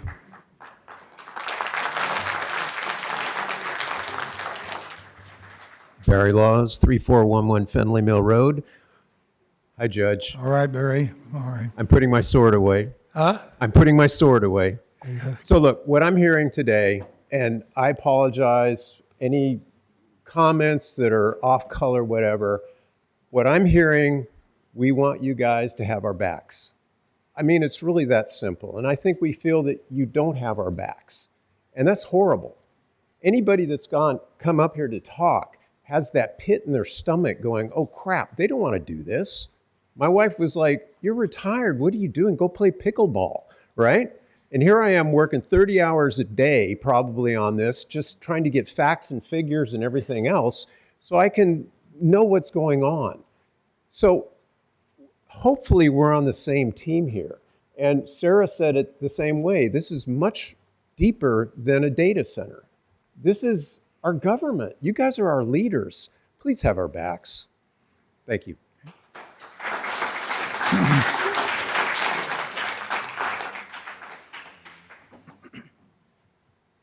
Garrett Ackles, 4008 Oak Ridge Drive, Crestwood.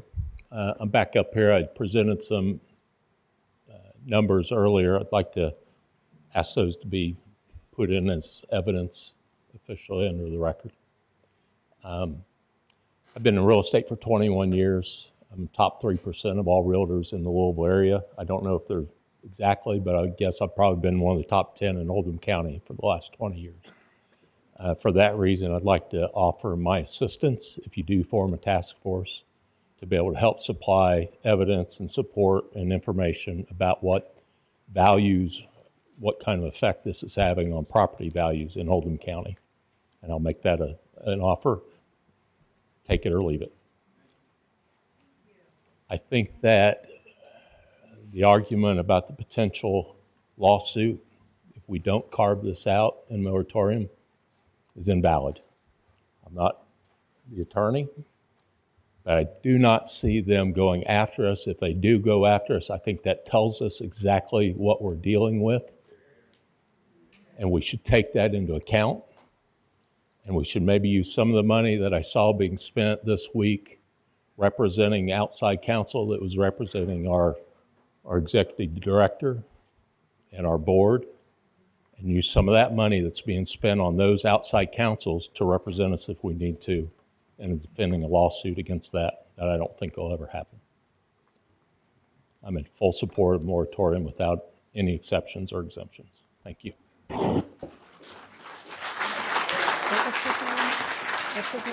Okay.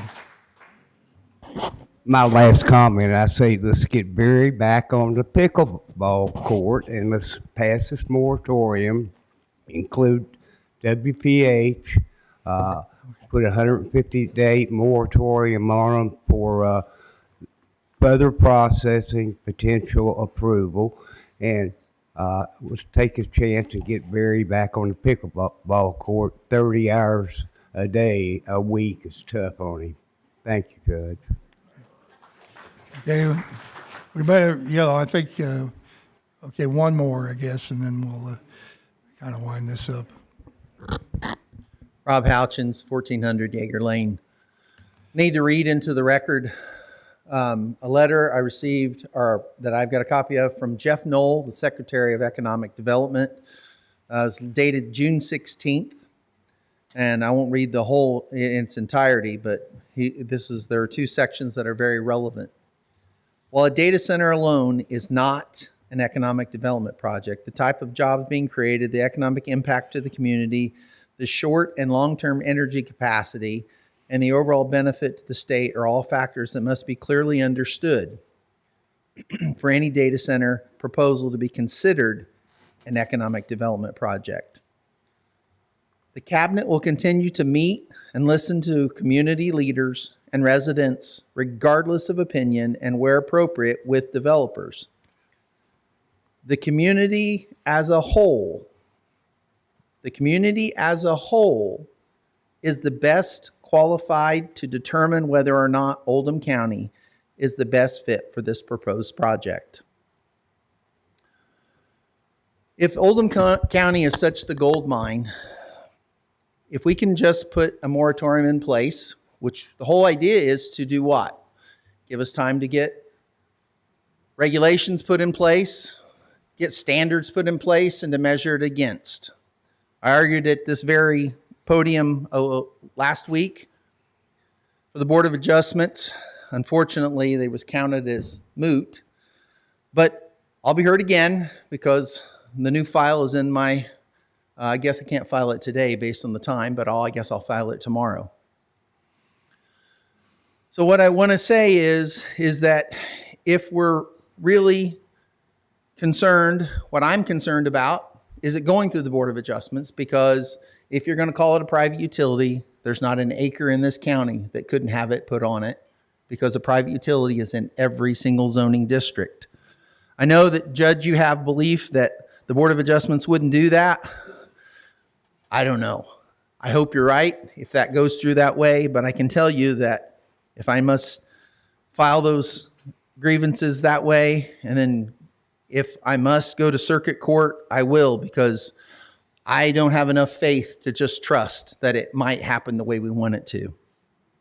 I also say if we believe that risk management is such the issue, then I would ask the members of this committee to come to the Board of Adjustments meeting.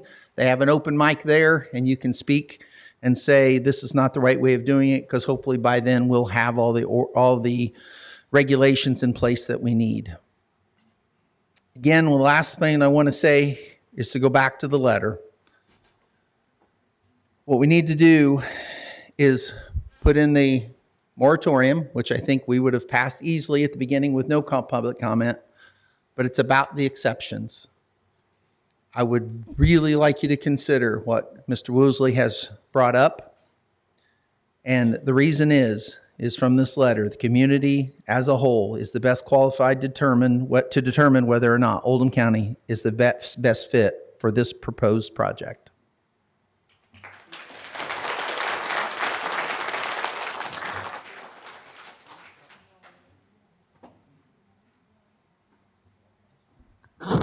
Good evening, Mary Ellen Kinzer, 1800 Foxborough Road. First of all, many of you remember the late John Finley, and he used to say, anybody can sue for anything. And that's to be remembered. Right now, Oldham County is a non-attainment county. Air quality, it's that bad. We have to pay extra money for RFG gas. We can't burn from May to September. Yet it was proposed by Planning and Zoning that they allow those diesel generators to do an emergency off-on from May to September. We just don't have the kind of county, I don't think, that wants this kind of industry that doesn't give us jobs, highest education per person in this county, and that includes your prisons. They are in that count. Highest income per person. We're the highest income county per person in the state. I don't think that's who we are, is this.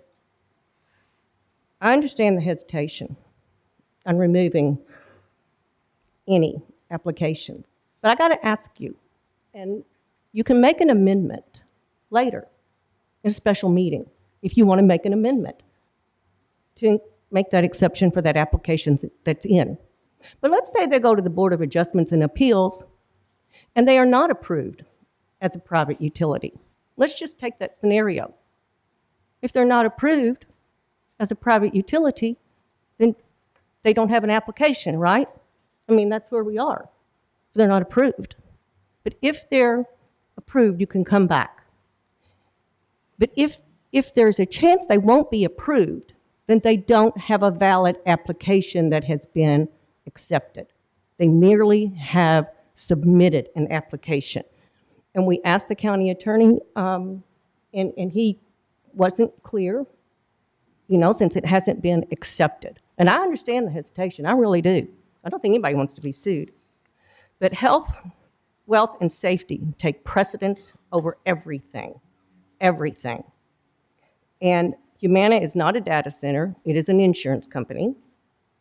But if you just do an addendum to the motion in a second special meeting, and you could set that special meeting up tonight to have in 2 days after you advertise, you could do that and revisit.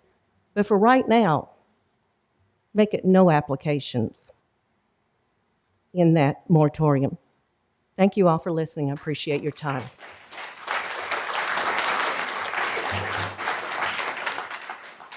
Oh, we're getting too many repeat speakers here. I mean, come on. Okay. Last one. I don't want to cut anybody off, but it's 7 o'clock. I know. I want to go home too. Okay, Laura Stunges, 7210 West Highway 524.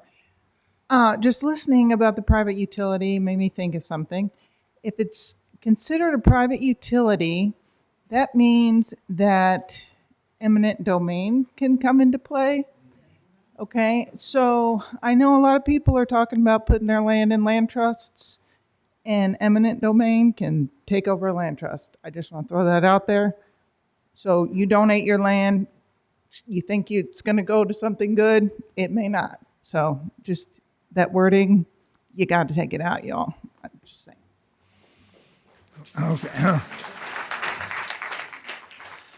Okay, we'll close the public comment portion of the meeting and go back to the magistrates for a motion. Judge? We already have a motion in a second, right? Yes, we got a motion on the floor. For cross-examining anybody, I believe this is time to cross-examine anybody that spoke. All right, well, I guess you go ahead, Magistrate Hawkins. I'm not saying I have anything. I'm just trying to keep order. Oh. I likely will, but I don't need to be the first one to go. We have a motion that was made earlier. Okay, what is it, please? That was my understanding. Major Towns had a motion. I can second it. Right. Yes, Yeah. Okay, you want me to go first? Okay. Okay. I wanted to address, somebody mentioned a letter from our speaker, and I know we can't speak on that necessarily because it's hearsay. I just wanted to know if I should smile for the cameras. Okay. There you go. So the person that mentioned about regarding David Osborne and our state legislators, it would have been easier, and I just want to mention this, that if they would have given us a definition like they did for the cannabis, they gave us the 5 steps regarding what local legislature should do or could do and how to follow it. And with this, the one line that that KRS has is that data centers, and then there was another word in there about like mining or something, will not pay sales and use tax. So they didn't define it for us.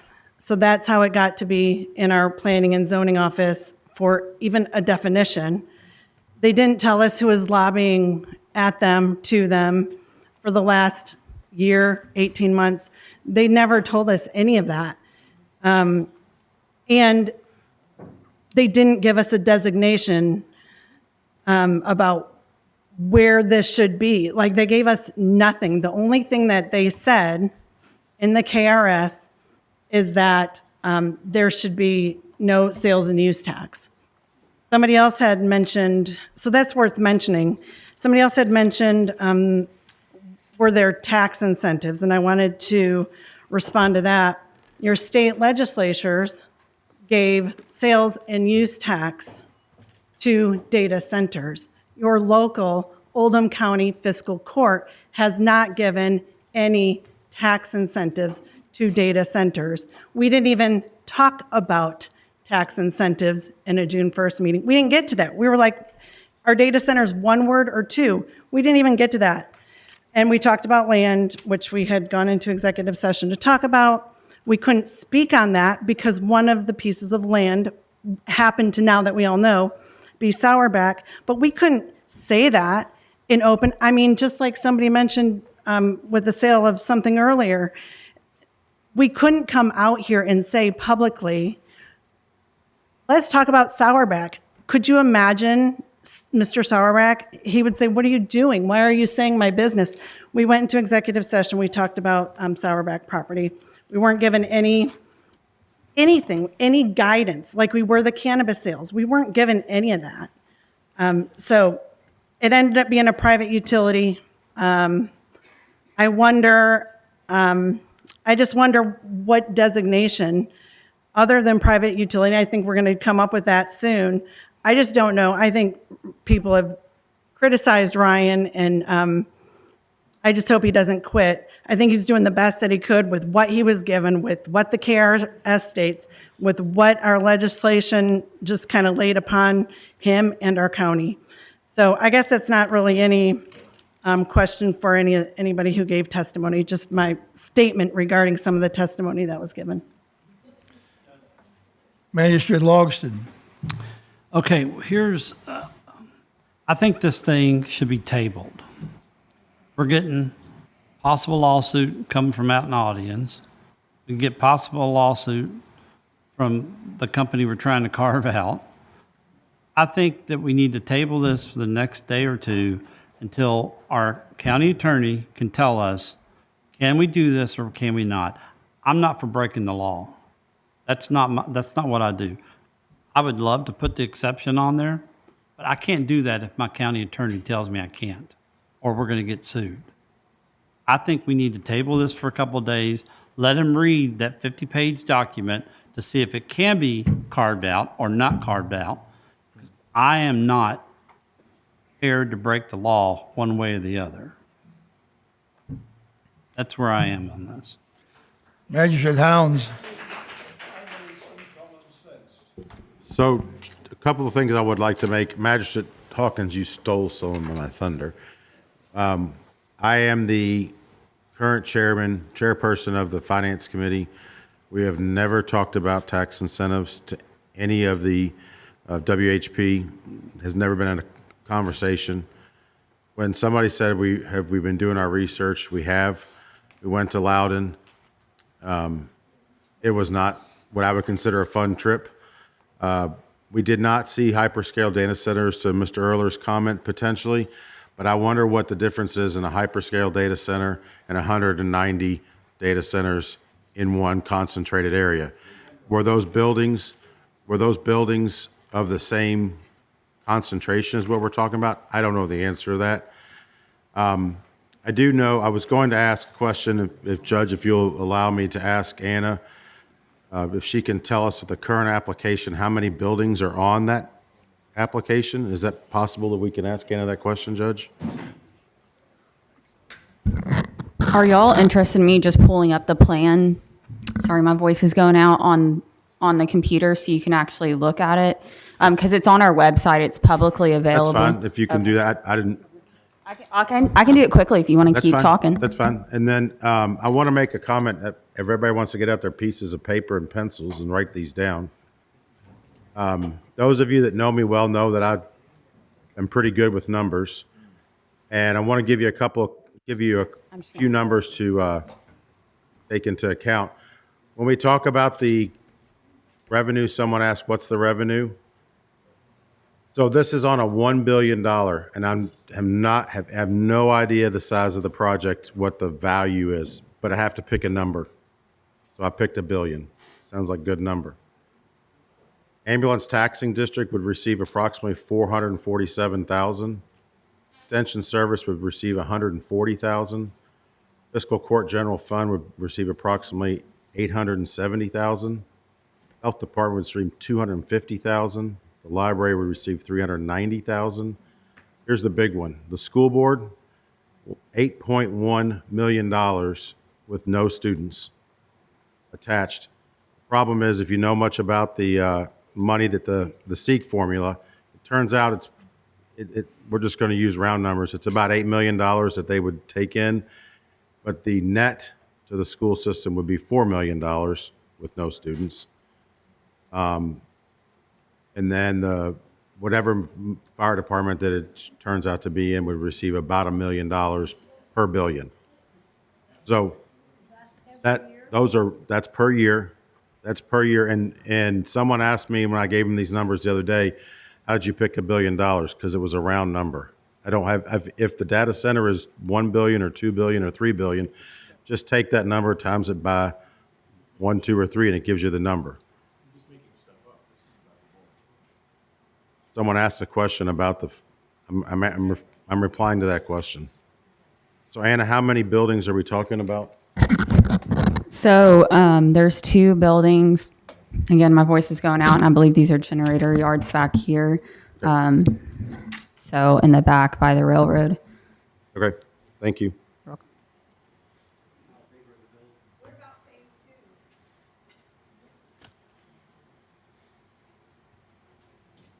Okay, so maybe I wasn't assertive enough. I would like to make a motion. We table this for a couple of days to have Barry. Floor. I can put a motion. Motion on the floor. You can't. The table supersedes. Magistrate Jeffries, can you Table speak? takes precedent. If there's a motion to table, that takes precedent. You have to get a second, there's no discussion, and then it's voted on. It is to table this and bring it back up as soon as Barry can get us an answer whether this thing can be carved out or not.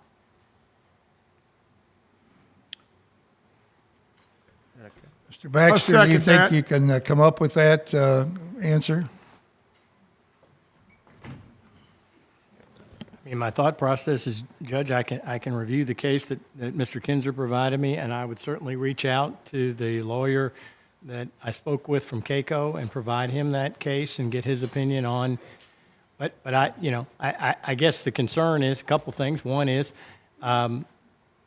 these folks showed up here wanting some kind of moratorium. So we're not going to have them, if we table it, we do not have a moratorium. That's one. And two is, I I certainly can't guarantee you that the answer is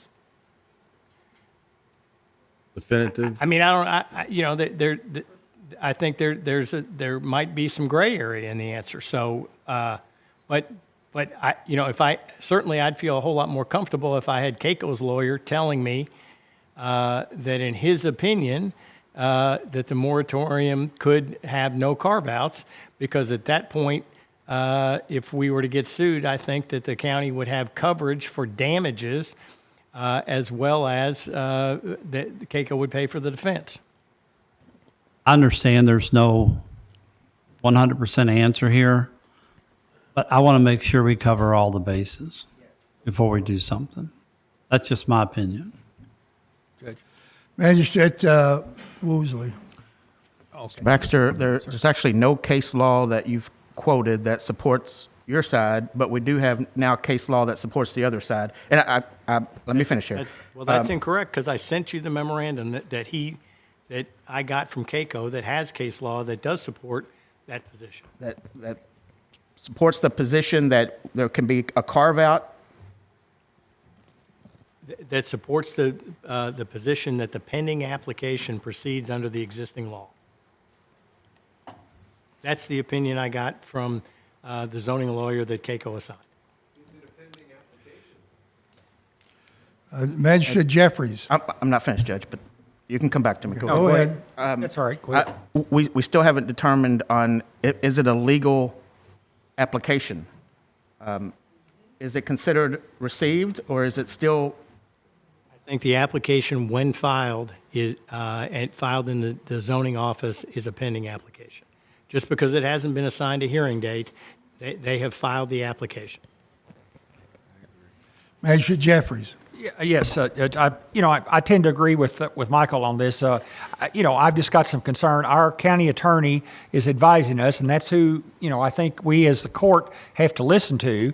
I'm really nervous about the possibility of getting, not maybe getting sued, but if we were liable for damages. So, I would feel more comfortable if we had a little bit more time, and to have Barry research this a little bit more or whatever. But I know we don't, right now we don't have a motion to table. I mean, we've got one proposed, but we haven't gotten a second. So, Bob said, I did not hear that. I'm sorry. Well, if there's a motion on the table, it's not debatable. We cannot discuss it. No. Has to be voted on. No. Not motion on a to table. Wait a minute. Please. You can. I am explaining parliamentary procedure. If there's a motion to table on the floor, that motion takes precedent. There's no discussion, and it's either voted up or down. Correct. That's correct. I don't think this is appropriate. We're not. This is discussion among magistrates. Are you an expert in parliamentary procedure?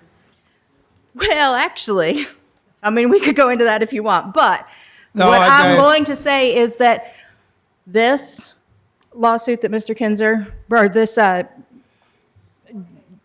you, that Mr. Kinzer brought up was discussed at the city council meeting, and Mr. Jeffries was there. Why are we waiting until tonight to ask these questions? Because it was brought up tonight that there Judge, could be point an of extra order. thing. What's the point of order? Well, point of order. We have a motion to table that needs to be addressed. Exactly. Needs a vote? Yes. I mean, ask our attorney, but I would think. That's correct. It's not debatable. So once a motion is made and seconded to table, once it's been seconded, you've got to vote on it. All right. Motion to table stops debate. We'll take a Want to do a roll call vote, Judge? Yeah, pardon? Roll call vote, please. Roll call vote. Go ahead, Holly. Magistrate Hounds. Well, yes. I was going to say, should we clarify that it's The vote is the vote to table. Yes. Magistrate Woosley. My concern about tabling this is, do we then have to go through this whole process again of another public hearing? If we do, we have to advertise it for another 7 days, which we can't put in this week, so now we're looking at 2 weeks.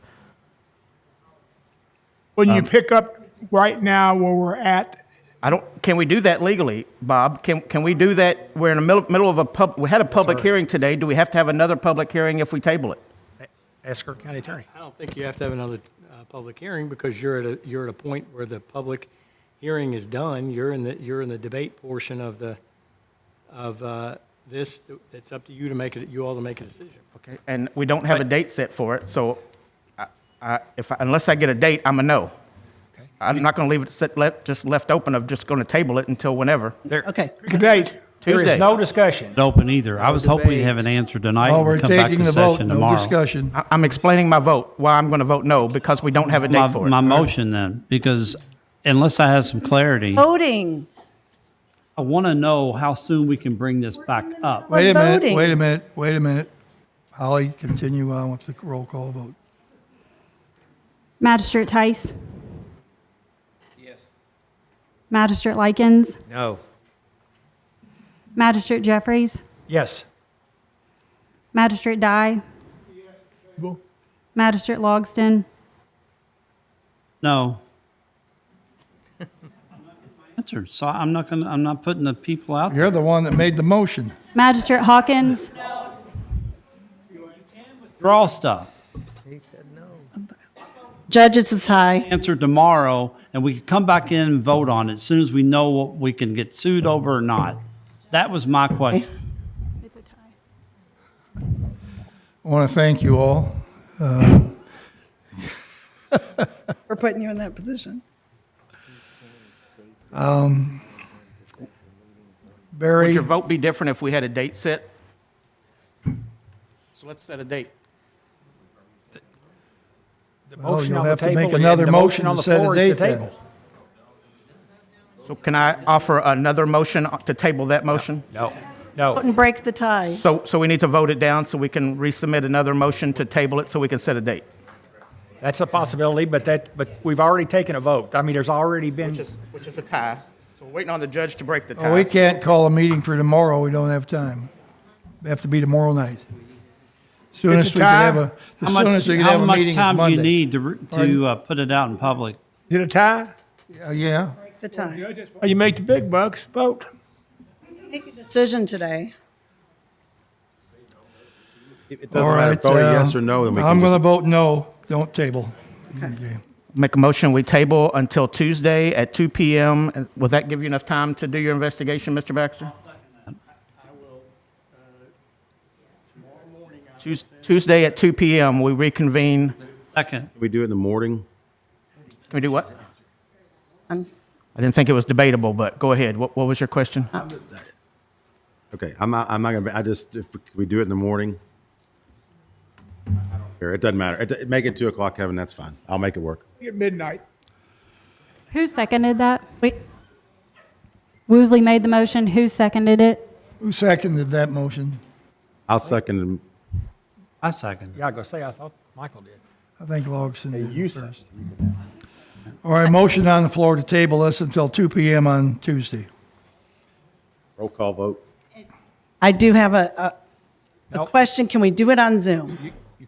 No. You can't. A motion to table is not debatable. All right. Rico, another roll call vote, please. I'm trying to get the motion. I'm trying to get my notes right so that there's Zoom. not any Just- confusion on my end. Pardon? I didn't mean everybody on Zoom. I just meant if one could not be here because of other obligations. Well- Because we canceled that meeting. I know. I mean. We canceled the July Many 1st people go on meeting. vacation, Thanksgiving. And I think we're old enough to make decisions today, and I think we can do this. We're vote on the table. We need to vote. Okay. Motion on the table is to table this until 2 o'clock on Tuesday. Magistrate Tice? Yes. Magistrate Hawkins? No. Magistrate Logsdon? Magistrate Jeffries? Yes. Magistrate Woosley? Yes. Magistrate Likens? Yes. Magistrate Hounds? Yes. Magistrate Dye? Yes. All right, tabled until 2 o'clock on Tuesday. We canceled that meeting. Holy cats. Judge, I hate to ask, but can we take a 5-minute break? Yes, we'll take a 10-minute break, please. All in favor, please say aye.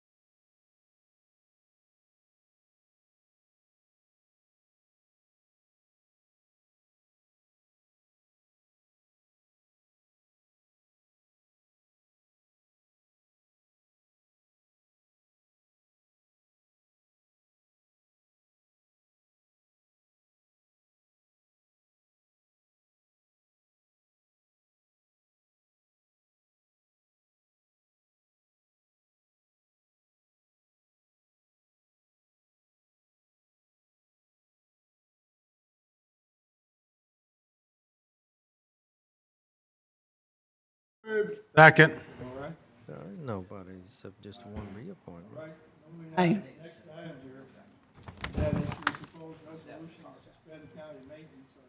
Judge, your mic's not on. We're moving on to the next resolution, the proposed suspension of county maintenance on private roads within the Oregon Creek Farms subdivision. Magistrate Jeffries, you want to address that at all? I'm sorry. Silliman was here, but he went downstairs for a second. About the hearing, the resolution. Or do we want to wait on it till he comes back? Yeah, we probably should wait because we want to make sure the doors are open. It's, Okay. they are allowed to have public comment. Right, all right. Let's go on here. We'll put that off for a minute, go on to personnel actions here. We have some board appointments. First one would Judge, be... how long are we going to put that off? What are we putting it off for? We want Jim Silliman to come back. He had to run downstairs for a second. Okay, Yeah, it'll be just a minute, Michael. back in a second.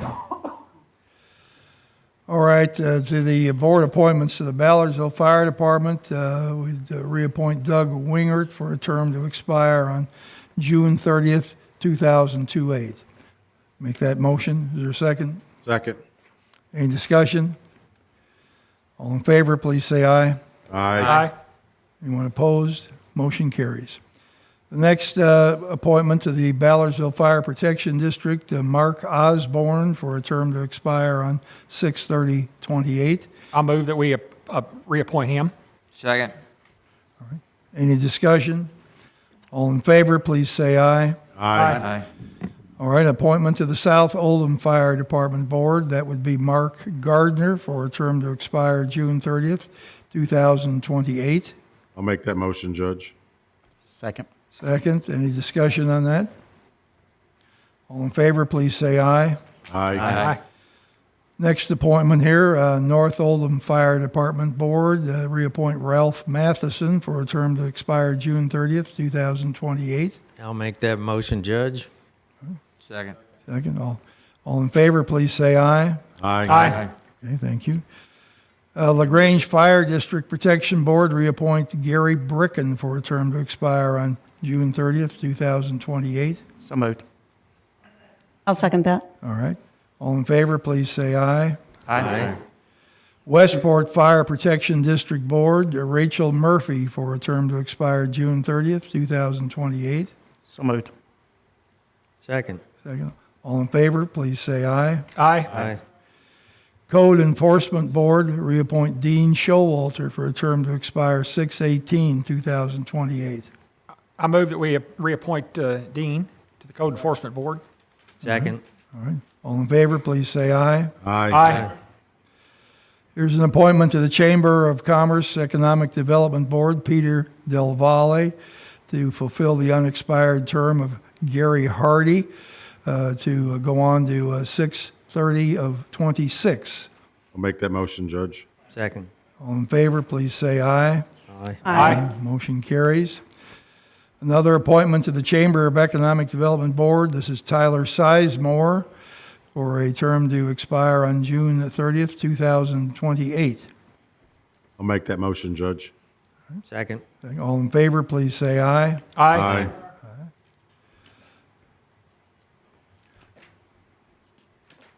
Another appointment to the Board of Adjustments and Appeals, Tim Kalen, to fulfill the unexpired term of Larry Otterback to January 17th, 2028. Judge, I make a motion, we table this appointment. We heard some things this evening, and I'm still waiting to hear back from him. So I'd like to table this until next Tuesday, until I get a chance to speak with Mr. Kalen. All right. I guess that takes a roll call vote. Is that right? Mr. Jeffries? Normally, yes, sir. All right, go ahead.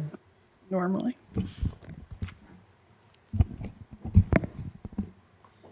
Magistrate Hounds? Actually, give me just a quick second. I ran All right, out, wait a I ran minute. out of roll call vote Okay. sheets. Roll call.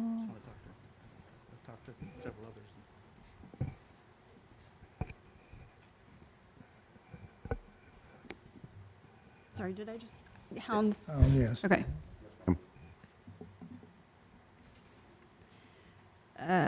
Hawkins. Tice.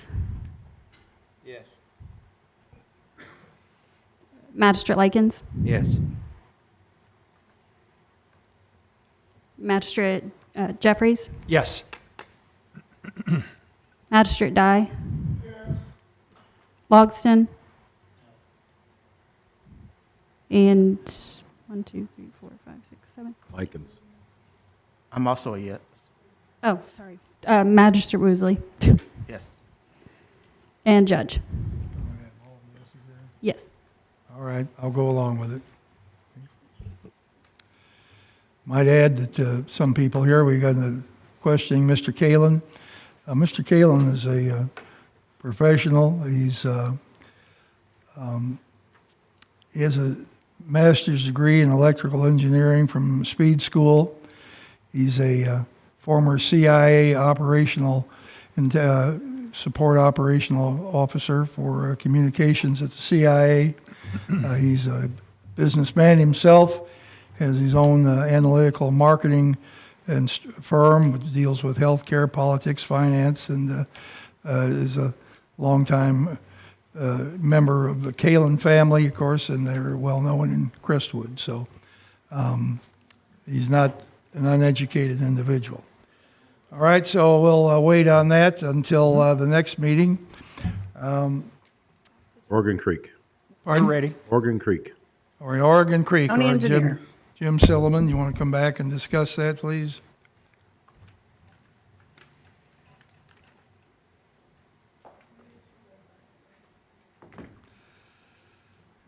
Yes, good evening. Jim Silliman, Oldham County Engineer. I guess the way this developed was it was brought to our attention several months ago, I think by Ben Kimbler, the road superintendent, that as part of an agreement that was made between Fiscal Court and the residents of the Oregon Creek Farm subdivision residents in 2004, the roads, which are actually private roads, they're gravel, would be maintained by the county road department, and there would be a reimbursement for that. It was in the form of, I think it was $125 per year. It would be on the tax bill for those residents.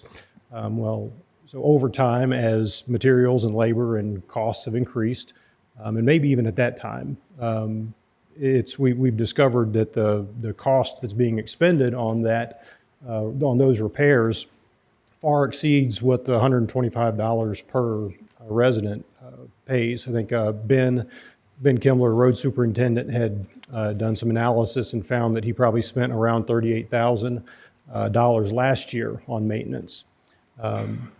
So we started looking deeper into it and actually what the agreement was, and early stages we were looking at alternatives that we could offer to I guess mitigate the cost. We looked into some, because typically the first thing you would want to do is have the roads brought into the Oldham County road maintenance system, and then they would become public roads. We would then just maintain them in perpetuity, no bill to the residents. Well, the process for doing that requires that the roads be brought up to Oldham County road standards.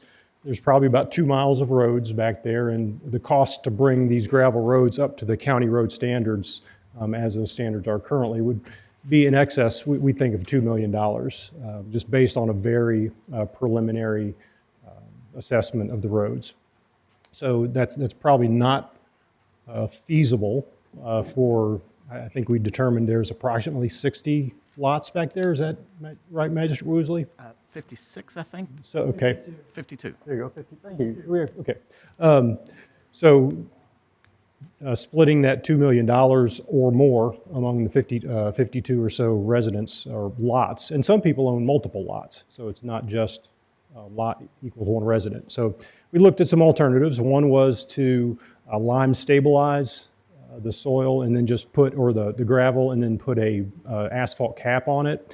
Another one was just to potentially pave the road to the Oldham County pavement section, but leave it at the existing width. And I think the costs for those we came up with were, around $500,000 for just the paving the road to the existing width, and probably around $200,000 for the lime stabilization and cap. The challenge with those are they don't meet the regulation of bringing them into the county road, up to the county road standards. So that might have been a futile effort to even do those calculations because they don't get us where we need to be.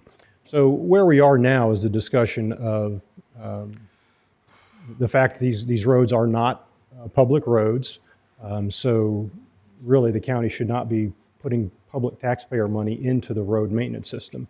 And maybe that's where I'd like either Barry Baxter or Magistrate Jeffries to take over from that point. Before I call on our county attorney, just want to clarify, just for the record, it's 2.13 miles within the Oregon Creek Farms subdivision.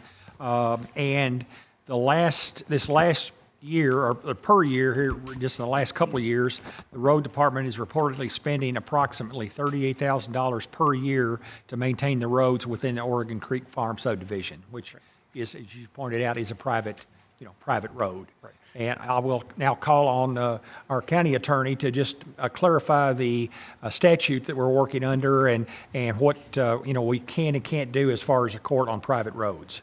So this was brought to my attention. There was a resolution that was enacted on July 20th of 2004 by the Fiscal Court.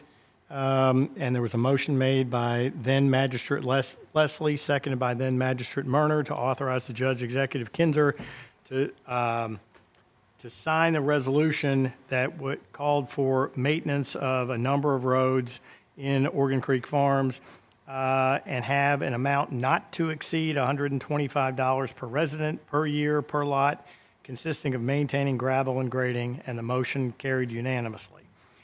Reference in the resolution was made to KRS 179.470. That statute has been amended, but it was my reading of the statute that even at the time that this resolution was adopted, it was not in conformity with the existing statute. The statute required that in order for the county to maintain the roads, and there was a whole lot of things about classes of cities, first, fourth, and a whole lot of things. But ultimately, the county, in order to maintain the roads had to be already up to county standards at the time the county was expending money to maintain the roads. That statute has since been amended. Nothing in that amendment changes my opinion that KRS 179.470 does not authorize the county paying for maintenance of private roads. In order for the county to be responsible, the roads would have to be dedicated to the county, and in order for that to happen, they'd have to be brought up to county standards, at which point they could ask that they be dedicated into the county road system, and the county would take over maintenance of those particular roads. So that was how it came to my attention. I will tell you, we had in the road committee meeting, there was a number of residents that were there. I know they met in the hallway after. I got an email from one of those residents because there was discussion in the road committee about them forming a road taxing district. And I got an email from one of those residents that had copied a lot of the folks back in there asking me for some information about how to get that done. I provided them a pretty detailed list of what they need to do in order to form a road taxing district. Essentially what that would encompass is the residents back there would become their own district that would be responsible for the maintenance. They could contract with the county to maintain the roads. Obviously, that would still be private roads. They wouldn't be dedicated at that point. Or they can contract with somebody else to, maintain the gravel or do whatever it is they think is necessary. But I have provided that information to those folks. Right. Judge, could I just provide a little more information? The road committee met on June 17th. We had several folks, as our county attorneys pointed out at that meeting. We had quite a discussion amongst the road committee and then the folks that were there. We ultimately did take a vote to propose this resolution number 01062625 at the road committee that passed out of the road committee with a positive recommendation to come to us to consider that today. This has all been advertised. The signs have been posted over there on the in the area on Oregon Creek subdivision, and so we voted 2 in favor, 1 against, to send this to fiscal court with a recommendation to approve this resolution. And Judge, do you want me to move that resolution? Yes, sir. Okay, do you want me to read the resolution? go ahead. Okay. I propose and move to suspend county maintenance of private roads within Oregon Creek Farms. And the resolution would read, and the number is, again, 01062625, whereas pursuant to resolution number 01072004, adopted by the court on the 20th day of July 2004, Oldham County agreed to assist with the maintenance of certain subdivision roads, namely Ridge Road, Oregon Circle Road, Hillvale Road, Ridgeway Road, and Ridgeway Circle in Oregon Creek Farm subdivision. And whereas the expense to maintain said roads has greatly exceeded the amount contained in the prior resolution, with the county incurring amounts greatly in excess of the amount collected, and whereas the roads as originally constructed did not comply with county standards, and the prior resolution incorrectly cited KRS 179.470 as the basis for such resolution, and whereas KRS 178.010 prevents a fiscal court from accepting a private road as a gift unless said road is constructed to minimum construction standards established by the fiscal court after July 13, 2004, and whereas Oldham County has never accepted said roads into the county road system, as the landowners in Oregon Creek Farm subdivision retain ownership of said roads. Now therefore be it resolved by the Oldham County Fiscal Court that the Oldham County Road Department shall no longer maintain the roads in abutting areas known as Ridge Road, Oregon Circle, Hillvale Road, Springvale Circle, and Ridgeway Circle in Oregon Creek Farm subdivision, as said roads do not meet the standards to be taken into the county road system and have never been formally accepted by the Oldham County Fiscal Court as required by KRS 178.010 and all other applicable statutes. This resolution shall become effective upon its passage according to law, dated this day of June 2025. All right, thank you. We have a motion in a second on this? I would move that. Huh? I moved that. Okay, we got a second on this? Second. All right. Discussion? Yes. Okay, sure, come up and talk. Good evening, everyone. My name's Andrew Way. I live at 2320 Ridge Road. And I was at that meeting last week, and it was very disappointing. My wife and I just purchased the property in February of 2022. When I first saw the property, I loved it. I wanted to live in Oldham County very badly. But when I saw that gravel road, my first thought was, I don't want to get involved with this. I do not want to be responsible for having to take care of 200 feet of gravel road frontage. And my real estate agent and the contract for the purchase of the property said that, no, you don't have to worry about it. There's a contract in place, an agreement with the county of Oldham that they would be responsible for taking care of the road, and all I have to pay is $125 on top of my property taxes. Now, I'm kind of an intelligent man, and I know that $125 a year is not going to take care of 200 feet of frontage. But I'm thinking, okay, it's a deal. I'll go with it. Because my thought also was that part of my property taxes pay for road maintenance, because the fire department has to get up onto my road. Ambulances have to get up on my road. School buses have to get up on my road.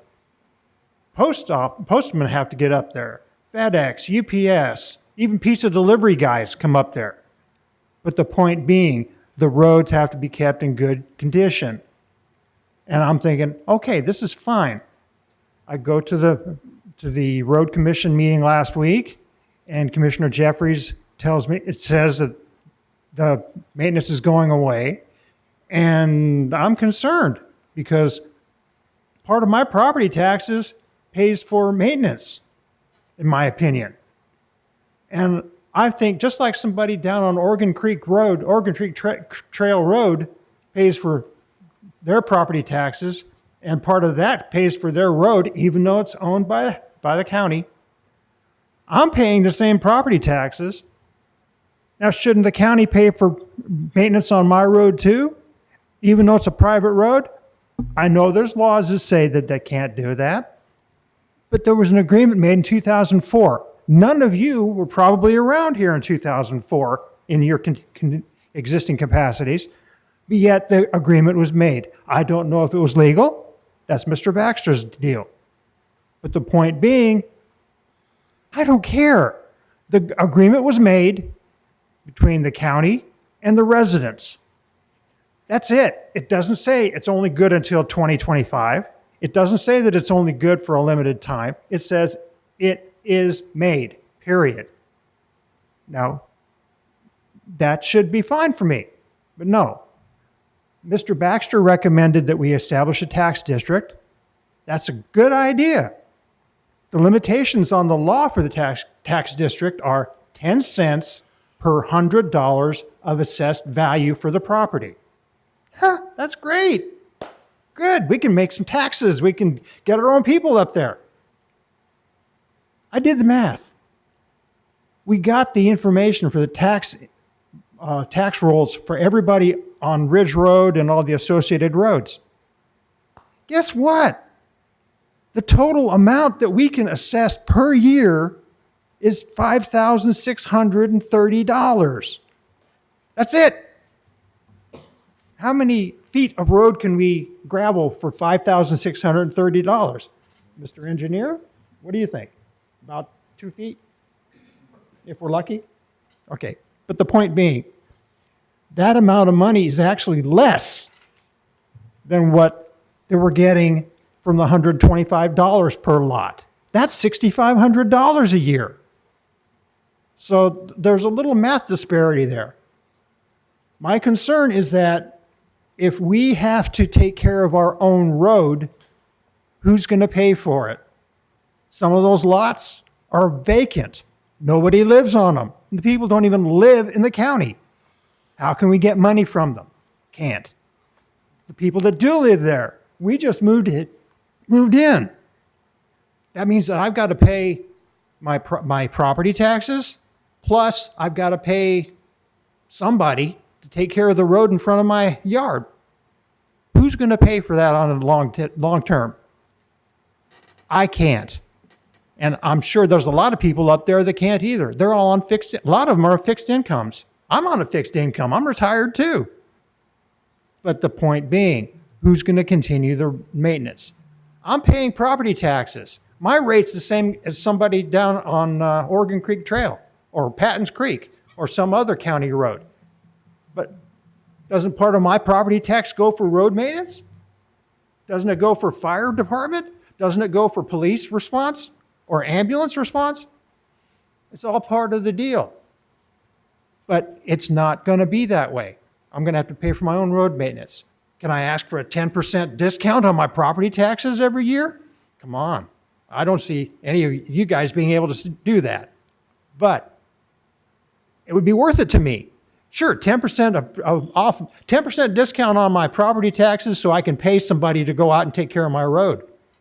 I think that's a fair deal. What do you guys think about that? Please consider it as a non-issue. True, we're paying property taxes. True, there's rules that say the county can't pay for maintenance on our road. But then again, how are you going to leave us high and dry?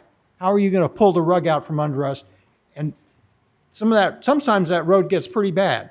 When it rains or snows, it gets pretty rutted. I just went out and bought a Jeep because I don't know what the condition of that road is going to be next winter. But planning ahead.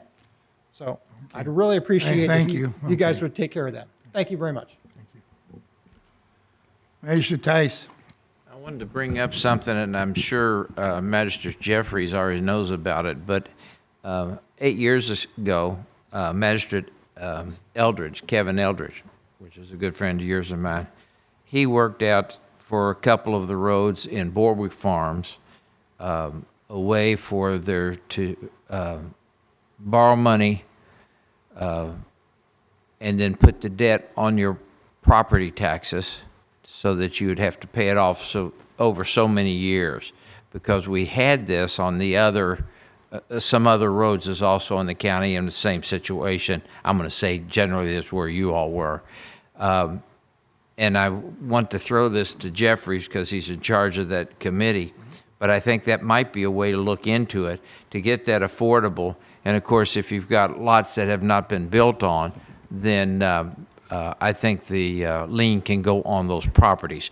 But I don't know that for positive. I'm just trying to find a way that Magistrate Eldridge at that time got it done for the people in a couple of streets that had it going on. So, and Jeffries may know more about it than I do. Well, Go ahead.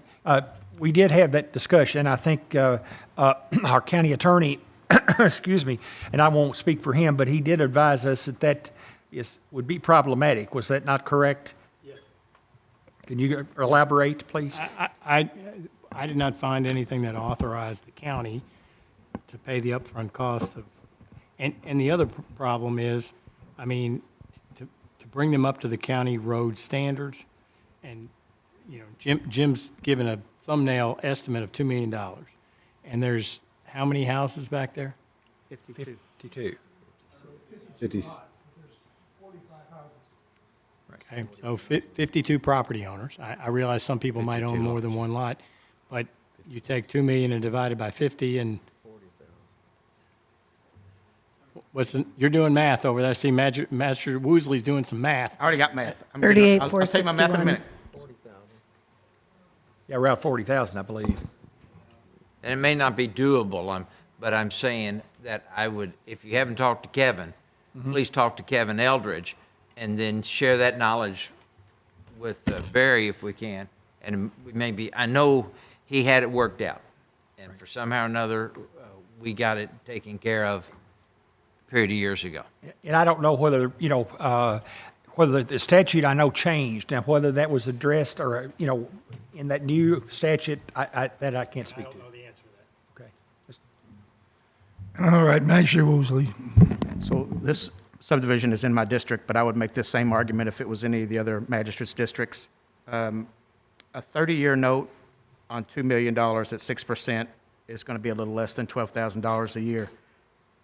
The problem with that is at 10 cents, which is the max that this taxing district could raise if they created a taxing district, they would only make $5,630 a year, and they can't go over the 10 cents per hundred. So they're not going to be able to raise enough money as a taxing district to pay this off. The other issue is at $125 a lot, we're now bringing in more than they would as a taxing district at $6,500. The resolution is a little problematic because part of Ridge Road is in the county. The hill portion is in the county, and we've got it in here that we're no longer going to maintain roads known as Ridge Road, but 1,000 feet or 1,200 feet of it is already in the county. So that's going to be problematic. I think Jim can. Yes, you're correct. So maybe that needs to be amended to indicate that the 1,200 feet at the beginning of Ridge Road be continue to be maintained, because that portion is publicly maintained. The other thing I want to say, the community has a meeting this weekend that I'm planning on attending. I would ask you guys, since we're in the tabling mood, let's table this until I can meet with them this weekend and we can get this resolution changed. And then let's hear this again. As it is now, we can't pass this resolution until that's fixed. Well, we could do a motion to amend the resolution that we have in front of us, but Barry, would that, if we tabled that, how does that, I know we had this discussion just previous hearing, or, that we've had up for 6 hours today, but, does it have to be advertised again? I mean, what? I would say yes, and I'd be more comfortable if you brought it back on the July 15th meeting or the first meeting in August. But I would assume we would have to advertise, put signs out again and all of that. Yeah. I mean, Jim's saying it's not a big deal. Okay. Would that give you guys time to fix the resolution so we're not having to amend the resolution? Okay. I mean, Measure die. Magistrate Jeffries, Stephanie and me were looking at this, and at the top of the resolution, you've got Ridge Road, Oregon Circle Road, Hillvale, Ridgeway Road, Ridgeway Circle. Right down at the bottom, you've got Magistrate, I'm going to interrupt you. That's quoting the 2004 resolution, which Mr. Silliman pointed out to me yesterday lists the wrong streets. Oh. And he made sure that, looking at the GIS, that the right streets are listed in the bottom of the resolution. because at the bottom, it's got Springvale Circle. so, I mean, I think I could support that, but it's, we've got to do something. I mean, I don't think it's fair to ask taxpayers across the county to continue to pay for these private roads in, Oregon Creek Farms. I know it's it's going to be a tough situation or whatever, even with a taxing district, but, I guess that will give us a time let Barry kind of see if we've got any options, about what Magistrate Tice pointed out, and maybe we could look into that. But, I think we just got to make a decision here to get the county's liability out of this on private roads.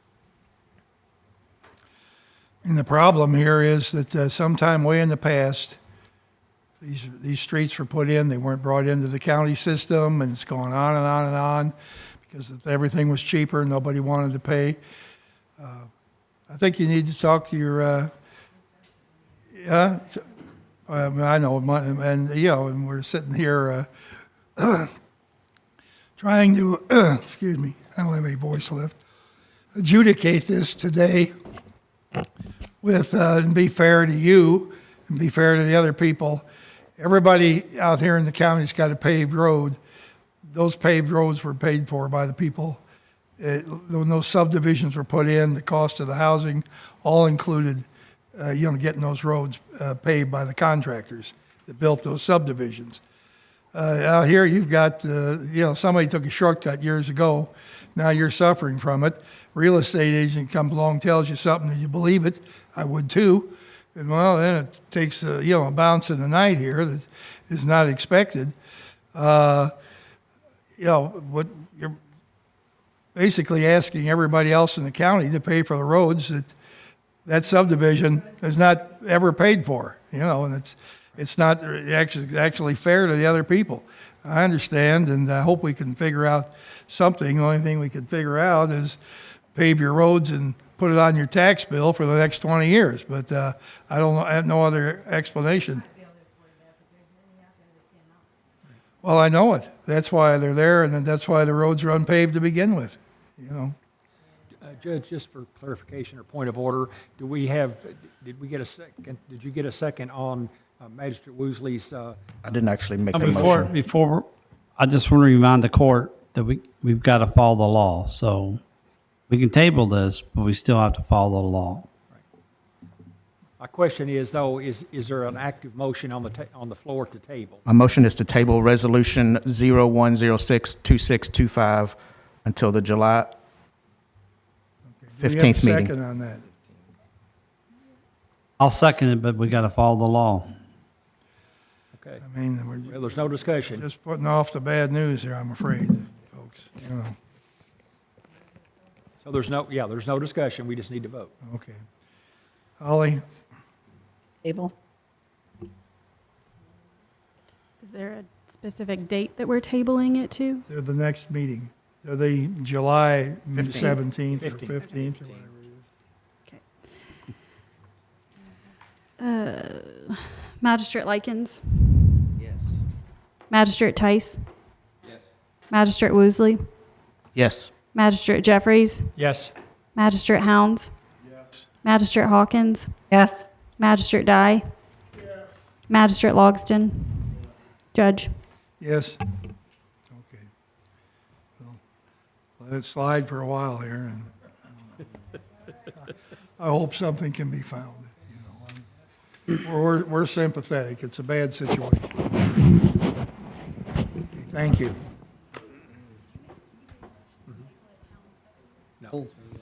All right, time now for the last public comment of the day. Is anybody here who wants to address the fiscal court? I do, Judge. Okay. I just want to say, when I was county engineer, we used to bring roads into the county road system the same way, and it was based on a linear footage of their property frontage of the road. And the county engineer would get an estimate or bids based on what it cost to do that. And I can't remember if it took 100% cooperation with every property owner or a certain percentage before that could happen. And then our chief financial officer would say, okay, based on X percentage, it is like a bond that we had to take out if they all agreed to pay their share. But the problem is you cannot artificially enrich someone else's property, which is what we would be doing if we took over their property. Somebody else buys a lot on an asphalt road, it's part of the cost of their property. You can't buy a lot on a gravel road and expect the county to come in and pave it, and now your lot's worth twice as much. So it was called artificial enrichment. But other than that, I think everybody's ready to go. Thank you very much. Thank you. Magistrate Tice? Is this the last final comment? And when he said that, No, there was no public comment, I don't think. You have a comment?